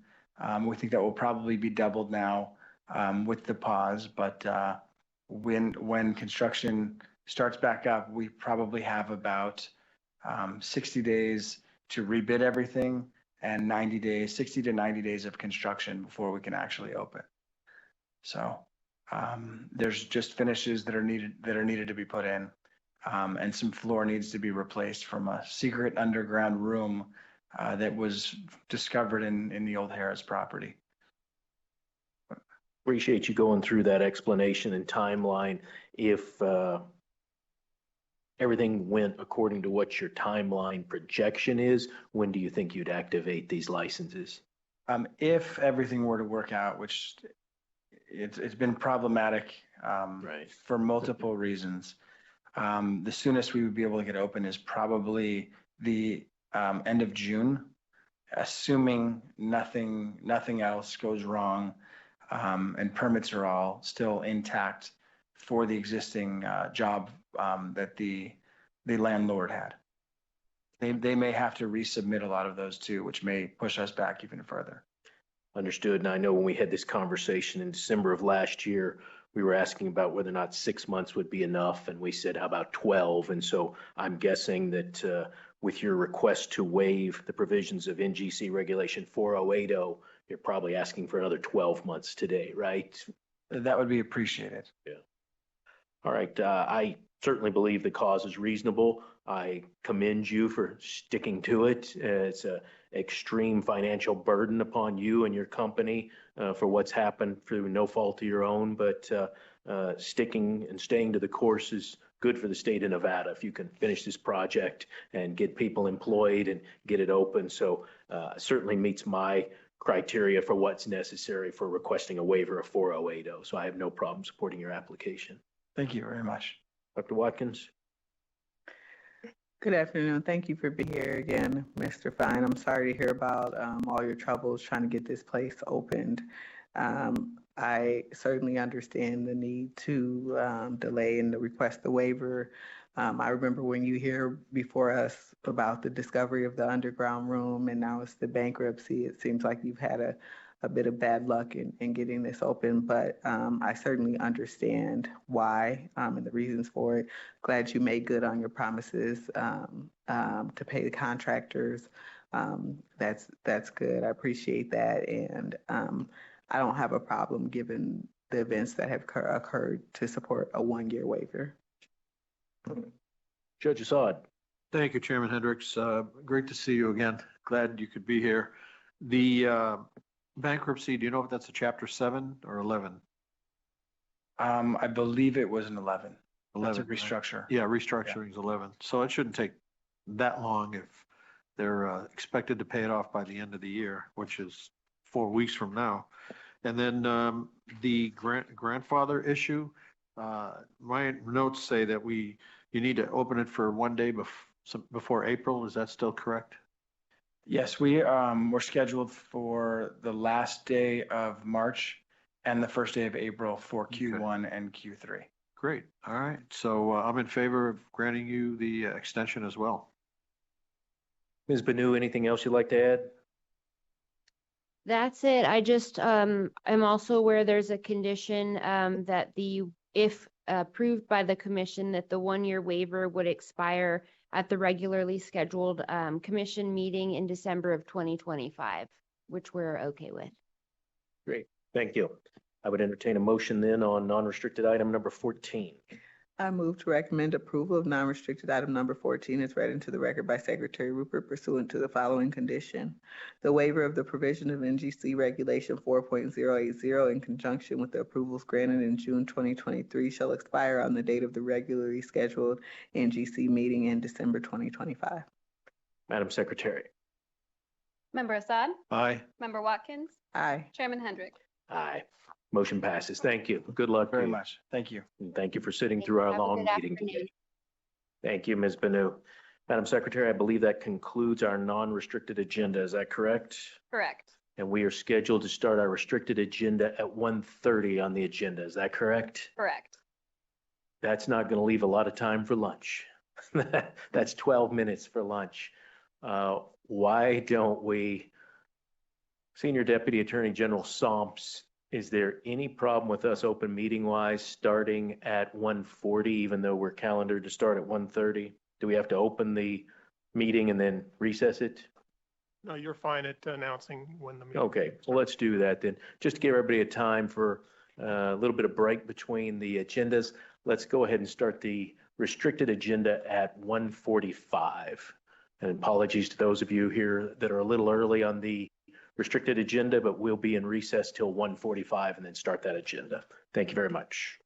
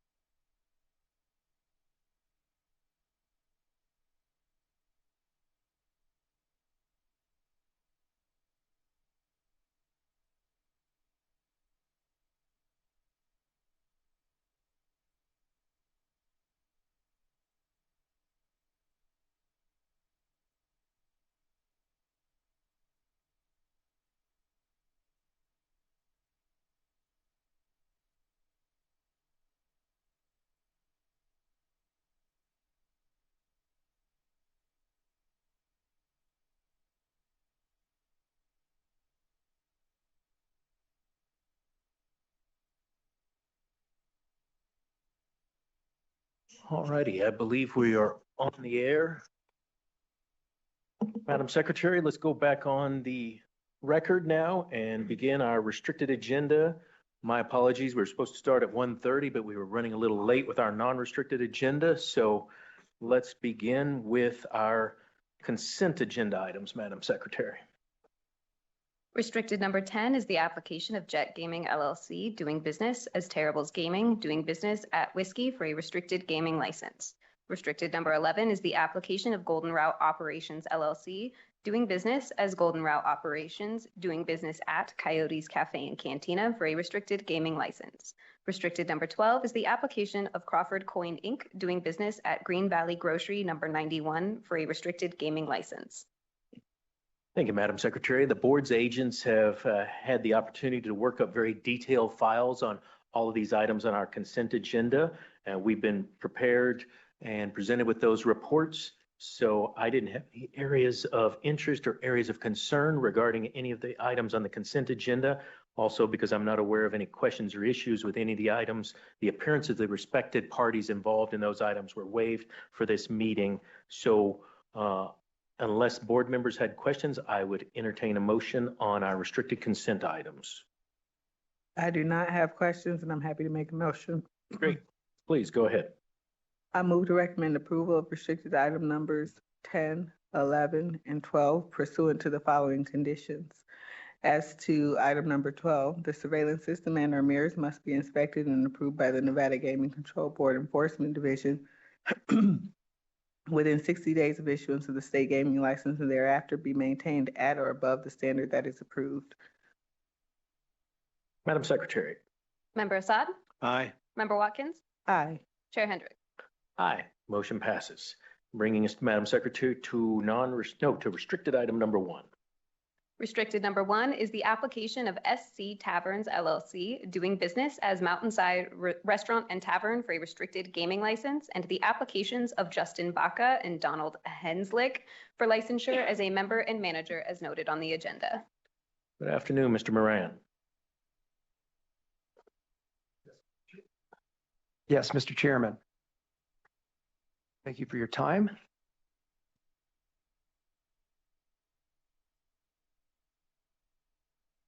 And thank you, Madam Clerk. Good afternoon, members of the Commission, members of the Gaming Control Board. Chairman Hendricks, Judge Assad, Dr. Watkins. My name is J.T. Moran III.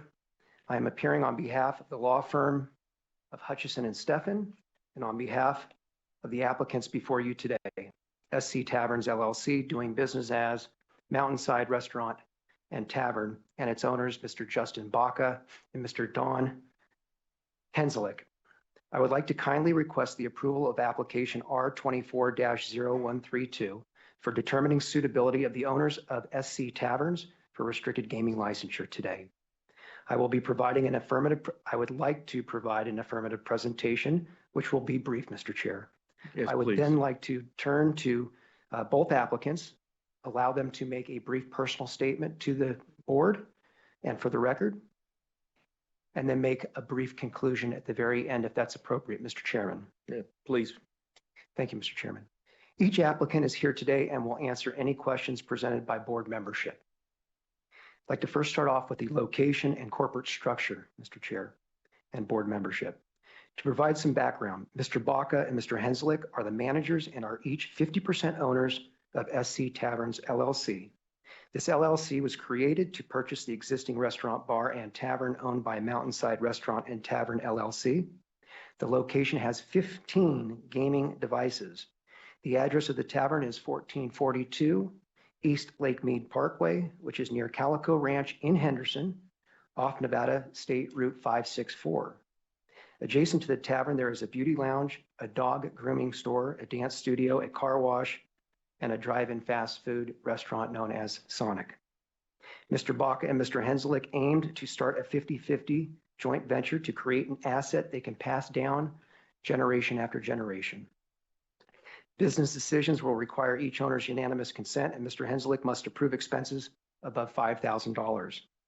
Mr. Henslick will work hand in hand with Mr. Baca and will be actively involved in the co-management of the business.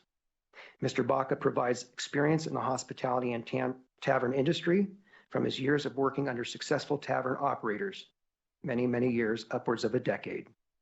Mr. Henslick provides valuable business acumen from his years of successfully operating his self-owned flooring business.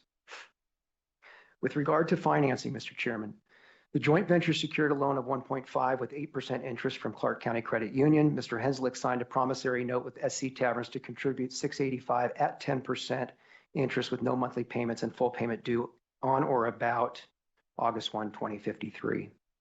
Mr. Baca also signed a promissory note with SC Taverns with identical terms for the amount of $60,000. Golden Gaming was kind enough, the slot route operator or J&J, whatever iteration, and is providing a six-figure signing bonus. This will provide about $100,000 in working capital and runway, in addition to the sale price to purchase the tavern, which is a tentatively scheduled wire transfer date as of January 2, 2025, of course, conditioned on all governmental approvals, yours being one. Now, Mr. Chairman, board membership, I'd like to turn to the deal and terms briefly. On July 10, 2023, the previous owners of the tavern, Mountainside Restaurant and Tavern LLC, entered into an asset purchase agreement with SC Taverns for a total purchase price of $1.7 million. Although the original agreement had a closing date of December 31, 2024, the parties agreed to amend the agreement to allow SC Taverns to extend the closing to January 31, 2025. In the event SC Taverns and its owners had not received all required approvals from gaming and governmental authorities. To extend the closing date, SC Taverns must give and has Mountainside written notice of their election to extend the closing, which is scheduled for the end of January 2025. Also on September 6, 2023, Mountainside and SC Taverns entered into an assignment and assumption agreement of Mountainside's interest under the sublease between Mountainside and Golden PT's Pub Mountainside 60 LLC, which was signed on November 10, 2014 originally. The previously mentioned asset purchase agreement required consent of the landlord, so this assignment and assumption agreement of the sublease was also signed by the landlord, SEPK Enterprises, Inc. I'd like to now turn to Mr. Justin Baca, Mr. Chairman, if it suits you. As you may already know, Mr. Baca's investigation has centered around a failure to disclose past cannabis usage on his second application to join the police academy of the Las Vegas Metropolitan Police Department about 8 years ago. Since the time Mr. Baca filed his restricted license application on August 25, 2023, Mr. Baca omitted this material fact when questioned by Gaming Control Board investigators, but provided a true and accurate statement of fact and circumstance in a written statement on October 10, 2024. Mr. Baca then met individually with Mr. Chair and board membership, obviously consistent and compatible with open meeting law, on November 22, 2024. Immediately thereafter, Mr. Baca wrote and sent an individualized letter to each member of the board to apologize for his misrepresentations and intentional omissions of fact to Gaming Control Board and its agents. Today, Mr. Baca is here to express his deep regret for this conduct, which is not aligned with the character of a restricted licensee in the state of Nevada or any jurisdiction for that matter. He knows this, and he has made every indication that he will not make this mistake again. He wants you to know you can trust to be a diligent tavern operator who will comply with any of your requests or any of the requests of your agency. At this time, Mr. Chair, I'd like to turn now to Mr. Baca, who has prepared a personal statement he would like to make to the board to discuss his suitability on the record. He hopes to highlight his commitment to family, his longstanding relationship with the community, his experience in all things hospitality, including privileged licensure and general business licensure, and most of all, he would like to apologize for and express his deep remorse for the misrepresentations, the intentional misrepresentations and omissions he made to local law enforcement, as well as the State Gaming Investigations Division. Thank you. Good afternoon, Mr. Baca. Before we get to you, let's bring up Mr. Henslick. And if you have a presentation on him, Mr. Moran, feel free. Otherwise, he can introduce himself. Yes, thank you, Mr. Chairman. And Mr. Henslick, obviously 50% owner. Mr. Donald Henslick is also present before you today. Mr. Chair, as I previously mentioned, Mr. Henslick is the father-in-law of Mr. Baca, sitting to my left, Mr. Henslick to my right. Mr. Henslick moved to Las Vegas in 1993. He worked as a subcontractor until he opened his own flooring business in 2000. Today, Mr. Henslick is semi-retired. He only works 2 days per week because his daughter runs his day-to-day operations of his flooring business, for which he's been very successful for multiple decades. Mr. Henslick has been in good standing with the Nevada State Contractors Board as a privileged licensee and qualified employee since he received his contractor's license in 1997. He is still the qualified individual of this business and currently holds a classification C3B license for finished carpentry, a C16 license for finishing floors, and a C20 license for tile work. Mr. Henslick has a proven track record of success with his privileged business currently and for the past several decades, plans to be actively involved in the co-management of the tavern. His business acumen will complement Mr. Baca's hospitality. He loves his son-in-law and has tavern experience to make this a successful enterprise that we can all nod our head to, I would hope. Great. Thank you. Good afternoon, Mr. Henslick. Wish that little button next to you, little red button. Appreciate Mr. Moran introducing you. Is there anything else you'd like to add about yourself or your background? I've been doing this for 48 years. I've been working for myself and had businesses in that time. I've got a statement. Can I read it or? Sure. Okay. It's kind of a little bit of a repeating of his, but it's, thank you for your time. I was born in Los Angeles, California in March of 1959. I graduated high school in 77.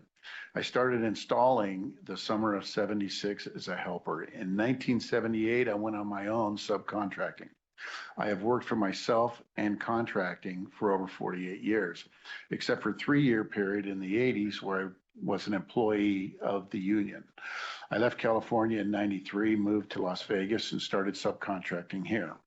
In February of 97, I got my contractor's license and started contracting my own jobs. In August of 2001, I became the vice president and qualifying employee of Budget Flooring, where I basically managed and run the business until September 15th when I purchased Budget Flooring. Budget Flooring averages over 600 contracts a year and is in good standings with the Nevada State Contractors License Board and has an A+ rating with the Better Business Bureau. Today, I still do estimates and work at the office 2 days a week. My daughter works the other 4 days, runs and manages Budget Flooring. My kids ask me every day, when am I going to retire? My answer is never. I enjoy working and staying busy, and I love the thrill of running a business. With that said, I have plenty of time to help run and manage the bar side by side with my son-in-law, Justin. When he came to me with this business opportunity, knowing that I would have to invest a large portion of my income, I didn't hesitate. This will help Justin be financially secure and support my daughter and my 3 grandsons. Justin has a lot of experience, 15 years in the industry. I know his last job, he managed and ran 4 of their bars. I believe with my business experience and Justin's bar experience, we will be an all-star team. Neither one of us wants to jeopardize this opportunity that you guys are going to give to us. With that, so we will watch each other's back, make sure that each one of us dot our I's, cross our T's, and make this a successful business. I appreciate your time. Sure. Thank you, Mr. Henslick, for that presentation and a little bit on your background. Have you ever been involved in a bar business or any gaming industry businesses? No, sir. Okay. But clearly you have a lot of business experience and background, so that makes me very comfortable in your ability to be involved in this. If this application were to go forward in front of the commission and you were to be approved, what would be your role on a day-to-day basis? Day-to-day is help out wherever I can. Hopefully get in there and start learning the business and start at the bottom, work my way up, because I think every business, you can't just jump right into the leader position. You got to learn it from the bottom up. So that's what I'll do. If it takes helping in the restaurant, cleaning tables, I've got no ego. I'll jump right into whatever it takes to do it. And I will take an investment in the business and really apply myself and learn it. Thank you. Dr. Watkins, do you have questions for Mr. Henslick? Good afternoon, Mr. Hensley. Thank you for being here. Appreciate your presentations and congratulations on your success being self-employed and not retired. Thank you. What made you want to become engaged in this opportunity? Well, when he brought it to my attention, I asked him, what are you investing in this? And he said, everything, my savings, my house.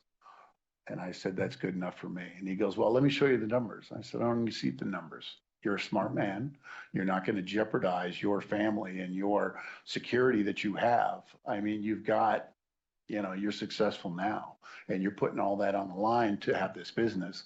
And so I'll back you. And he goes, no, let me show you the numbers. I said, I don't see them. I don't need to see them. And I don't think I've ever looked at them. He tells me how good it's doing, but I've never sat down and looked at the numbers. I trust him 100%. And I trust him enough where, like I said, a large portion of my income is going to go towards this venture. Well, I think, part of a business, it's great that you trust him, but part of a business partnership is to make sure you all are, each other's checks and balances and supporting each other and stuff. So how are you going to accomplish that, with 100% trust and no review? Be part of the business day-to-day stuff. I mean, like I said, I only work 2 days a week at the other office. My daughter runs that. So basically, I don't even have to be there. So I want to be a big part of it, being there and being part of the business. I took a class on the gaming and it's a required class. I took that class, which I learned a lot from that class, and I will just keep on learning from this point out. And I will be a part of the day-to-day situations, the decisions on all that stuff. And yeah. How long has your daughter been running the flooring business? She's been there for 6 years. Okay. And you feel confident that she'll want to do that moving forward? She does it 100% now. And she has been doing it for probably the last three or 4 years. I thought you were there 2 days a week. Did I misunderstand that? I'm there 2 days a week, only because she's off 2 days, so I just go on in there. And it's just you there when you're there 2 days a week? Pretty much I watch TV and when customers come in, I help the customers and do all that stuff because pretty much everything else is done. Okay. All right. Thank you. Yep. Judge. Thank you, Chairman Hendricks. Thanks for being here, Mr. Henslick. I don't have a lot of questions. I was just kind of curious. You only have the one daughter? Oh, no, I've got 4 kids and I've raised 4 kids. So I've raised 8 kids. Wow. And then you have 3 grandchildren now, right? I got 11. But with 3 with Justin. Justin Baca, right? Yes. How old are they? The grandkids? Yeah. 7, 5, and 3. 2. 7, 5, and 2. Well, I want to congratulate you on that. There's nothing better. Well, thank you. Than having grandkids. I can speak from experience. Oh, they're a joy. Do you think you'll have enough time or much time to spend with them if you get involved in the bar business here? I'm sure I will. You allocate your time, and if you're smart with your time, and like I get up every morning and I go to work or I'm doing something. So instead of just doing stuff around the house, I'll start doing stuff at the bar. It's one more adventure that I'm going to get into. I don't get into anything lightly. I don't give, like part of this venture is I'm not saying you run it. I'll be on the side. And he would like that, but I'm not that type of person. I've got to have my hands in there. I've got to be part of the decision making. That's just me. And that's always been me. And that's why I've kind of always worked on my own and always been my own boss because I take charge. And so I'll be a big part of it.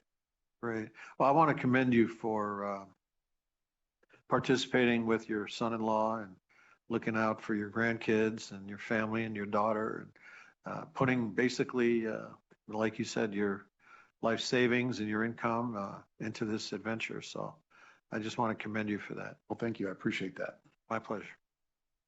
And you said that you attended the restricted licensee compliance seminar. I believe that was back in September, correct? I did. Yeah, and you probably understood from that that this is a highly regulated industry, correct? 100%. There's a lot of rules, a lot of regulations, a lot of compliance. Absolutely. Yeah, good.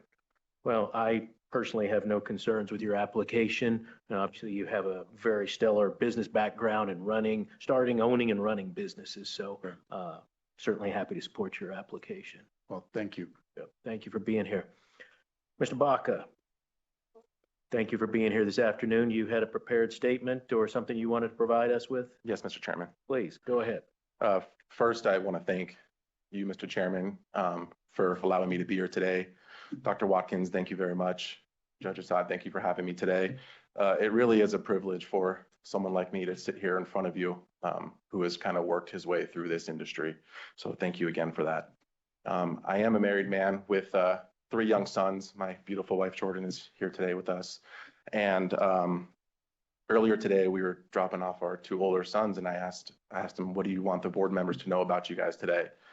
And my 7-year-old wants you guys to know he's good in school and he's good at reading, which is true. And my 5-year-old wants you to know he loves marshmallows. So you guys know that about him. And my 2-year-old said something, I couldn't quite figure it out, but that's our life. My wife and I, we live for our children. We are very involved in sports and activities. Dr. Watkins, you can relate, I'm sure, with that.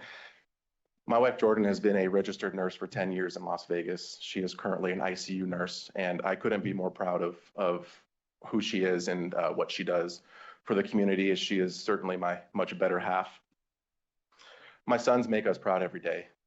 It's an adventure. We have 3 very high energy boys who love sports, who love outdoors, and I'm very, very proud of my sons. I was born and raised here in Las Vegas. I've never lived anywhere else. I don't plan on living anywhere else. This is my home, our home, forever. And I hope that my sons can continue that on as they get older. I've been in the service industry now for about 15 years, and I have held every position, front of house side, from busser and food runner up to a regional manager within a gaming bar company. I treat everyone with dignity and respect, no matter who you are, no matter where you come from. It's just something a standard that I hold myself to. And I never ask anyone to do things that I'm not willing to do myself. One of our favorite activities to do every week as a family is my wife and I, we attend our 9 a.m. church service on Sundays. Our kids go to their individual classes, and we really try our best to live by our faith. And I'm sitting here to tell you guys, I don't always get it right. I made a very big mistake by putting my dream of being a gaming license holder ahead of some of the values that we cherish within our family, and something that my wife values about me is my honesty. About 8 years ago, I applied to be a police officer for the 2nd time with Las Vegas Metro Police Department, and rightfully so, I was disqualified. I was disqualified for omitting information on that 2nd application, and again, rightfully so, they disqualified me, and that omission continued on the gaming application. When I applied for the gaming license, it was left off of the application, the reason for my 2nd disqualification. I have no excuse for this. There is no excuse for this. I accept full responsibility and full accountability for everything. I have learned a very tough lesson from this, and I understand that I have caused a lot of headaches within your guys' staff. I understand that more time and more effort was put into my application than needed to be. And for that, I do apologize to your agents who are sitting in here today. Most of all, this mistake that I made has caused a lot of pain in our household, something that my wife and my kids just didn't deserve to have to go through. I understand that this is a privileged license. I will do everything in my power to prove to you that I deserve this license, and not just to prove it to you today, but to continue to prove it to the board. I'm willing and able to follow any conditions that you guys, as a board, deem necessary for me, and will do so without causing any extra work for anyone, any extra time that I need to commit, any extra resources that I need to commit. I am willing to do anything that it takes.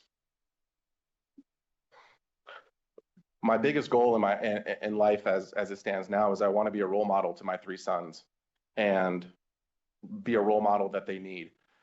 And I didn't do that in this instance. This is something that will follow me forever. And this is something that I know I will have to sit down with my 3 sons one day and explain to them. And I hope this can be a learning lesson, not just for myself, but for my 3 sons, and something that my wife and I can show them that, you know, we all do make mistakes, and I'm just hoping that we can move forward from it and I can be a better influence for them. I also would like to prove myself to the people who believe in me in this industry. I've been very lucky to have some of the best mentors in this business, and I want to show them that their belief in me is warranted. If I will do anything that I can to prove to the board that I'm an applicant that you guys can be proud to support. I sit here and I want to offer my sincerest apologies to the board, to Dr. Watkins, Chairman Hendrick, Judge Assad. I would like to apologize to the 3 of you right now, as well as the agents who did the background investigation. I would like to apologize to Las Vegas Metro Police Department. Although this did happen quite some time ago, I still made that mistake and I still misrepresented items to them. I would also like to apologize to my father-in-law, Don, who is sitting here today, my partner in this business. This has become a much more difficult process than needed to be. And Don, being my father-in-law, has been by my side this entire time. He has been nothing but supportive of me, and anything that we've needed to do, he's been right there with me. And most of all, apologize to my family, my wife who is sitting here, my 3 sons who don't quite understand just yet, but they will one day. I understand that I can't go back and change the mistakes that I made. I can only pledge to you today that those mistakes will never happen again. I put my family at risk, plain and simple. My 3 sons who I absolutely adore, my wife who I absolutely cherish, I put their future at risk. And that's something that I'm going to live with. That is something that does not sit well with me. And I will never again give any reasons to be doubted. I understand that there are doubts with me right now, and anything that I can do to relieve those doubts, I am willing and able. I want to again thank you for the opportunity to sit here for, again, someone like me who has worked very hard in the industry. To sit in front of the Gaming Control Board is an honor. I would like to thank JT Moran, my attorney, and Jeff Donato, my advisor. Although they are expensive friends, they are nonetheless friends for as long as I'm in this business. Thank you, guys. Thank you for that, Mr. Baca. We're going to have, I'm sure, quite a few questions for you, but unfortunately, we're going to have to take a 10-minute recess right now for matters unrelated to you. So we'll be in recess until 2:30. Is that good, Madam Secretary? 10 minutes? All right. Thank you.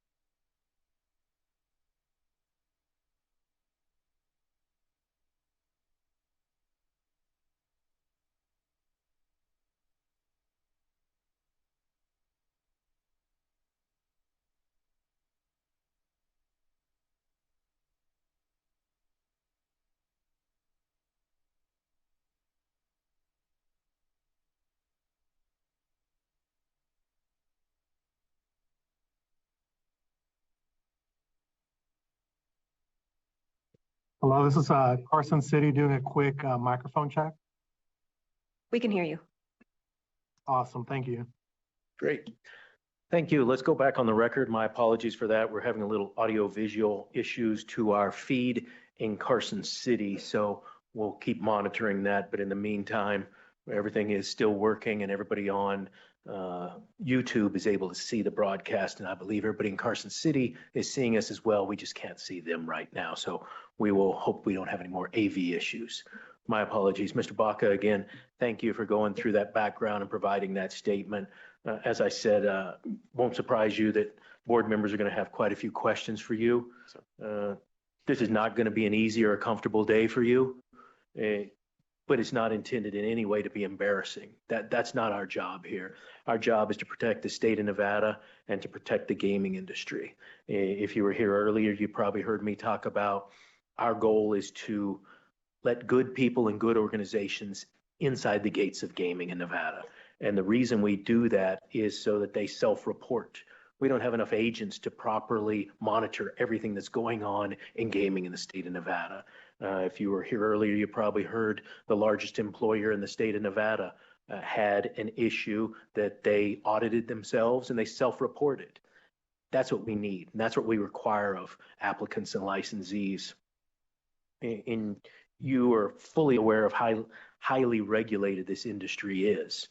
You've seen that yourself through the application process. One of the most important aspects of the Nevada gaming industry and application and licensing process is truthfulness. And in your situation, truthfulness in your business dealings is important. Truthfulness in your dealings with the Metropolitan Police Department, the Nevada Gaming Control Board, it's absolutely imperative.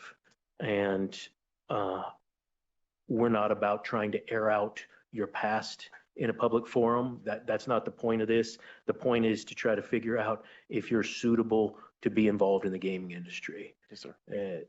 As I said, the entire structure is designed upon candor, honesty, forthrightness, self-reporting.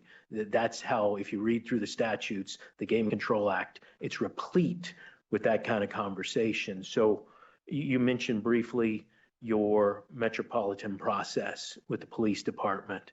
You don't need to go into detail, but tell me about your thought process. You applied twice. Yes, sir. And the first time something happened and you came back and you reapplied. Yes, sir.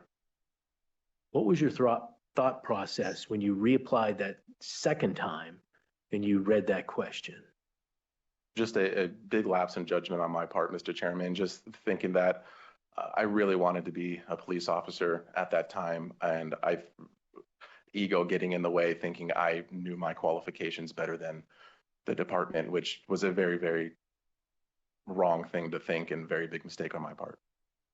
And then when you filled out the Gaming Control Board application and you provided a very small section about what happened with Metro, and you provided some of it, but as you acknowledged, and I appreciate you acknowledging it, our agents had to go out and dig deeper to find out the whole truth and nothing but the truth.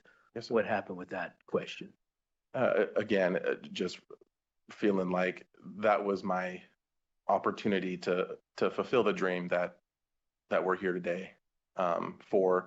And again, just very big lapse of judgment on my part, thinking that this was going to keep me from ultimately our dream as a family, and just really missing the mark on this and really making a mistake that, again, eats at me, and a really, really bad feeling, embarrassing to be here, sitting here for everyone to watch, my wife included here, and it's just a very embarrassing feeling. Absolutely. And again, that's not what we're trying to do. It's a function of us, as you said, you acknowledge that this is a privileged license industry. Yes, sir. We have to be sure that we let in those inside the gates who will protect the industry, protect the state of Nevada. I don't think you're a bad person. I think there's been a couple instances that we're aware of when the going got tough, you took an easy way out. Sir. And as you acknowledged, our agents don't have enough time to chase down people who are not telling us the truth. This process only works if they're self-reporting and they say, I made this mistake. And we've seen this before, and we're not trying to license saints here. That's not what we do. But we do expect people to say, I made a mistake, here's what it was. And they lay out everything for us. Your situation concerns me because it was the exact opposite. You not only didn't tell the Metropolitan Police Department what was going on, you then didn't tell our agents what was going on. So you would have put this agency, the Gaming Commission, in a very bad spot if our agents hadn't have done their thorough job that they do so well. We'd have let you inside the gates and there'd have been a, for lack of a better word, a deception that would have let you in. So that's what concerns me. It concerns me about those two instances, but it also concerns me about what happens with Mr. Baca when something really bad happens.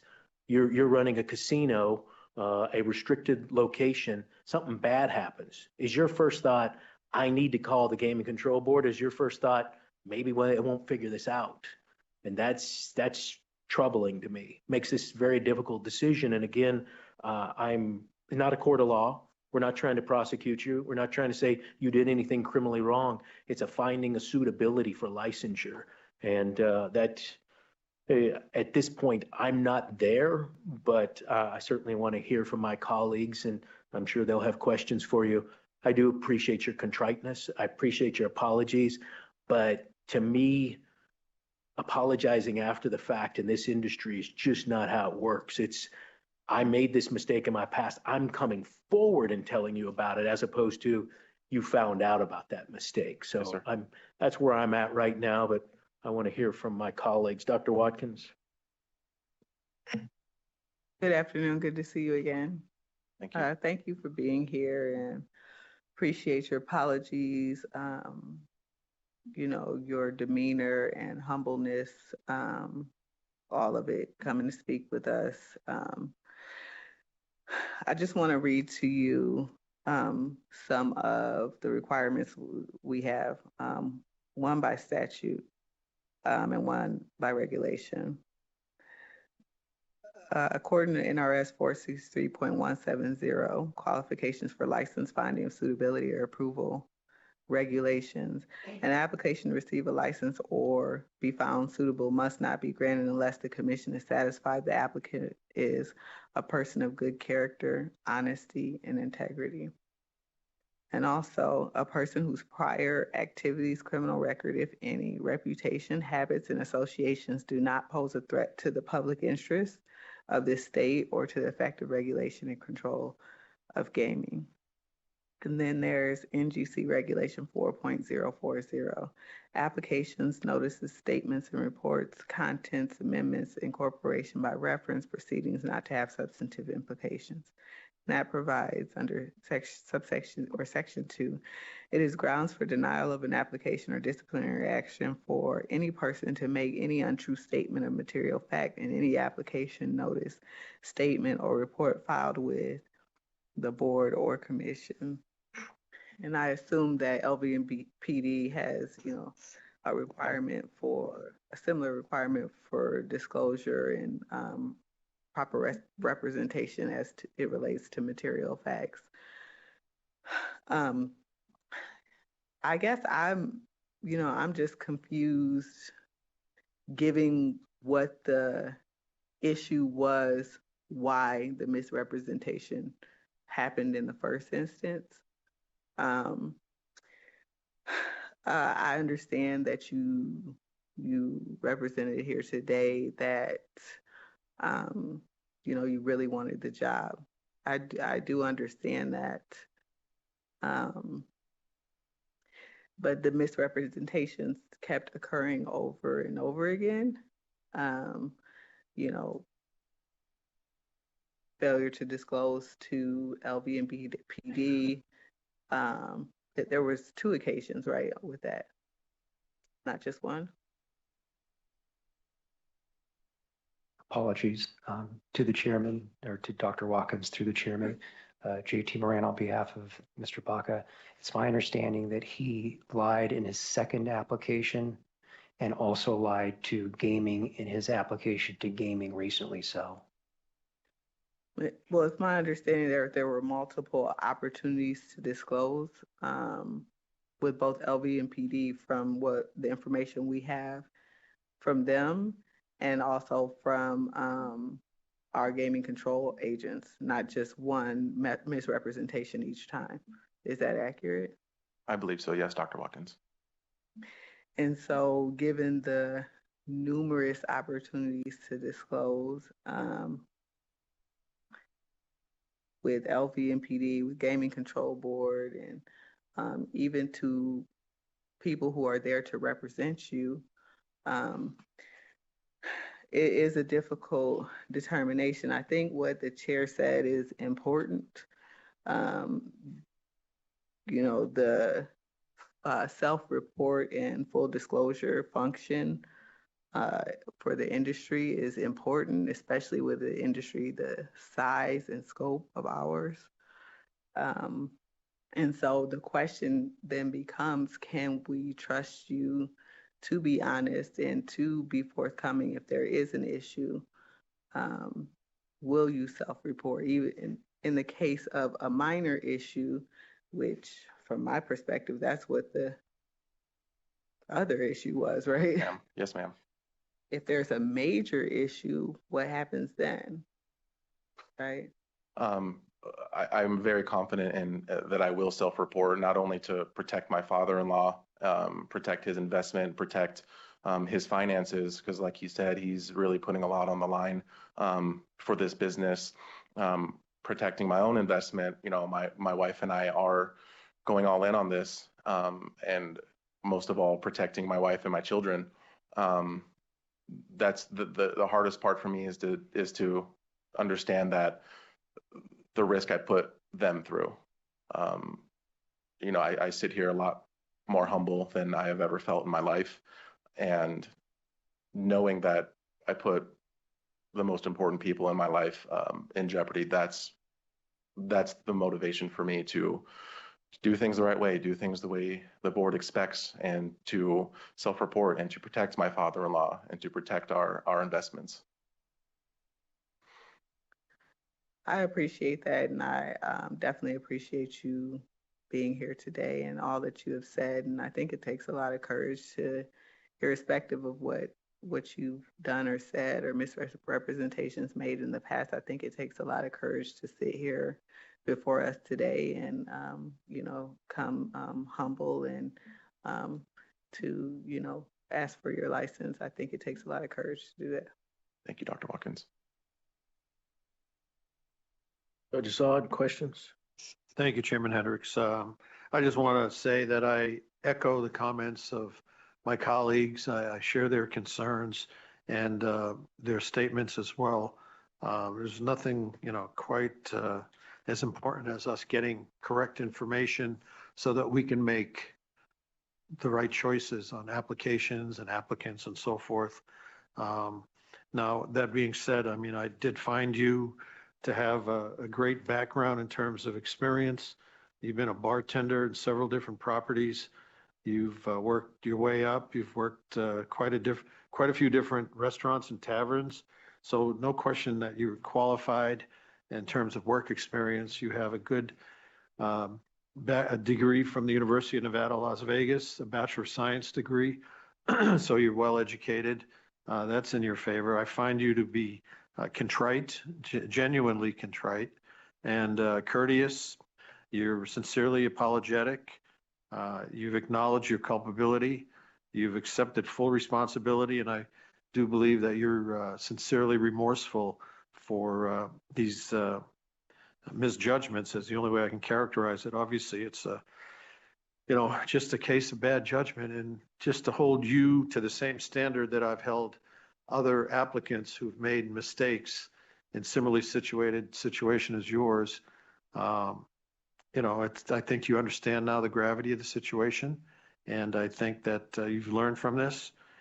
This was your first and only area of concern for us, and I believe in second chances. So, you know, my take is that I want your 3 kids to have a good Christmas, and I'm willing to give you a second chance. Thank you, Judge. I really appreciate it. As the judge said, your background in the industry, commendable, no concern at all there. Do appreciate all the letters of recommendation that you have presented to us. Shows that there's a lot of people rooting for you today. The support of your family is outstanding and extremely important because not only is your father-in-law and your wife and your kids depending upon you, your entire family structure is depending upon you, right? Yes, sir. Normally in these situations, what we'd be talking about is a potential limitation. That one's difficult for me because usually the reason why we do a limitation is to give you time to prove something to us. Can you run a business? Can you pay things on time? Do you follow all the rules and regulation?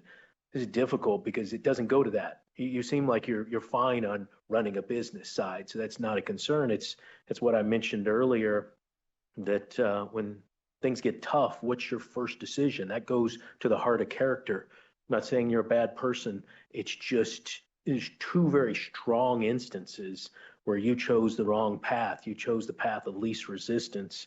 We would then be talking about conditions. Conditions, again, wouldn't make sense because those usually go to, should we be drug testing somebody? Should we be mandating that there is certain reporting? There's things to put on this, and that just, again, doesn't fit for you because I think you could run this operation, this restricted location. So then to me, the next thing we look at, and it hasn't been discussed yet, but is this a situation where you need to be licensed, or is this a situation where maybe this is a slot route operator and you are in a space lease situation? That is not before us today. I don't believe with the Attorney General's input that we could even consider that because there is no slot route operator on the agenda, correct? That's correct, Chair. Yeah, so that opportunity wouldn't be available. Your counsel mentioned for the record that things were supposed to happen by the end of December. You got that bump till January. It's almost impossible to get an agenda item on for next month's agenda. So I don't think that's a possibility. But for you being involved in the restaurant business in Clark County, Nevada, I have no problem with that. For you being involved in the restaurant business in Clark County, Nevada with gaming and all the rules and regulations that go along with that, I am still not comfortable. As the judge said, we have a lot of people who come before us and we have a responsibility to be consistent. The things that you've done go to the heart of the gaming process. If you were applying for a gaming registration at this point and you said, I didn't tell the truth on a Metropolitan Police Department application, I didn't tell the truth on an application to the Game Control Board, that almost causes you to be in a situation where you may not be able to work as an employee in a casino. That's where we got to balance this. Why would we tell a potential employee that that's a problem where we would say it's okay to own a bar and hires employees? They have the same responsibility, right? They have to have the same level of responsibility to the state of Nevada and the Gaming Control Board and the Gaming Commission. So right now I'm at a crossroads. You as a person, you as a family man, absolutely happy to support you, want to support you. Your background, I don't know if I'd be doing the state justice. I don't know if I'd be doing our agents justice if they went and did their job and they had to go beyond their job. Without getting too much into detail about the economics of how a restricted application works, your restricted application was $1,050 to the state of Nevada. The amount of hours that have been put into your matter have way exceeded that. If you were a non-restricted applicant, you'd probably be spending $50,000, $60,000, $70,000 in your investigation because you caused it to make a left turn. And that caused our agents to spend a lot of money. In your situation, it's not about the money that it costs the state. It's the function that you caused the state to not be able to trust you, right? Our agents had to go find this out. Would I be in a proper leadership role if I said to them, you did your job, you found out that this applicant didn't tell the truth, but that's okay. And I'm just personally not there. Again, nothing about you as a person, as your ability to run this bar, but as far as running the bar with gaming, I'm not there yet. And understand the judge has said where he's at. Dr. Watkins, do you want to add anything before we talk about potential votes or ramifications? I guess I would ask if there's a way to restructure the application. Would you be willing to entertain some sort of restructuring? Yes, through the chair, obviously, to Dr. Watkins, we did discuss a possible restructure. The only issue is that we're not hearing from the seller that they would be amenable to allowing us to go outside of January. And I know that your board staff is already wrapping up their January agendas. So just as a matter of course, I don't think that that's a possibility. I do think in sitting back and listening to the chair and the judge and also your comments earlier, Dr. Watkins, I usually follow you all. I usually see eye to eye. I can kind of forecast and anticipate some of the questions and answers that are going to be procured or produced. For me, I think one thing because I'm at that crossroad too, in terms of, are we far enough to allow something that maybe he could move forward? Is there a course forward that would be reasonable? And I think that if he was applying by himself and he was the 100% owner of this particular bar, and he didn't have the redundancy that he has with a tried and true business person like his father, who understands privileged licensure with his contractor's license as a qualified employee, understands the financial suitability of that type of a licensure, understands the personal suitability attached to that type of licensure. I would say, yeah, we might have to configure this application, maybe refer it back to staff, change ownership, have somebody else come in that maybe has the suitability to go forward with the participation agreement and share in revenues, participate in gaming revenues. But I do think that that's that one piece of the puzzle that I think shows redundancy in good decision-making on a go-forward basis. And even if there was some structuring of perhaps a 2 or 3 year limited license, I agree with the chair with what he said. When you do give limitations on licenses, they're very specific to certain things. But I think that 2 or 3 years down the road would give you an opportunity to see how Justin handles his business affairs as a leader, a co-manager, co-leader of this particular business. Is he doing the things that he's supposed to do? Is he self-reporting? Is he involved? Is he handling all of his returns correctly? Is he taking care of the business and professional responsibilities as you would expect a good seasoned business person? But again, I think that the limitation would also say, okay, well, these lapses in judgment, these intentional misrepresentations and omissions, these lies, in 2 years, 3 years down the road, if he hasn't made any, then at least he's moving in the right position. He's moving in the right direction. So I think, like I said, to go full circle, I feel that if we didn't have Dawn, and Dawn was just somebody who was just going to be a ceremonial piece for this deal, or perhaps just a financial infusion of money, I think that we would all be going a different direction. Perhaps I'd be asking to refer it back for a soft landing, and perhaps he's going to miss the opportunity. But I think that there's a way to put enough hold on him with his father-in-law, who he clearly respects. I think there's an opportunity to give him a chance where we can all be successful. I understand that, and I do, Mr. Hensley, seems like he has an amazing business background, and he puts a lot of trust in you.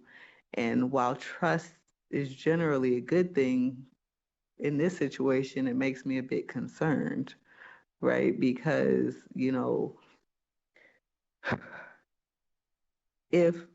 what I have to go on is the numerous and multiple misrepresentations, given the opportunity over and over again to disclose. This wasn't just one occasion with our board. This wasn't just one occasion with LVMPD. It's repeated over and over. And there are still some items outstanding that I'm not sure that we're getting full disclosure about as well, right? So that certainly makes me concerned. So council, I'm just wondering if you have any other proposals. Well, of course, through the chair to Dr. Watkins, I really feel that you have a real solid, significant hold when considering all the circumstances with regards to whether or not he can operate on a limited basis, like a 3-year limited. If that's not the direction that you all wish to go, we're not going to push you to a vote on this item because of the collateral consequence to a denial. So what we would ask, if there was not some sort of unanimous consent by the board, to move forward with perhaps a 2 or 3 year or even a 1-year limited license to see how things move, because we are at the end of our extension period with the seller. What I would propose is a referral back to staff. I really hope that you could consider all of the circumstances, because even though there were multiple opportunities to correct the situation with Metro, and there were also multiple opportunities to correct the situation with your board staff and the agency investigations division, he did at the end of the day. It may have been a lot too much, too late, or not enough at the end of the day, but he did do that, and he planted a good seed, and he's taking one good step in front of the next. He's all in on this, Dr. Watkins, Mr. Chair, Judge. He's all in. His father trusts him, and I think that his father's business acumen will help him be successful at this location. But to go to the slot route versus the participation, that won't satisfy the business model. He'll be operating in the red. It'll be a formula for disaster for everyone. I'm glad you addressed that. That was my next question, is even if we were to go to a slot route operator with I'm not interested in participation. To me, that's the same question. It would be a space lease situation. Have you considered the financial implications of a space lease and whether or not that would make the company viable? Yes, I have, Mr. Chairman, and like JT said, it would be something that we would continue to just hemorrhage money at that point as a business. Because that would have to be something that you'd have to restructure the business. You'd have to get a contract in place, and if it doesn't work, then that doesn't help. Bleeding slowly doesn't do you any favors. Sir. Okay, so Chief Hoffman, I'm going to turn to you. I mentioned potential limitation, potential conditions, possible space lease. You've got a long history of looking at this. Not asking you for a vote or your opinion, but is there anything else that you might suggest? The space lease made sense to me, but that doesn't seem like it's on the table. Yeah, the only other thing would be a limitation. Limitation, yeah, of course. Yeah. 2-year limitation. Mr. Moran did a good job of arguing and advocating on your behalf for that. So I guess, Dr. Watkins, that's where we're at is, are you interested in a limitation of a couple of years? And I don't know what the limitation does. It makes you come back before the board and commission 2 years later and explain that you haven't gotten in trouble. It's kind of what in the criminal courts they refer to as a stay out of trouble time period. Yes, sir. I guess I'm on the fence about that as well, because,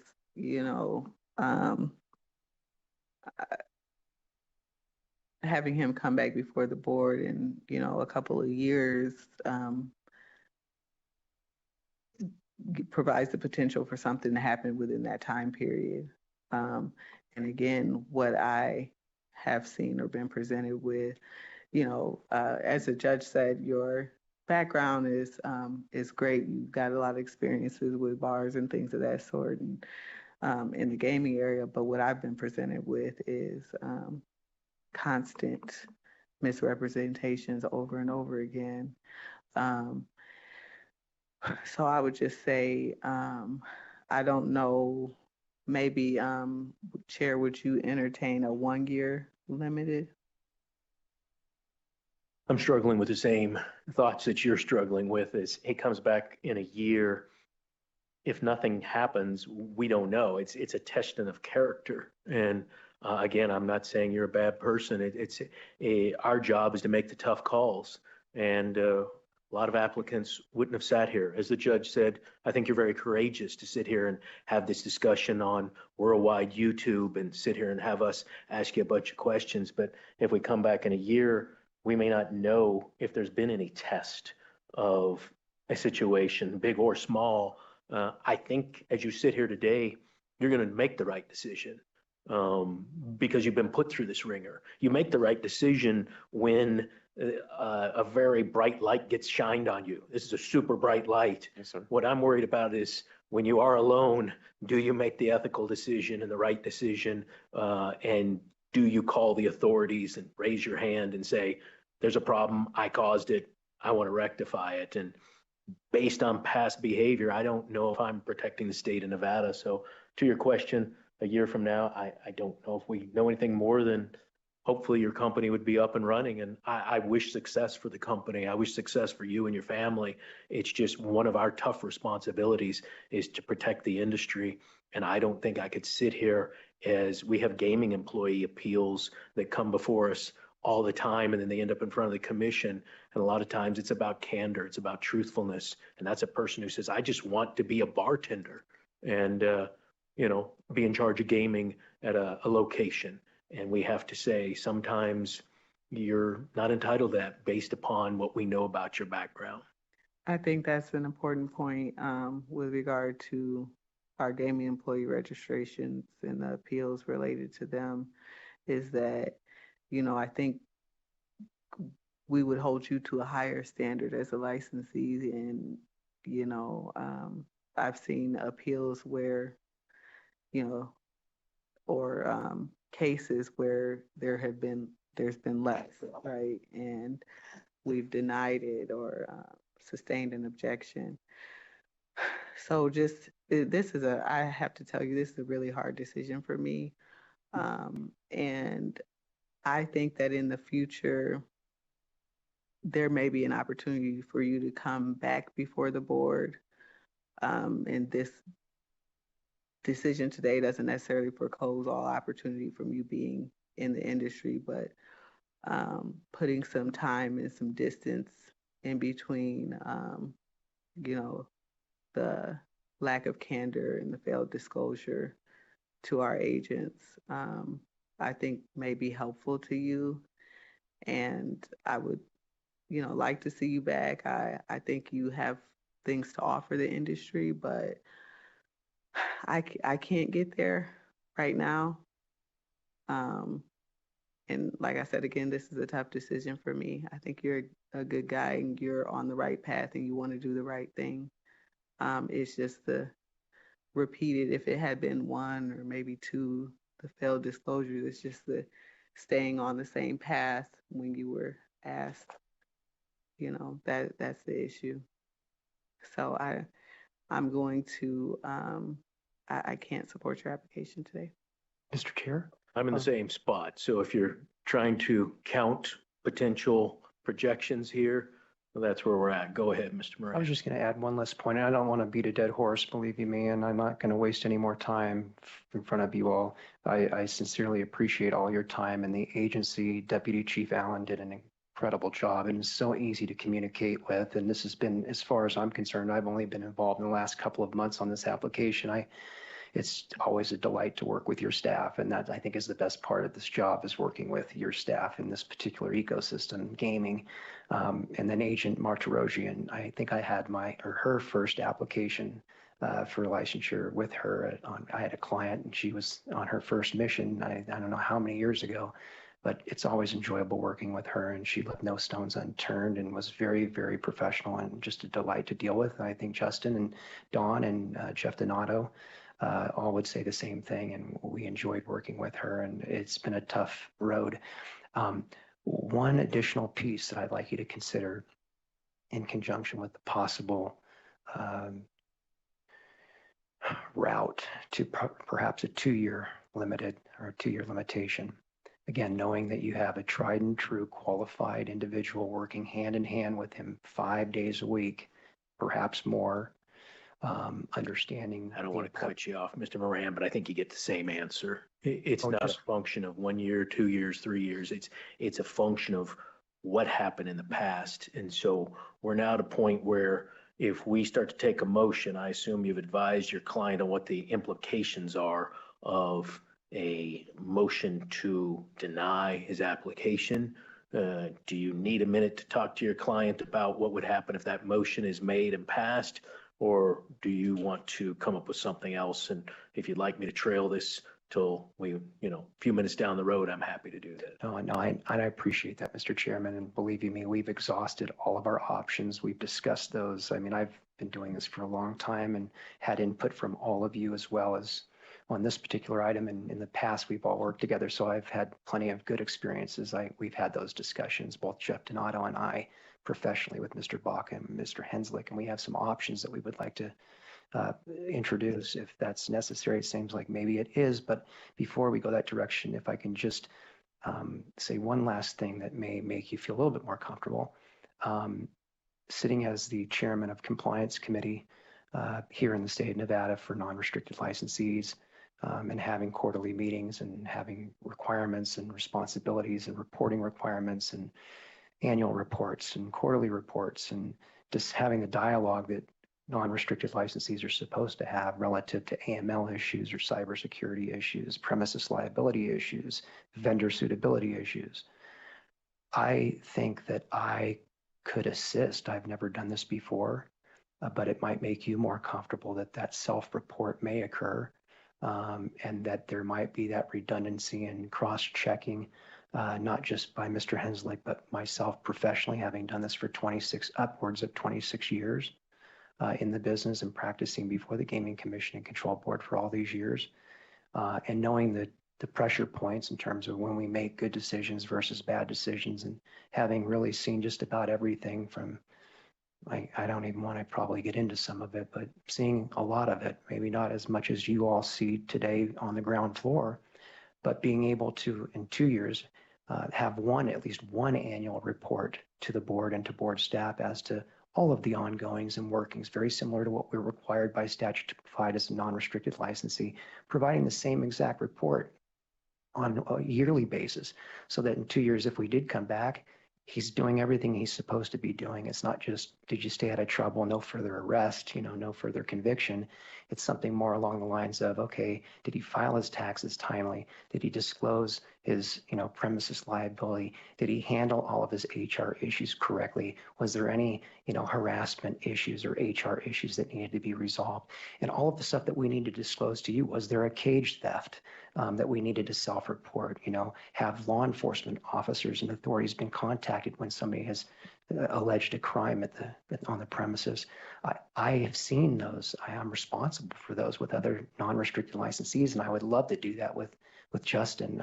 I think that might be another level of security for the board. But if not, Mr. Chairman, I just thought I'd throw it I out think there. we get to the same result. It's a 2-year limitation, and there's a report that would be done by our investigators in the process. They would go through everything you just said. So I considered that. Could there be a condition that there's monthly reports? Is there activity reports and all? That just puts a burden on the Game Control Board. We don't have a structure for evaluating restricted licensee reporting.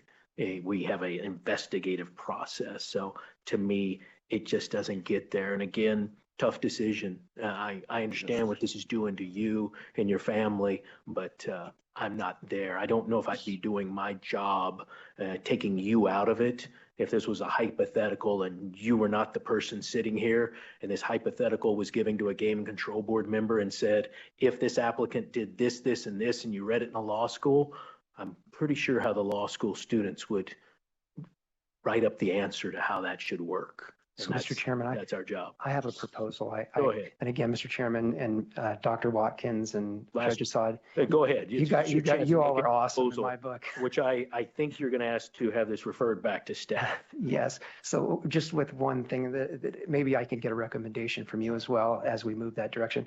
So yes, we would ask to hold item number 1 on the restricted agenda back to staff.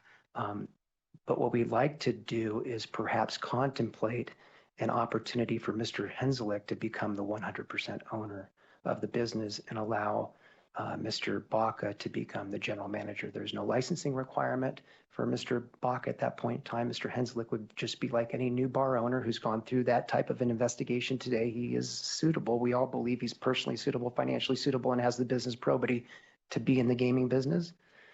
The contractors board has certainly found that. That's not before us today, and as you heard, Dr. Watkins had some very good questions about what's Mr. Henslick going to do in terms of the business, and then you get into questions of, is there necessary requirement for a key employee application if somebody's a general manager? So that's not before us today. That's not on our agenda, but could you do that? You absolutely could. You should talk to applicant services. You should talk to the investigators about that. And of course, we would consider anything that's within the Gaming Control Act.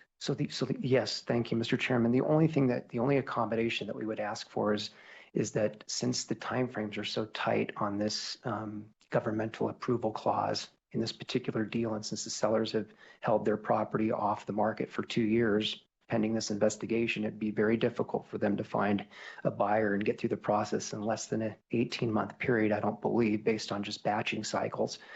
Would there be an opportunity, and since the times are tight, would there be an opportunity if it's the same individual, it'd probably be just a roll forward for net worth and maybe just a short cursory background on Mr. Henslick from the time the investigation with the investigations division stopped? Do you think we could maybe look at like a March or April agenda? Would that be something that you could contemplate as a recommendation to your board?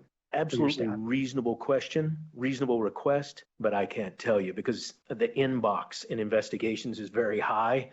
And by moving this from the December agenda out, it doesn't always land at the top of the inbox because everybody else has been waiting too. So reasonable request. I would tell you that investigations would look at it, but unless, Chief, there's something you want to add, I don't know if I could commit us to anything. The only thing we could commit to is doing it as quickly as we can.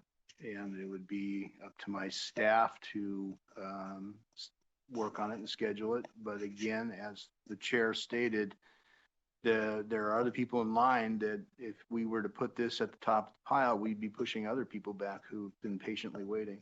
So. Oh yeah, I want to be on the last on the list. I don't want to cut the line. Believe you me, don't let that appearance be out there. I'm happy to wait patiently, but if there's a way to kind of move it through the process expeditiously. Understood. And as the chief said, we'll do whatever we can from a expediting process. There's a lot of people in that stack looking for expedition right now. So I would tell you that that's a conversation with you, your clients. What do they decide to do? What can they do in terms of the seller situation and all? But that's not on our agenda today.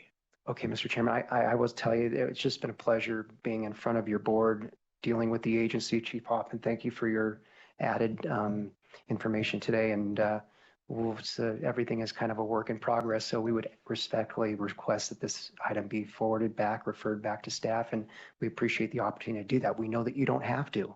And so we appreciate that opportunity, Mr. Chairman, board membership. I don't think there'd be any objection from board members. So I will go ahead and refer restricted item number 1 back to staff, and then your clients and yourself can be in touch with investigations about if there's another way that the business can be restructured.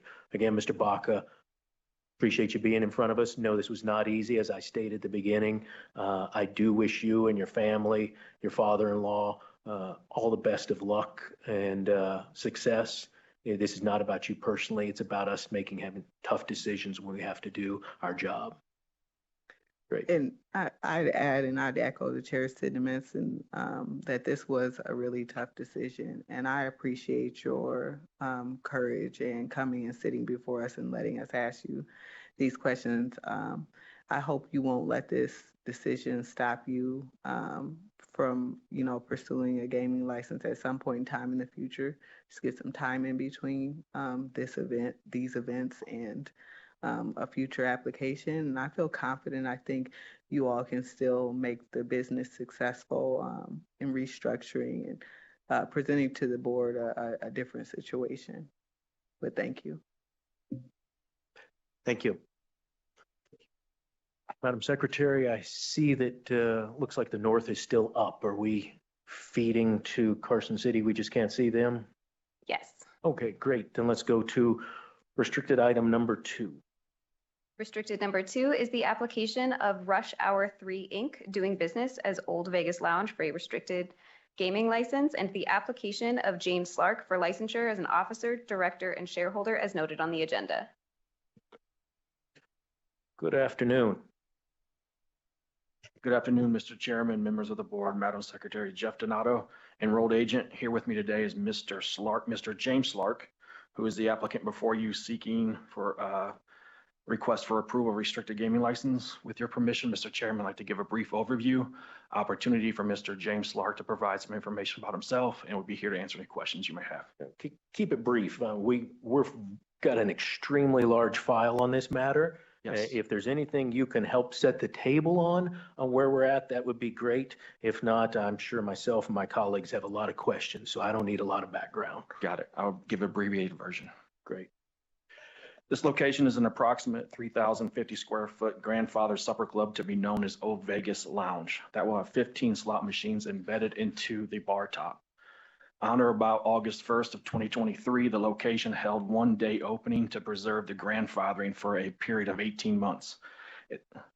It's my understanding that the location needs to be relicensed by the date of NGC meeting in January of 2025.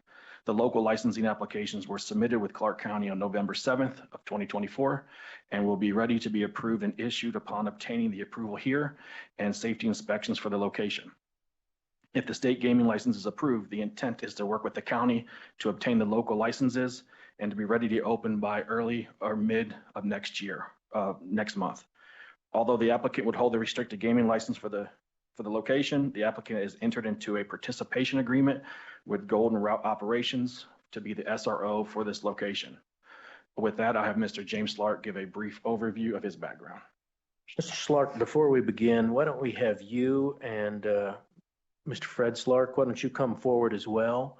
And let's go ahead and have Madam Secretary swear both of you in. Yes, Mr. Chairman. Madam Secretary, you can do one at a time or both, however's easiest for you. We can just do both. So raise your right hand. Do you solemnly swear or affirm that the testimony you are about to give before this board will be the truth, the whole truth, and nothing but the truth? I do. Great. Thank you. Go ahead, Mr. James Slark. Thank you, Chairman, Dr. Watkins, Judge Assad. Thank you for the time and opportunity to be here today.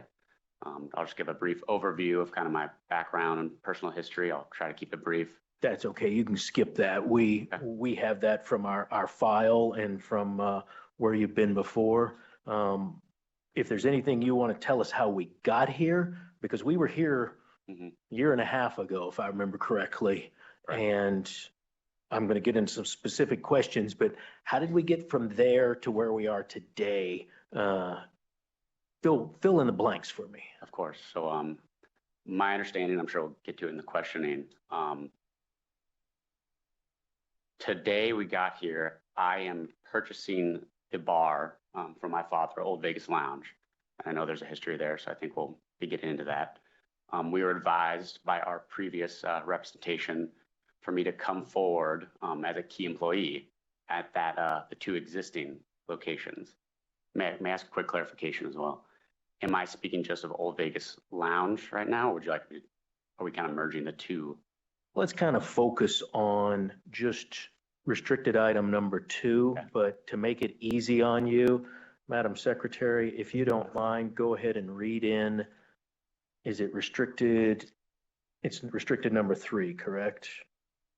Yes. Yeah, go ahead and read that in as well. Restricted number 3 are the applications of James Slark for licensure as a key employee as noted on the agenda.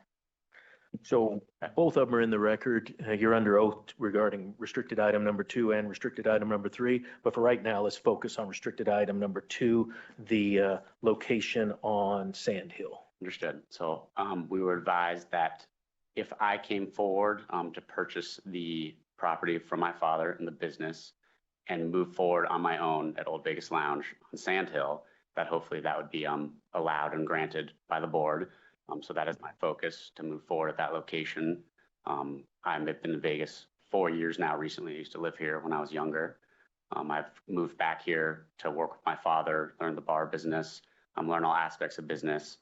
So I'm looking forward, hopefully, to going at that myself now and having my own location and opening that location with the board's blessing and come to a resolution. So that's hopefully the brief summary, if that makes sense.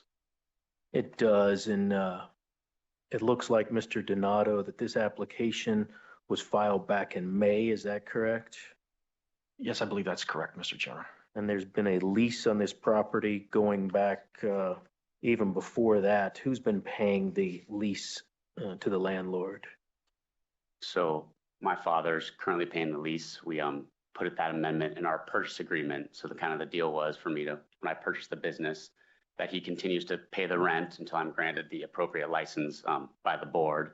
And if and when I'm granted those licenses, and I assume the full responsibility of that lease and open the property, generate revenue. And then once I take over the lease responsibility and continue to pay the rent. And the landlord is RPJR LLC and Ram Cove LLC. Correct.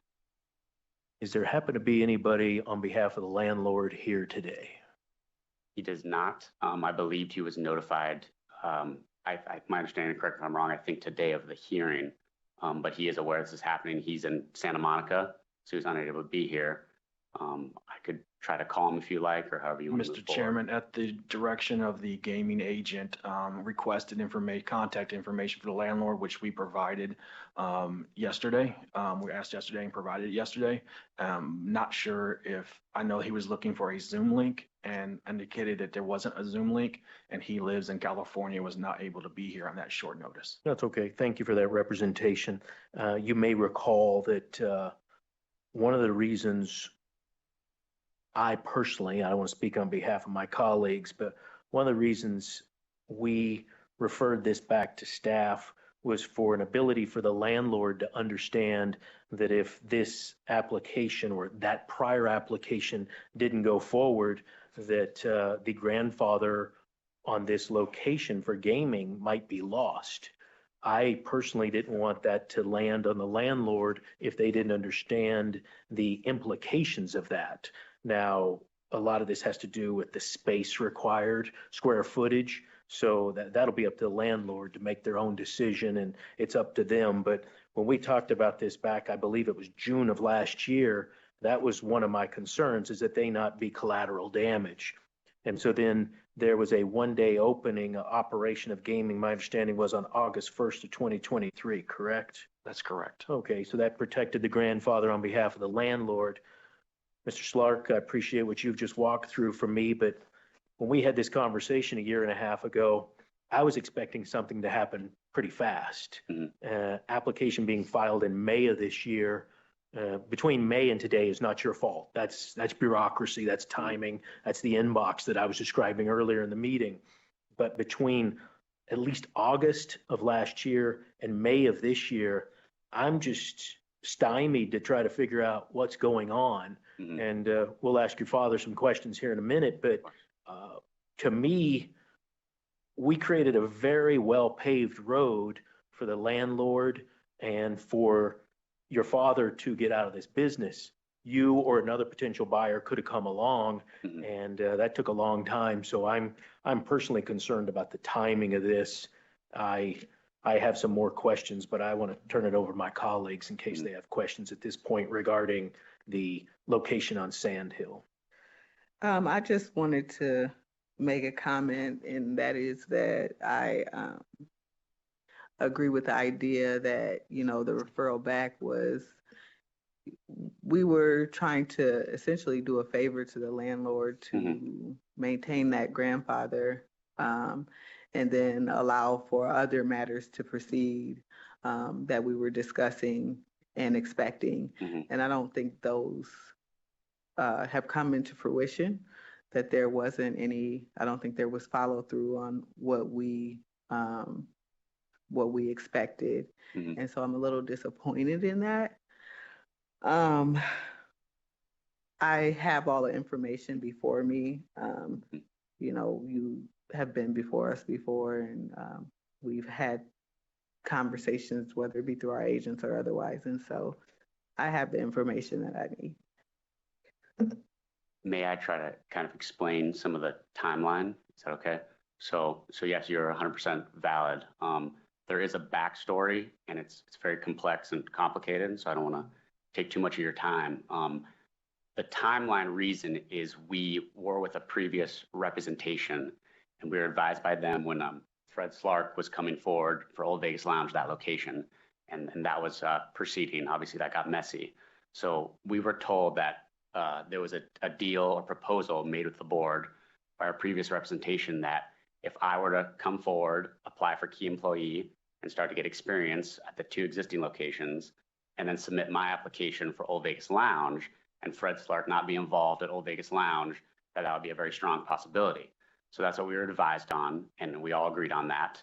We agreed with our representation, which was not Jeff Donato at the time. He's new to the picture of this. He's just handling my application for Old Vegas Lounge, to clarify that.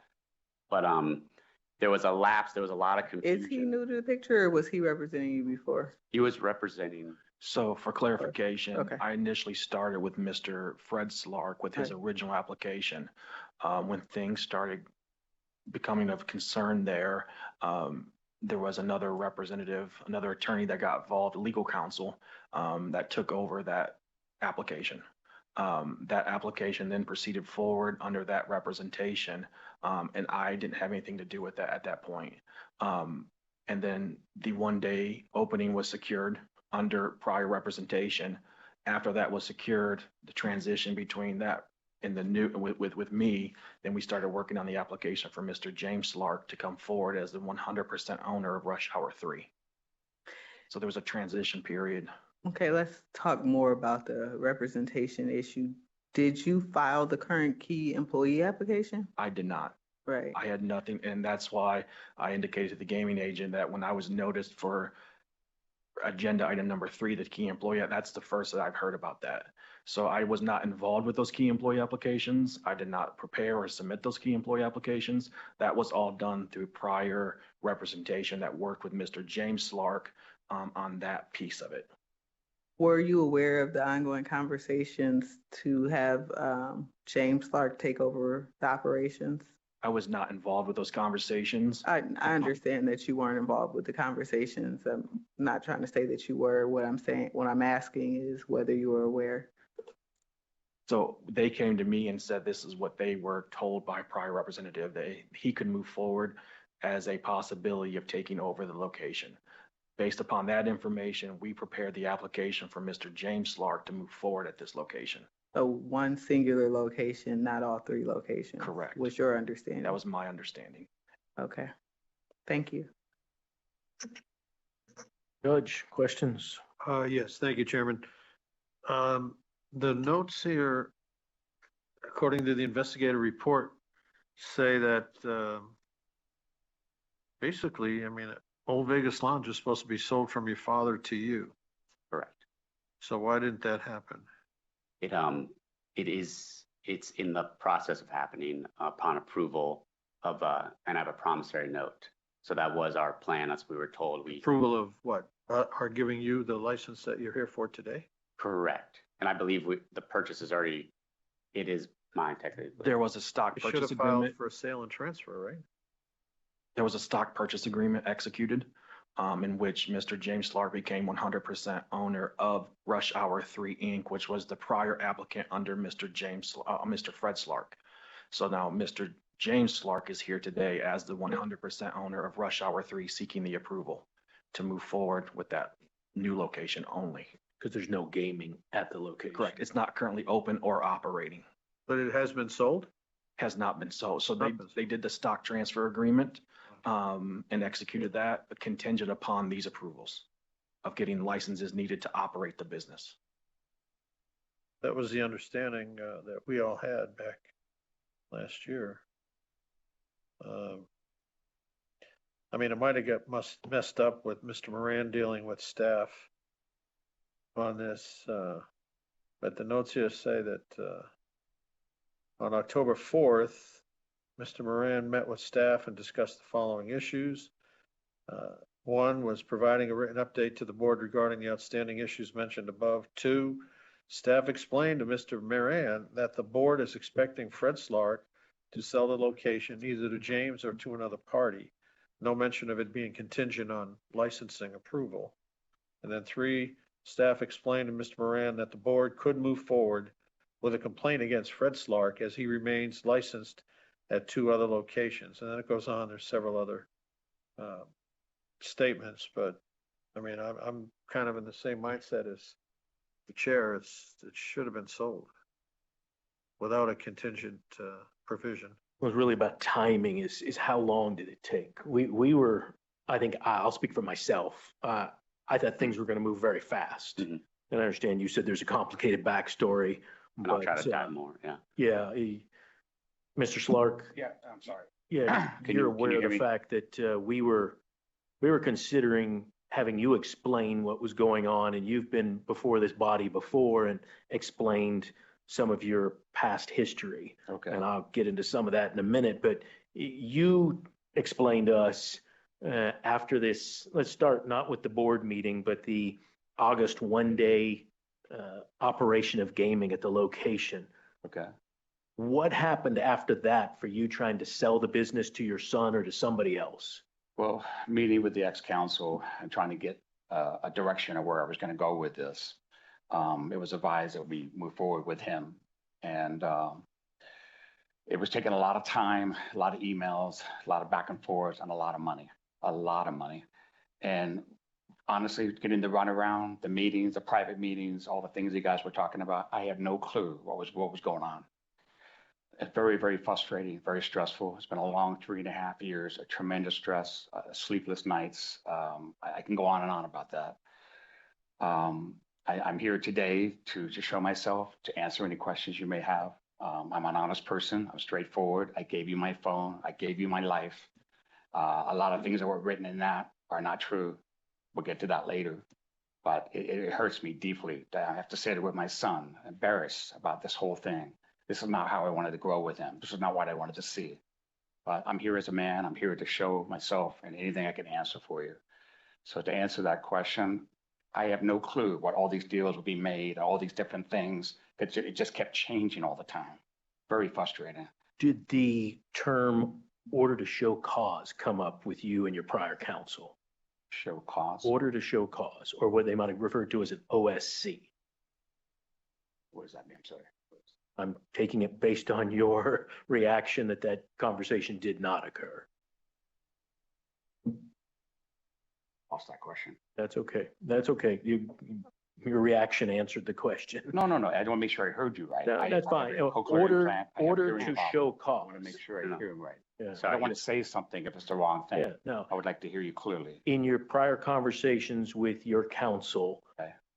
did you discuss with them that the board was considering an order to show cause regarding your other locations and your activities? It was caused a recommendation for James to go forward with a key employee and eventually in the future take over the business. I retire, etc. May I interrupt? Can you define order to show cause? No, he answered it by the fact of that if he hasn't heard that phrase, that's my question. And one more quick note, I apologize. Sure. To interrupt. He wears a cochlear implant, so I'm sorry if he has. If he's Yeah, no, interrupting or- absolutely. If you don't understand me or if you need me to repeat it, happy to do it anytime. Be sure that you understand what I'm asking. That's absolutely fine. Let's go back to the transaction. So at some point, I've got it here in my materials, but tell me when you did the purchase agreement. I did that with Jeff Donato, the quick lapse in timeline. As Fred was saying, there was a lot of confusion with the previous representation and a lot of money. We decided this is not working out, so we ended that relationship. And that's where that timeline came from when I switched to Jeff Donato to help me complete the application and also assist with the stock purchase agreement. So, Mr. Chairman, for clarification, he worked with one of the attorneys in our office on the stock purchase agreement, which is dated April 24th of 2024. In addition to that, they worked with securing the acknowledgement from the landlord on the stock purchase agreement as well, identifying to the landlord that Mr. James Slark is securing 100% ownership of Rush Hour 3 Inc. Great. So now we're getting to the time parameters I'm trying to figure out. So August 1st was the 1 day of gaming operations to protect the grandfather clause. Then we get to, and I know there's negotiations and things that go on, but the execution of the stock purchase agreement was April 24th of 2024. Okay, so yeah, what happened between August and April for you to sell this business to your son? Well, talking to the coin company about trying to find a buyer, There was really nobody out there that was interested unless I just surrendered the place and gave it to them for free. So I had put probably over $1 million into this location, maxed out all my credit cards, everything. I said, well, might as well just sell it to my son. And he's, my family. I want him to grow, I want him to be in the business. And that's something he wanted to do. So that was kind of the conversation we had about it. So I'd rather have him get it and then and just move forward in life. How did you come up with the purchase price? And I don't need to get into the details of what that purchase price is, but how did you arrive at the purchase price with your son? Well, the industry is changing so much. It's a very tough business to make money nowadays. It's not what the old days used to be. So I figured, you know what, just sell it to him for $25,000. I step back. I'm not going to be part of the business. If I can help him with questions or answers or whatever, he can figure that out. I could work with him. But I just feel that if anybody was going to get the business, I'd rather have him have it. All right. So I'm still not super clear on what happened between August and April, but I think what you're stating for the record under oath is that you tried to sell it to third parties and that just didn't materialize, correct? Well, I had looked into trying to find some people. Yeah, several parties came forward, but they just didn't want to pay anything for it. It's in a very depressed shopping center. I'm the anchor tenant. A lot of homeless people. I spent a lot of money into remodeling the place and getting it ready to try and make the center more attractive, try to help the other businesses that are suffering because this location is not over. It's a whole story about this place. And it's old history. It's the old Blue Ox, been around for 37 years prior. So I thought I could do something cool with it, make it very attractive, put a new grease trap, new hood, new everything in there, and give it a home. I had 15 people hired, ready to go to work when all this thing came down, and still don't know. So I won't get into that, but yeah. That helped clarify the timeline. I think it was between the changing the representation with that confusion, and then him attempting to find third parties. That didn't work out. And then I think settling on, well, let's have James do it. And then obviously taking some time to prepare my application, get everything ready. So to explain that lapse of that timeline, yes, it could have been done a little more quickly. It sounds like I understand how that is cause for concern.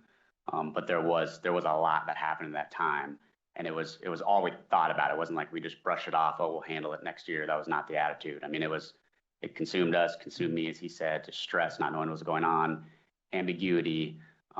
So it was taken very seriously. Clock ticking. I mean, did the ex-counsel tell us we got time? Well, we knew obviously the grandfather, so of course. So the goal was try to get it at least a year. You should put that microphone close to you, Mr. Slark, there, so that the court reporter can pick it up. Thank you. Sorry. Yeah, I get that. I mean, if he's paying lease payments, there is certainly an incentive to move faster. When did you and your father come to the conclusion that you should be the buyer? If you signed the agreement in April, how far before April did that conversation occur? I mean, I think within the new year, it was always one of the options. It was kind of, is there going to be the third party? James, are you up for it? And of course, as I said, I'm going on year 4 back in Vegas.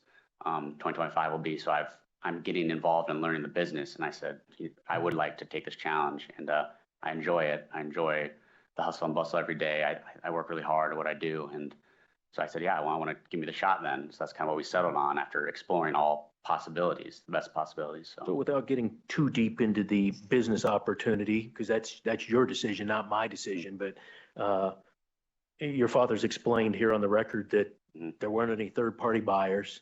He's explained how difficult the neighborhood is, the shopping center is.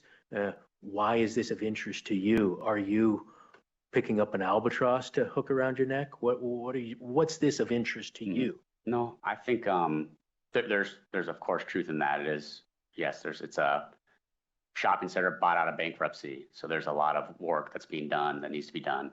But I'm just excited for the challenge of it. I think it can be successful. I've seen other bar locations around town. I know a lot of bar owners, one of my references. So I've seen how it works, and I think any bar can be successful. Okay. Are there further questions from board members regarding this before we start asking questions about restricted number 3? I think I may have jumped ahead and That's already okay. asked That's all right. those questions, but I will say though that I do understand the time frame a little better, and I mean, it makes sense, right? Like you were exploring third-party options, so thank you for saying that, and then you made a decision, okay, this isn't gonna work, and I'll have to sell it to my son. That does make sense. And it wasn't, it was still, yes, it wasn't going to work. It could have worked, but I was still, going for it. Dad, I want to give me the shot. I want to do it. So there was exploring everything until, and then I said, look, we're running out of time. We need to make a decision because we know the time is ticking on the grandfather suitability of the location. So that's when we said, okay, we need to get this done. So Yeah, that's all I have. Okay, Judge, anything else on restricted 2? No, I'm good. Thank you. Okay, so restricted 3, you have answered some of my questions on how we got key employee applications filed on restricted 3. And my question to you, James, is if you're going to be trying to open a new bar at a new location, how do you think you're going to have time to be a key employee at 2 other locations? fair question. Without sounding cheesy, but I think I do work very hard. I work 7 days a week. Family's obviously very important, but I'm not married. I have no children. I moved to Las Vegas with the intention to work and grow my future, and that's what I've been doing. So I do think I can balance that lifestyle. How many hours a week do you plan on working if this location on Sand Hill was approved by the commission and you were a key employee at 2 other locations? How many hours are in your week? So as whatever it'll take, but as a timeline that I've kind of thought about, Jeff, as well, of course. I think roughly a 60-hour work week. Whether that becomes more, I'm okay with that. Key employee. Fair enough. 60 hours, you just run 1 location. There we go. Yeah, so I am willing to do whatever it takes. Like I said, I truly do work almost 7 days a week, every week. You're welcome to follow me around. It's not a lie. I work very hard, and I think I know what I can do to put in the time and hours to support, with your blessing, of course. So hopefully that answers. But I feel comfortable I can do it. I do have a good network of people, bartenders, people that have been in the industry. So I believe in myself, hopefully, and yeah. Thank you for that, Mr. Donato. I understand your firm did not file the applications for key employee under number 3. So this question is either for you or for James. What's the rationale behind us making you a key employee at 2 locations that your father owns? We were told that's what you wanted us to do, was my understanding, was that I would come forward as a key employee to help, kind of soothe over and make everything comfortable from the previous. I can tell you on my behalf, that was not what I wanted to happen. That's what we're talking about. I get that may have been conversations with your counsel. Correct. So that's my fault for making that assumption. What you're saying is not wrong, but I want you to understand that we did not try to encourage your father to hire you. No, of course. And I willingly wanted, that's why I moved here. So of course. Understood. Yeah. Now, there is a path that happens historically that says somebody may prove to us by filing an application for a key employee that they're in the process and they filed everything. And then maybe that morphs over into, I've already filed an application for a key employee. Maybe I should buy out these businesses. Correct. Mr. Slark, to you, I am going to say on the record, I encourage you to find something else to do besides gaming. It sounds like you're at a point in your life where you don't want to be involved in gaming. I've got about 2.5 inches of paper here that I don't want to go into today that tells you that it'd be a good time to find something else to do. For you, James, adding you on as an employee of your father's businesses may just make us call you more, but that doesn't solve my problem with the other 2 locations. So I don't understand what restricted item number 3 is supposed to accomplish unless you were to tell me today, I intend on buying the other 2 locations. Is that your intention? Yes, if that's what's required, of course. We've obviously had those discussions. I mean, as I said, that's why I moved to Las Vegas, to learn the family business, to learn what my father's built, and eventually him stepping back to retirement. So of course, that is a very strong option. And if that's needed, we can discuss that more. But yes, that was part of the plan for me to come on, move to Vegas, learn this, in our understanding, if I became the key employee, That yeah, that was the path to go That there. does draw a little brighter path for me. I now understand a little bit more about what restricted 3 is supposed to accomplish. We don't have anything else in our materials about down that path. All I saw was you would be key employee at 2 locations while trying to own your own location. There's only 24 hours in a day unless you figured out something I don't know. Understood. So that's a lot of work. Yes, sir. But I get the path you're trying to go on now. That makes more sense, although we don't have any of that in our materials. And Mr. Donato wouldn't have filed the application, so he wouldn't have background either. So I understand that. Board members, questions about restricted number 3? Yeah, I'm concerned about how you'll split your time. How are you the key employee at 2 locations and then opening another location? I mean, even if you used all 24 hours in every day, I think. No, I think that's a fair So question. what is the plan? No, that's fair. Yeah. I mean, to kind of do a counter argument, I do know, bar owners have 5 locations, for example. As I said, I have some of my references are bar owners themselves. So I've seen it done, and I plan to learn from those people. I do think it is possible. All 3 locations are actually, they're kind of all right along Sandhill. There's not too much distance between them. So I can go to all 3 every day easily. Like I said, Sandhill DI, Sandhill right on Sunset, and Sandhill the other end. And then this new location is kind of right in the middle, Sandhill Flamingo. So I do think it can be done. Like I said, I do plan to work very hard at that and make that my life. That is why, part of the reason I came to Vegas. So. Well, I do think that's very helpful, having all the properties near one another. I still think it's a lot. It's a bit of a stretch. You have to not sleep a whole lot. In particular, it's with relationship to you opening up a brand new location, right? So at the same time, it's trying to be the. That's fair.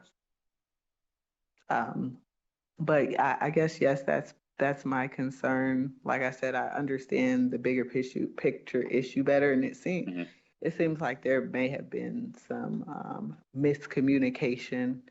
I think so, yes. About the information that was provided to us about how you all were planning to move forward, and so that then setting expectations from us about what was going to happen next, and then not having that happen next, right? So, and if I do move forward, and again, granted from your blessing that I open the new location, the key employee goes through on the other 2 locations and I take them over, and Fred needs to step back into retirement, then I myself can explore adding key employees for those other existing locations as well. Yeah, that would help with that burden, as you fairly brought up. So that was my next sort of line of question: is do you plan on having key employees? Of course, I could 100% do that. Okay. All right. I don't have any more questions.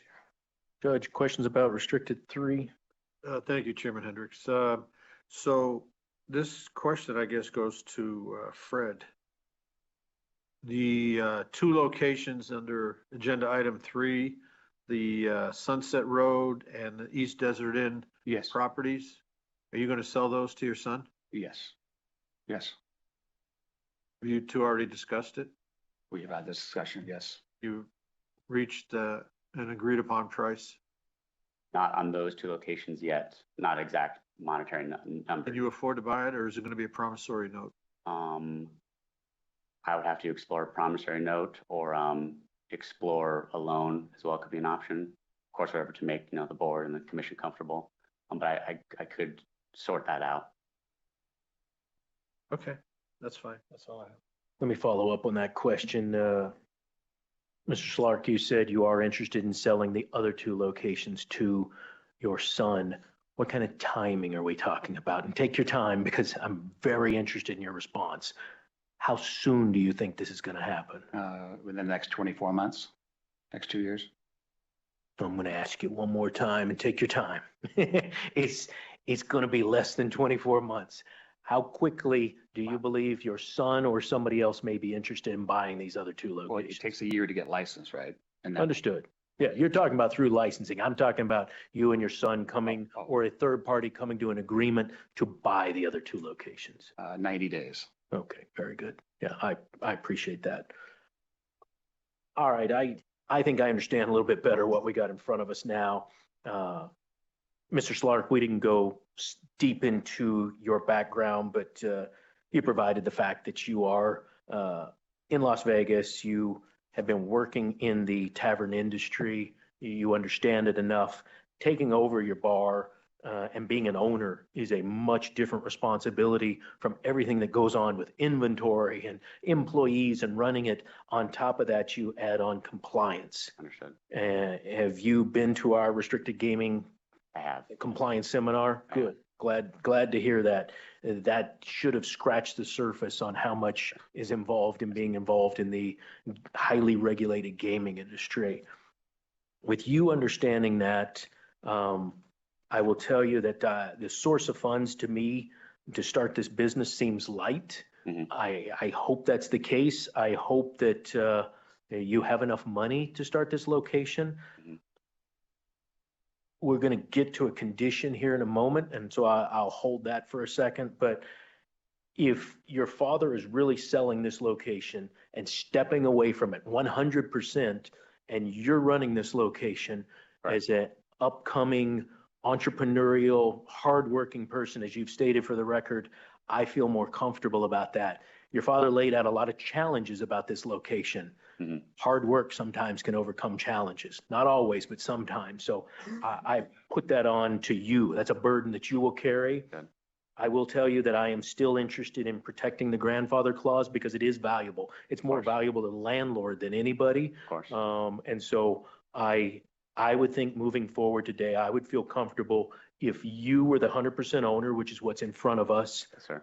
The condition I would talk about is that the seller, which would be Frederick Slark, would not be involved in this location, and we'll give you exact language on that.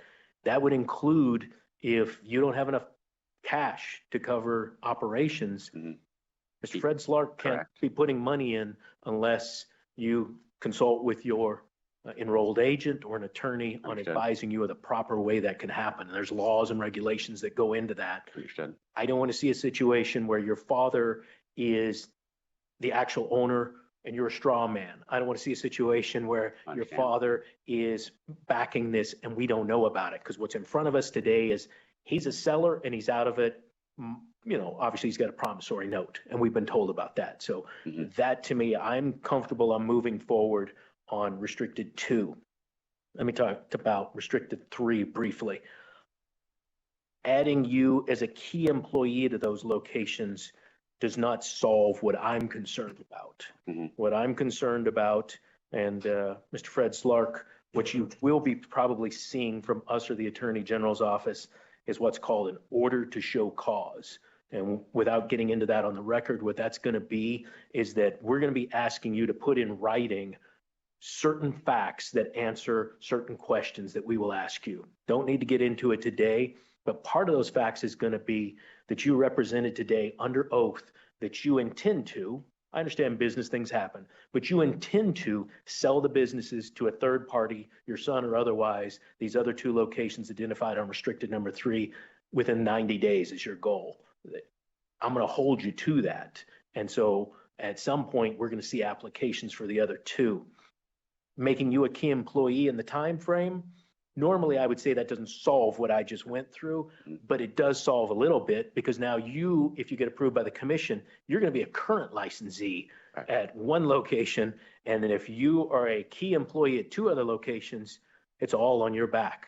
That's a big burden to carry, but anything that doesn't happen right, you're going to be the licensee at not just the new location, you're going to be a key employee at the other 2 locations. So with that understanding, whether you're the new buyer of the other 2 locations or not, I now feel comfortable that I would support those key employee applications as well for you. A lot of burden on you, a lot of compliance upon you. Thank you, sir. Thank you, Chairman. Dr. Watkins? I concur. I don't think I have anything else of substance to add. The chair has covered it all. You've all said what you've said on the record regarding the sale, the future sale, and your intent to hire key employees. And I accept those representations as true. And I'm glad we had this conversation here today to set our expectations straight. And with those expectations set, I'm happy to move forward with the application. Thank you. Thank you, Judge. Thank you, Chairman. I concur with your assessment. Okay, so the condition I mentioned would be this, and it's a little bit strange for somebody who is a current licensee at 2 other locations.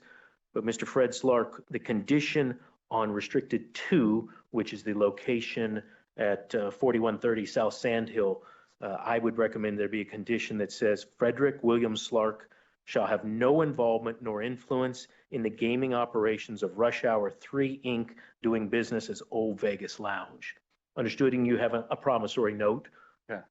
But you should not have any involvement whatsoever in your son's business, assuming that he gets licensed, approved, and starts business at that location. Does that make sense? That makes sense. Am I allowed to have dinner there? Yes, no, not trying to say you can't be there. Yeah. You just can't have any involvement or influence in the gaming operations. Okay, thank you for I the would tell you clarification. by gaming operations, that's because we regulate gaming. I don't regulate restaurant side, but I would tell you to be very careful. If you get involved in any of the operations regarding Rush Hour 3 Inc., I would say, put that burden on your son and let Will you him come run and the have ship. dinner with me, all 3 of you? Yeah, I will not. I appreciate the invitation. Very pleasant of you. But no, I grew up in that neighborhood. I wish you all the success in that neighborhood. But as a regulator, it would be inappropriate for me to have dinner with you. But I do appreciate the offer. Thank you.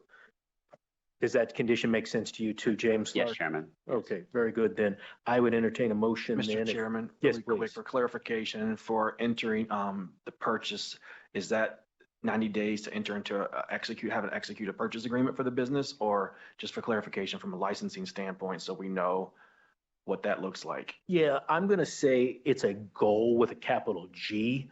It's not a condition. It's not a requirement that we're putting on James, because this is really on Fred Slark. But the order to show cause will include things about your past, your current operations, and what it's going to ask you questions that you need to provide answers to. One of them is going to be, will you be selling the business within 90 days? Let's say 90 days of the commission meeting. So that would be, I think it's December 19th. And I would say enter into would be the goal. I understand business things happen, things don't get done. We've got the holidays in between. Those are all factors to include. But I think if I get affirmative answers here on the record, we're talking about a goal of 90 days to execute an agreement with either James Slark or somebody else that will be, it's got to pass muster, right? Sure. It can't be some sale that is a straw man situation. It's a true sale to James or some third party with a goal of 90 days. Understood, and thanks. I appreciate the clarification. And let me be clear as well. I understand there's business responsibilities. I'm not trying to cause a fire sale. Don't let it be understood at all that I'm forcing you to go out into the market and have a fire sale. So if you come back to me or his counsel comes back to me and says, look, we're going to need more time, that's what I'm looking for, is a path to selling the other two. And I would never cause anybody to have a fire sale due to government action. Understood. Thank you. May I make a request? And of course, I don't want to jeopardize any. Can that 90 days be extended to 6 months, just so I have time to open this location to kind of get that under my belt? Would Let's that be keep the conversation at 90 days, but as part of this order to show cause and these other answers, you can come back to us and give us a timeline. So again, it's not a condition on your license. It's a responsibility for you as a licensee today that you understand what I've said. And for the record, do you understand where I'm trying to go? I understand, yes. Very good. Thank you. Anything else from board members regarding restricted 2 or 3? Nothing from me, Chair. I'm happy to make a motion if you take Okay, one. let's take them separately. Do restricted number 2 first. I move to recommend approval of restricted item number 2 is read into the record by Secretary Rupert pursuant to the condition that Frederick William Slark shall have no involvement nor influence in the operation of Rush Hour 3 Inc. doing business as Old Vegas Lounge. And I think it was gaming operations. Oh. I may have it. Yours have operation. Did we take that out? Chief Hoffman? Yeah, I don't have gaming in my copy of this. Okay. We could change it. I don't think it does any harm to say gaming. Want to go that way? Well, while we're on the topic, Chief, if gaming is out, This one says. yeah, that's what I was reading as well. But to Mr. Fred Slark's question, not a question about him eating there, but let's say he were to get involved in the restaurant side of that. Operations takes the word gaming out. Yeah. I think I've made very clear, we're going to take the word gaming out. You should have no involvement nor influence in the operations of Rush Hour 3. Is that understood? That's understood. Okay, very good. So the way you read it into the record, Dr. Watkins is correct. Okay. Very good. Madam Secretary? Member Assad? Aye. Member Watkins? Aye. Chairman Hendrick? Aye, that motion's approved. Bringing us to restricted item number 3. Do you want to make a motion on that? Yes, sir. I move to recommend approval of restricted item number 3 is read into the record by Secretary Rupert.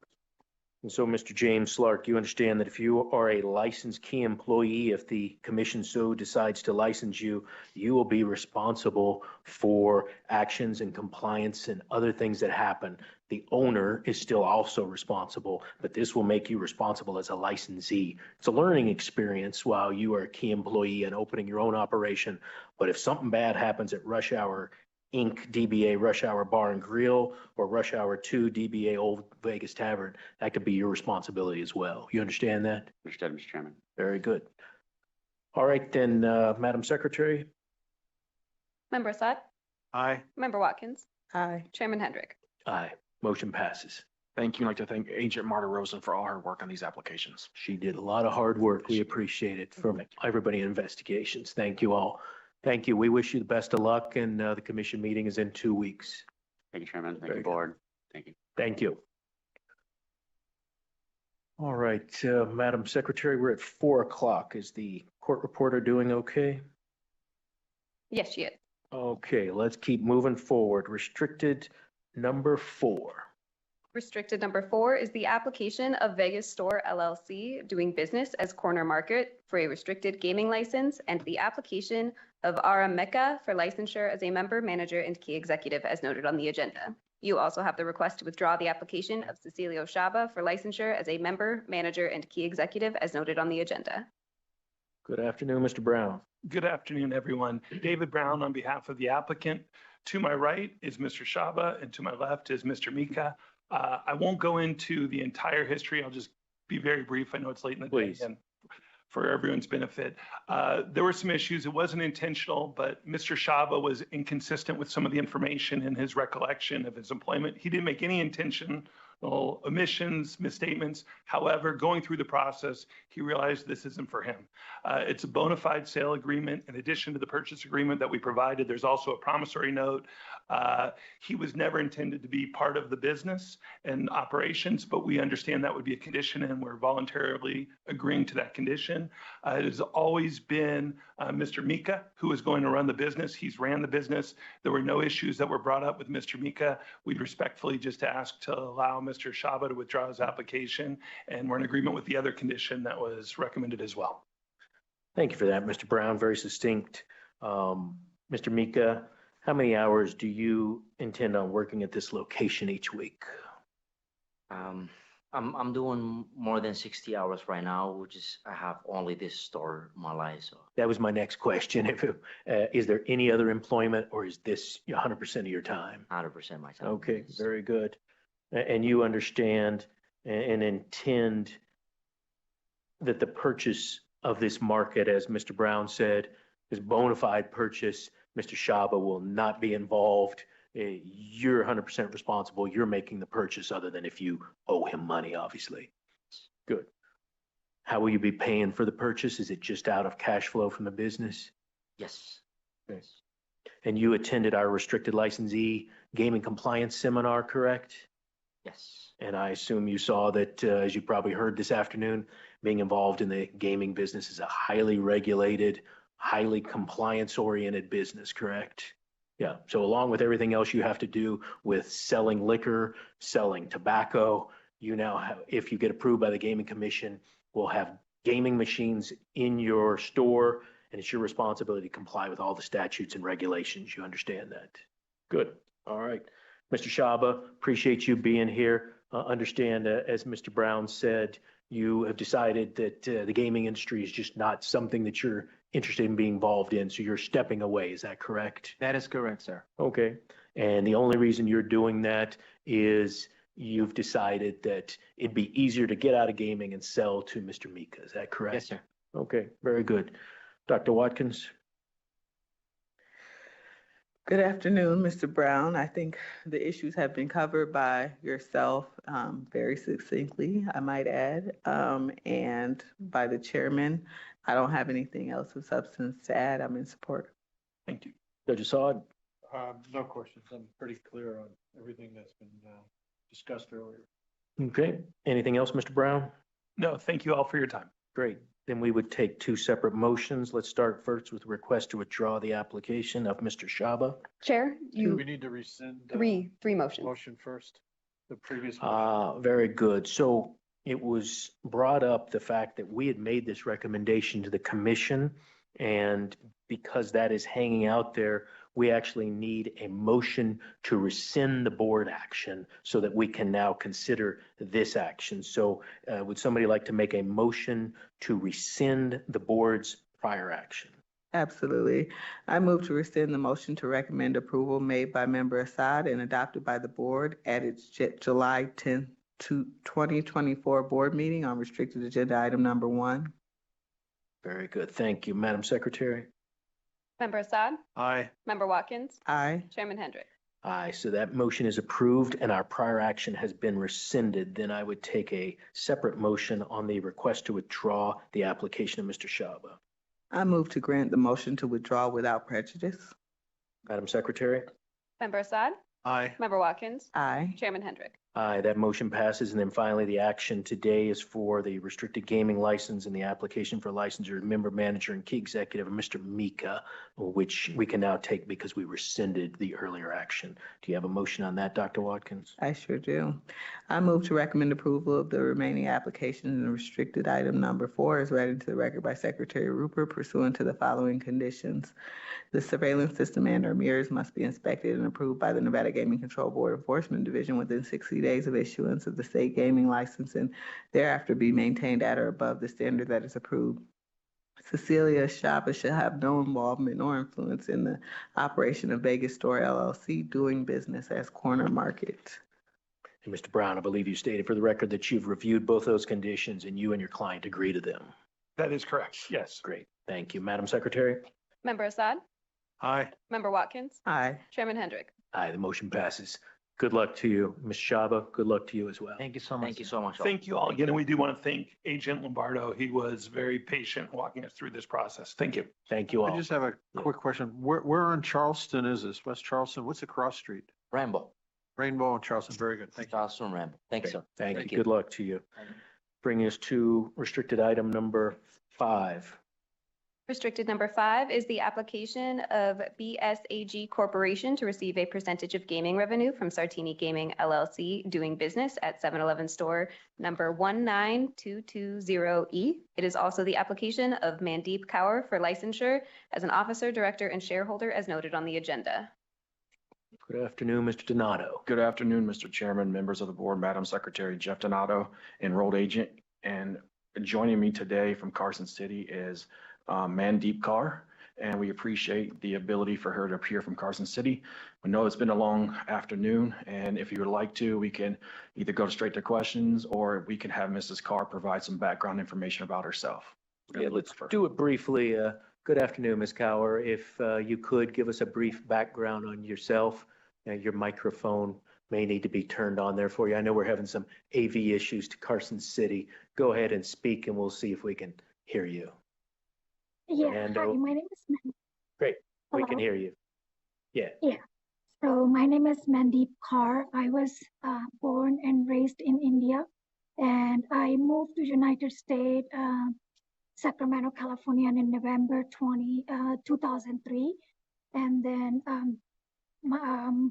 I did my general education in India. After moving here, I got my GED diploma. I did CNA programming and pharmacy technician. As far as my working history, I started working as a barista in 2004. After that, I had work of other job series. I worked as a certified nursing assistant at Cottonwood facility in Woodland and pharmacy technician at Med Aid Pharmacy in Sacramento. While I was working at the Med Aid, I had an opportunity to work as a manager at my brother's store, which is owned by my brother's store in California. And that inspired me to franchise 7-Eleven store. I got it in August 21.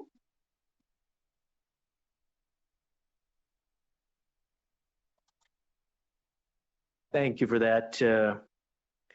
You said you took over the store in August of 21, is that correct? Yes. August 23rd of 2021, Mr. Chair. Okay, great. And what was the gaming in there at the time you acquired it? There was 4 machines, and I have 4 machines right now. Was this a SRO had it, Mr. Donato?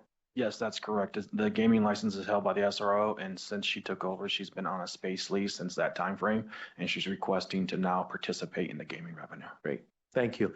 And is your residence still in Sacramento? Yes, I do commute like twice a week, and my sister and brother-in-law, they have I live with them like for a couple nights. I stay with them, but I do commute like twice a week. But I'm also looking for my place to buy here in Sparks, Nevada. And how many hours a week do you spend at the 7-Eleven location? 30 to 40 hours a week. And do you have other employment besides that? No, this is the only business I have. Okay, great. Thank you very much. Appreciate you being there in Carson City and joining us today. Dr. Watkins, did you have questions? Yeah, I was going to ask about other employment as well. I think we have that that this is your licensing history. So you still have your license as a Med Aid pharmacy technician. Is that what it is, your license? Yes. I don't have any further questions. Thank you for being here, and I'm in support of the application. Dr. Saad? Thank you, Chairman Hendricks.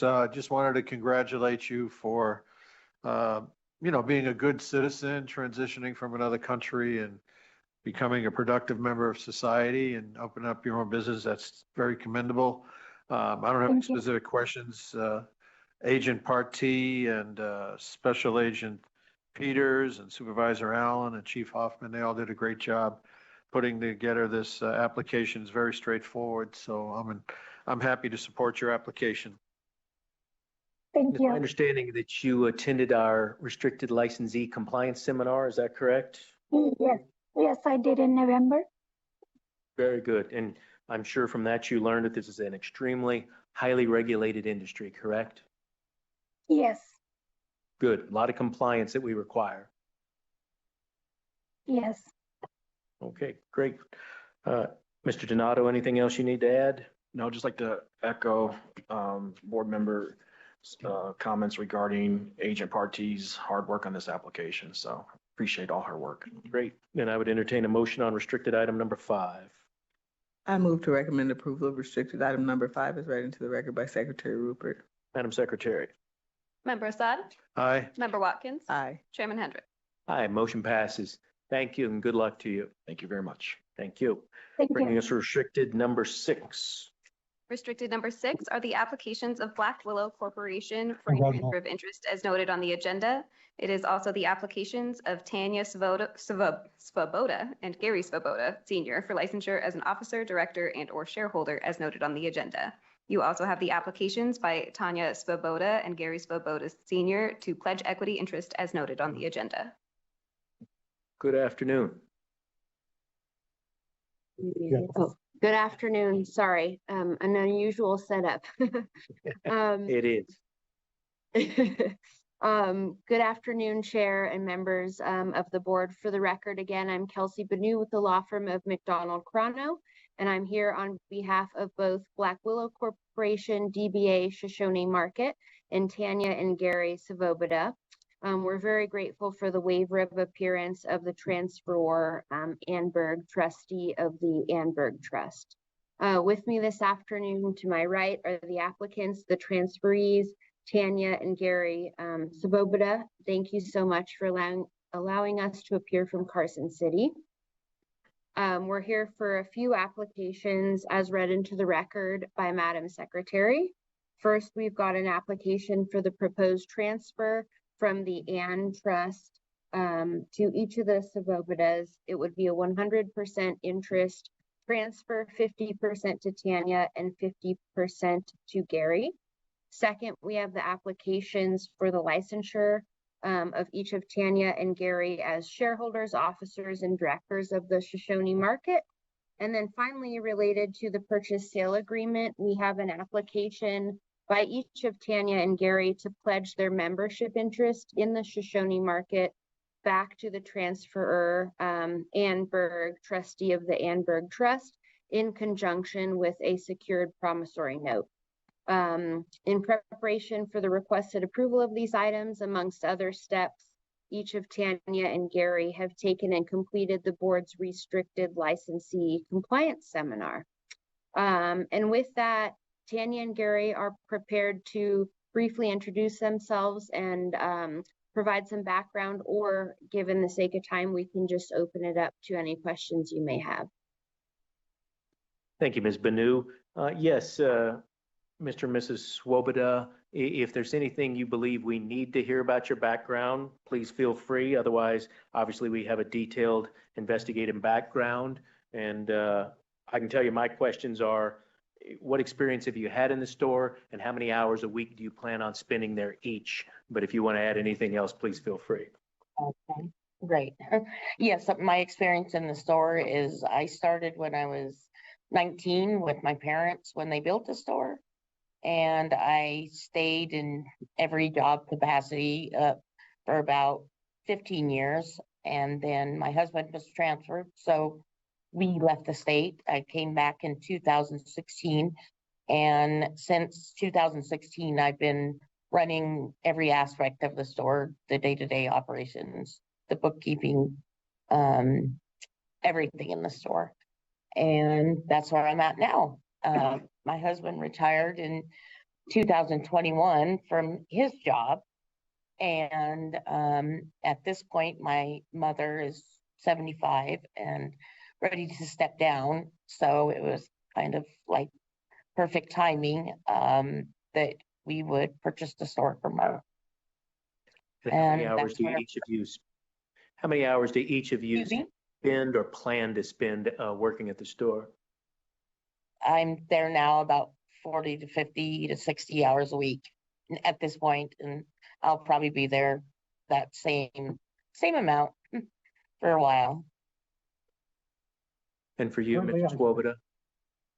Currently, I spend probably 25 to 40 hours, depending. I do special projects and improvements for the facility, but plan on getting much deeper involved here after the purchase of the store. Great. Thank you both.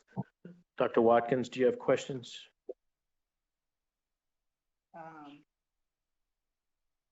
Just to confirm, the relationship with the trust is that you are the daughter and son-in-law of Mary Anberg, is that correct? Yes, ma'am. Okay. That's all I have, Chair. Judge? I don't have any questions. Just want to congratulate you both and wish you all the best. Thank you. And you both attended our gaming compliance seminar, correct? We sure did. As you probably heard me speak to other applicants, that seminar should have impressed upon you how highly regulated the gaming industry is, correct? Correct. Yes. Yeah, we take compliance very seriously around here. Yeah, we got a clear picture of that today. I'm sure you did. Thank you for that. Thank you. All right, then, Thank you. Ms. Banu, anything else we need to know before we call for a vote? We just wanted to thank Agent Heather Party, Special Agent Brandon Peters, and then Supervisor Julia Allen with the applications. They were wonderful to work with. Great, thank you. I would entertain a motion then on this restricted item. As to restricted item number 6, I move to recommend approval of restricted item number 6 as read into the record by Secretary Rupert. All right, then, and thank you, Ms. Banu, for talking about the equity interest pledge. So we have that as a separate application, but as Dr. Watkins stated, we'll take them all as one motion. And Madam Secretary, why don't you call for the vote? Member Assad? Aye. Member Watkins? Aye. Chairman Hendrick? Aye. Motion passes. Thank you. Good luck to you. Thank you so much. Have a good afternoon. Thank you. Thank you. Thank you. Bringing us to restricted item number 7. Restricted number 7 are the applications of Taj Group LLC for a transfer of interest as noted on the agenda. Good afternoon. Good afternoon. Chair, members of the board, thank you for hearing our application today. I'd like to excuse the absence of my two partners. Pull that microphone a little closer to you there, or scooch over a bit. There you go. Perfect. I'd like to ask for the excuse of the absence of my two partners, the sellers in our application. They're both business owners and professionals, and we got word through our investigator that their presences could be waived today. Absolutely. Anything you need to tell us about this application or location? Obviously, you've been running it with your partners for a while now. They decided to step out and you were going to take over full ownership. Tell us how that came about. Yes, sir. So essentially, my business partner, Tom Boley, he's also a partner in our law practice. He recently had his first child. Long story short, he just lost interest in operating the bar. To be frank, it hasn't been profitable up to this point. We haven't been losing money, but we also haven't been making money. He doesn't want to invest any more time, energy, or money into making it profitable. There was a discussion between all three of us about potentially just selling the business. I wanted to continue to operate because, frankly, I've invested the most time and energy at this point into the business. And so they agreed to sell to me. You got a full-time law practice, correct? That is correct. Yes. How many hours a week do you spend at the location? Physically, I'm there about 10 hours a week. Working on the business, at least 20. We have a great camera system and point of sale system that lets me log in from pretty much anywhere. And who's the full-time manager or GM, whatever you call them, that's on duty? It's actually my girlfriend. Her name's Janelle Archer. She's actually here today. So how many hours a week do you spend and does she spend at the location? Physically, she's there about 25 hours a week. We also have an assistant GM that's there and 3 days a week. So how many employees do you have total? We're at 9 right now. She thinks it's 5. I'm counting her as well as okay, myself. You and her. Yes. Gotcha. All right, very good. You being an attorney, I'm assuming you put these applications together, correct? Yes. Yeah, and so you're thoroughly familiar with the Gaming Control Act and the Nevada Gaming Commission regulations? That is correct. And you had the opportunity to sit through our meeting this afternoon. So as I've stated to other applicants, you understand that the gaming industry is highly regulated. You're already a current licensee, but you'll now be taking over 100% responsibility. The buck will stop with you. There'll only be one person to call, correct? I'm looking forward to it, yes. Okay, very good. What was the, Mr. Boley's promissory note, was there collateral for that? No, we've been business partners for 13 years now. Yeah. We have multiple business interests together. But it's an unsecured note. Yeah, he's pretty confident he's going to get paid. Good partner to have. Yeah. Great. Well, I'm happy to support the application. I mentioned earlier on the record that I had a lot of misspent youth at the Hard Rock Casino. I misspent some of my youth at the stakeout as well. So I look forward to the continuing success of the stakeout that was quite the hangout when I was at UNLV. So good luck to you. Thank you. We're going to bring it back to its former glory. Look forward to it. Dr. Watkins? Good afternoon. I just wanted to get on the record. There's a condition that's attaching to the transfer of interest that requires a key employee application to be filed within 60 days of any change in the person occupying that position. Are you aware of that, and do you agree to that? Yeah, there was a question as to whether or not that would be required. If it is, then we would be changing it to Janelle. Changing the key employee. If required, yeah. Personally, I'd like to be the key employee, but I don't know if my office is less than 5 minutes away from the Stakeout Bar and Grill, and I live about 12 minutes away. So I'm always available if anything is required of me. I don't know if we have discussion with regard to that matter. Yeah, so we can play this out if you want. Obviously, you'd be the licensee. As I stated, the buck would stop with you. Based on you having a full-time job as an attorney, we usually look for somebody who is available to be the key employee, have a key employee application on file. Chief, have you seen the scenario where a person with another full-time job is the owner and key employee, or we just generally require this condition for a key employee application on a restricted location? I think we've seen situations where the owner is spread pretty thin with full-time job, but most of the time our concern is when they live out of town and have full-time work out of town. If somebody is in close proximity to their bar or their operation, that gives us more comfort. I would agree. If you were an absentee owner, it'd be absolutely required.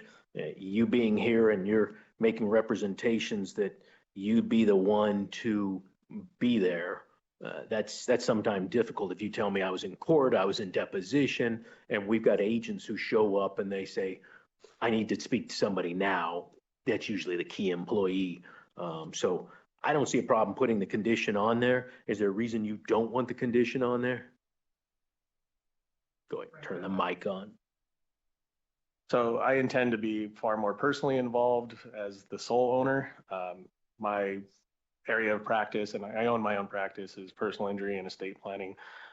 Any files I have that are in active litigation, I'm bringing in co-counsel so that I can focus more full-time on running the Stakeout. So the implication, Chief, of having a key employee application on file is just the filing fee, right? And then at the time that key employee application may be actually reviewed, there's no different cost implications to this, right? Correct. Yeah. So I'm going to ask you maybe in a different way. We prefer from a regulatory standpoint that we have a owner, absolutely required if it's an absentee owner. We require a key employee application just as an almost normal course when somebody has another full-time job. The financial implications of that would be very different. If that was a non-restricted location, that person might have to go through a non-restricted application process. There's dollars attached to that. In this situation, it wouldn't be. So I can tell you, I would be more comfortable with this condition on there. And I understand that you think it's not necessary. You're the key employee because you're the owner. I think it's what you're in your mind. You're the only key employee because the buck stops with you. Right. But if there's no reason that to not have it, I would personally feel more comfortable just put it on there. Person files an application. Say no more. We'll have one in. Can I have 60 days to get that? Yeah, correct. Key employee application must be filed within 60 days and thereafter be refiled within 60 days of any change in the person occupying that position. Just something you want to calendar. If that person changes, I assume your girlfriend stays in that position for the rest of her life. Yeah. But if that changes, you get another application filed within 60 days. Got it. Very good. I'll have it done. Anything else, Dr. Watkins? No further questions. If we're ready for a motion, I'm happy to make it. Judge, any questions or comments? Just if I remember right, the Stakeout it's Maryland Parkway and Flamingo? Yes, that's correct. It's in that shopping plaza there? It's closer to Harmon. Harmon. It was right next to Carlos Murphy's. Yeah. There you go. That's the one. Okay, your old hangout. I spent some time there too. Going through them all. Great. I don't have any questions. Thank you. I wish you all the luck. Thank you. Thank you. Yes, I would entertain a motion on restricted item number 7. I move to recommend approval of restricted item number 7 as read into the record by Secretary Rupert pursuant to the following condition. A key employee application must be filed within 60 days and thereafter be refiled within 60 days of any change in the person occupying that position. Madam Secretary. Member Assad? Aye. Member Watkins? Aye. Chairman Hendrick? Aye, the motion passes. Good luck to you. Thank you. And I'd also like to thank our investigator, Ms. Aubrey Wilson. She was excellent. Great, appreciate it. Thank you. Bringing us to restricted item number 8. Restricted number 8 is the application of FT Pub 11 LLC doing business as Flowing Tide Lounge for a waiver of the provisions of Nevada Gaming Commission Regulation 4.080 as noted on the agenda. Why don't you go ahead and read in restricted item number 9 as well. Restricted number 9 is the application of FT Pub 10 LLC doing business as Flowing Tide Pub and Grill for a waiver of the provisions of Nevada Gaming Commission Regulation 4.080 as noted on the agenda. Thank you, Madam Secretary. Good afternoon. Good afternoon, Chair Hendrick, Dr. Watkins, and Judge Assad. For the record, I am Jesse Wadhams with the law firm of Black & Wadhams, representing FT Pubs 10 and 11 on this application for the waiver of Reg 4.080. You've had a long day. Jimmy Wadhams is up in Northern Nevada to answer any additional questions you have on the progress and what's going on. Appreciate it. Thank you, gentlemen, for joining us today. The reason why we asked one or both of you to appear today is just want to talk about the timing. Do you see that continuing this, the request is to continue it till June 2025 commission meeting? Do you feel comfortable that both of these locations will be able to activate their licenses before that time period? Hi, Chair Hendricks. Hi, Dr. Watkins, Judge Assad, and Madam Secretary. Jimmy Wadhams, Flowing Tide Pub for the records. The answer to that is really we've done this out of abundance of caution and ensuring we're delivering what we think is the best possible product we can. So I could have pushed and made the December 19th deadline. However, we felt like the extra 2 weeks to make sure that we have the properly trained staff and the location to the standard that we really see fit. I'm going to be about 2 weeks late, so we're talking a matter of a couple of maybe a week here. Chair Hendricks. Is that for both locations? For both locations, yes, sir. Great, good. Happy to hear that. Questions Yeah, from these board things members? can be a little bit challenging as you peel back the onions. There's always stuff you don't anticipate. So I appreciate your understanding on that. Thank you. Dr. Watkins? Good evening. Thank you for being here. I think it's all been covered. I don't have anything further. Judge? Thank you, Chairman Hendricks. It's the old Murphy's Law, right? No, this Something is could go wrong. It probably will, so you need more time. Yes, that is correct. That is 100% right. correct. Yes, sir. You got it. I'm in favor of it too. Thank you. All right, and asking for a little bit of time to extend the waiver certainly seems reasonable to me. So I'm also happy to support the application, and you'll be in front of the commission in a couple of weeks and they can make the final determination, but hopefully be able to say that you'll be opening right after that meeting. Oh, very quickly. Yes, sir. And I want to thank Agent Heather Partee. She took several calls from me as I was trying to pinpoint the deadline of this going and trying to make the best decision on how we handle it. And she was very helpful. And so we couldn't have done it without her. Great, appreciate that. I'd entertain a motion then. Let's take them separately. Restricted item number 8. I move to recommend approval of restricted item number 8 as read into the record by Secretary Rupert pursuant to the following condition. The waiver of the provisions of Nevada Gaming Commission Regulation 4.080 in conjunction with the approval granted in June 2024 shall expire on the date of the regularly scheduled Nevada Gaming Commission meeting in June 2025. Madam Secretary. Member Assad? Aye. Member Watkins? Aye. Chairman Hendrick? Aye, that motion passes, bringing us to restricted number 9. I move to recommend approval of restricted item number 9 as read into the record by Secretary Rupert pursuant to the following condition. The waiver of the provisions of the Nevada Gaming Commission Regulation 4.080 in conjunction with the approval granted in June 2024 shall expire on the date of the regularly scheduled Nevada Gaming Commission meeting in June 2025. Madam Secretary. Member Assad? Aye. Member Watkins? Aye. Chairman Hendrick? Aye, that motion passes as well. Good luck to you, gentlemen. Thank you. Thank you.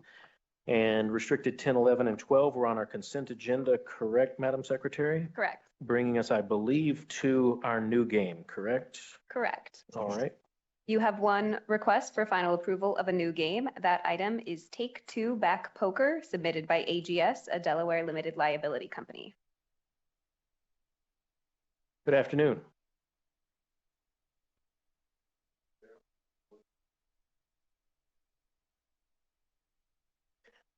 Please go ahead and state your name for the record and tell us a little bit about this game.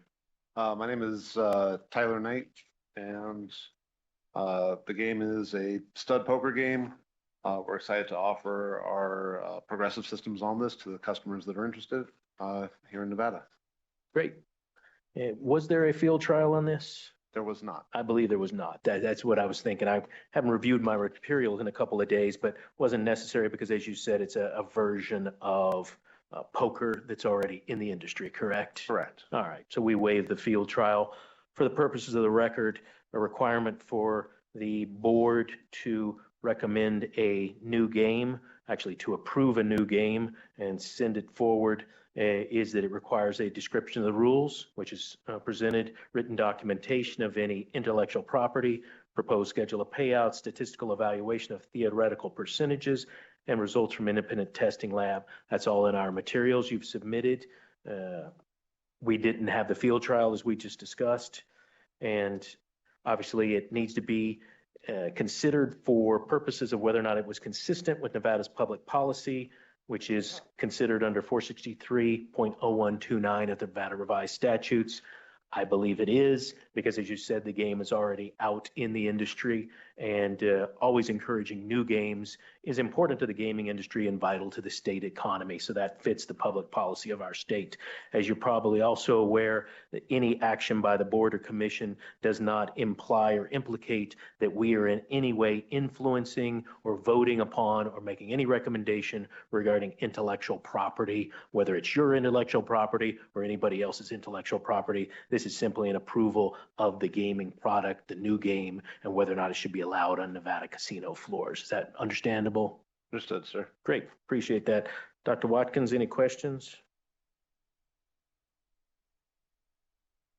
Good afternoon. Thank you for being here and congratulations on getting to this stage. Thank you. Yeah, so the lack of a field trial was due to the long time approval of Let It Ride, the 3-card bonus, as well as the prior approval of the majority of progressive side bets. Is that your understanding? It is. Yeah, okay. Well, thank you. I don't have a problem supporting the application. Good luck with the game. Thank you. Judge. Thank you, Chairman. No questions. Thank you. Good luck. And then again, just for the record, any approval made by the Board or Commission does not intend to induce or encourage infringement of anybody else's valid patent. That's what I was saying earlier. We do not resolve or weigh in onto patent issues or copyright issues when we make decisions regarding new games. Just need that clear for the record. Anything else you'd like to add? No, sir. Great. I would entertain a motion then on the new game of Take Two Back Poker. I move to recommend a final approval to the new game, Take Two Back Poker. Madam Secretary. Member Assad? Aye. Member Watkins? Aye. Chairman Hendrick? Aye. Motion passes. Thank you, sir. Thank you for being here. Madam Secretary, I believe that brings us to our last item, which is public comment. Is that correct? Correct. Go This ahead. item is placed on the agenda to give the public an opportunity to comment on gaming-related matters. As stated at the time of the public comment section at the beginning of the meeting, anyone wishing to address the board may do so at this time. Comments by each person are limited to 3 minutes as a reasonable time, place, and manner restriction. If board members ask questions of the speaker, the time needed to address those questions will not count against the speaker's 3-minute time period. If speakers have any handouts or written copies of verbal comments to provide for the record, please hand them to the enforcement agent in the room. Thank you, Madam Secretary. Let's begin in Carson City. I know there's a little bit of an AV issue, so is there anyone in Carson City that can tell us if anyone intends on making public comment this afternoon? There is nobody here for public comment. Perfect. Thank you for that. Anyone here in Las Vegas wishing to make public comment this afternoon? All right, seeing none. Board members, anything you'd like to make on public comment? No, sir, I'm good. I'd just like to thank you, Chairman, for getting us through a difficult day. Great Thank you for job. that. I believe this is probably our longest meeting. I'll add my thanks to that as well. Thank you. Very good. And thank you to both of you. And thank you to all the staff for sitting through a very long meeting. And again, always thank you to the legislature for letting us borrow your room today. That will conclude the meeting of the Nevada Game Control Board for the month of December 2024. Thank you to everyone who attended in person or virtually. We are adjourned.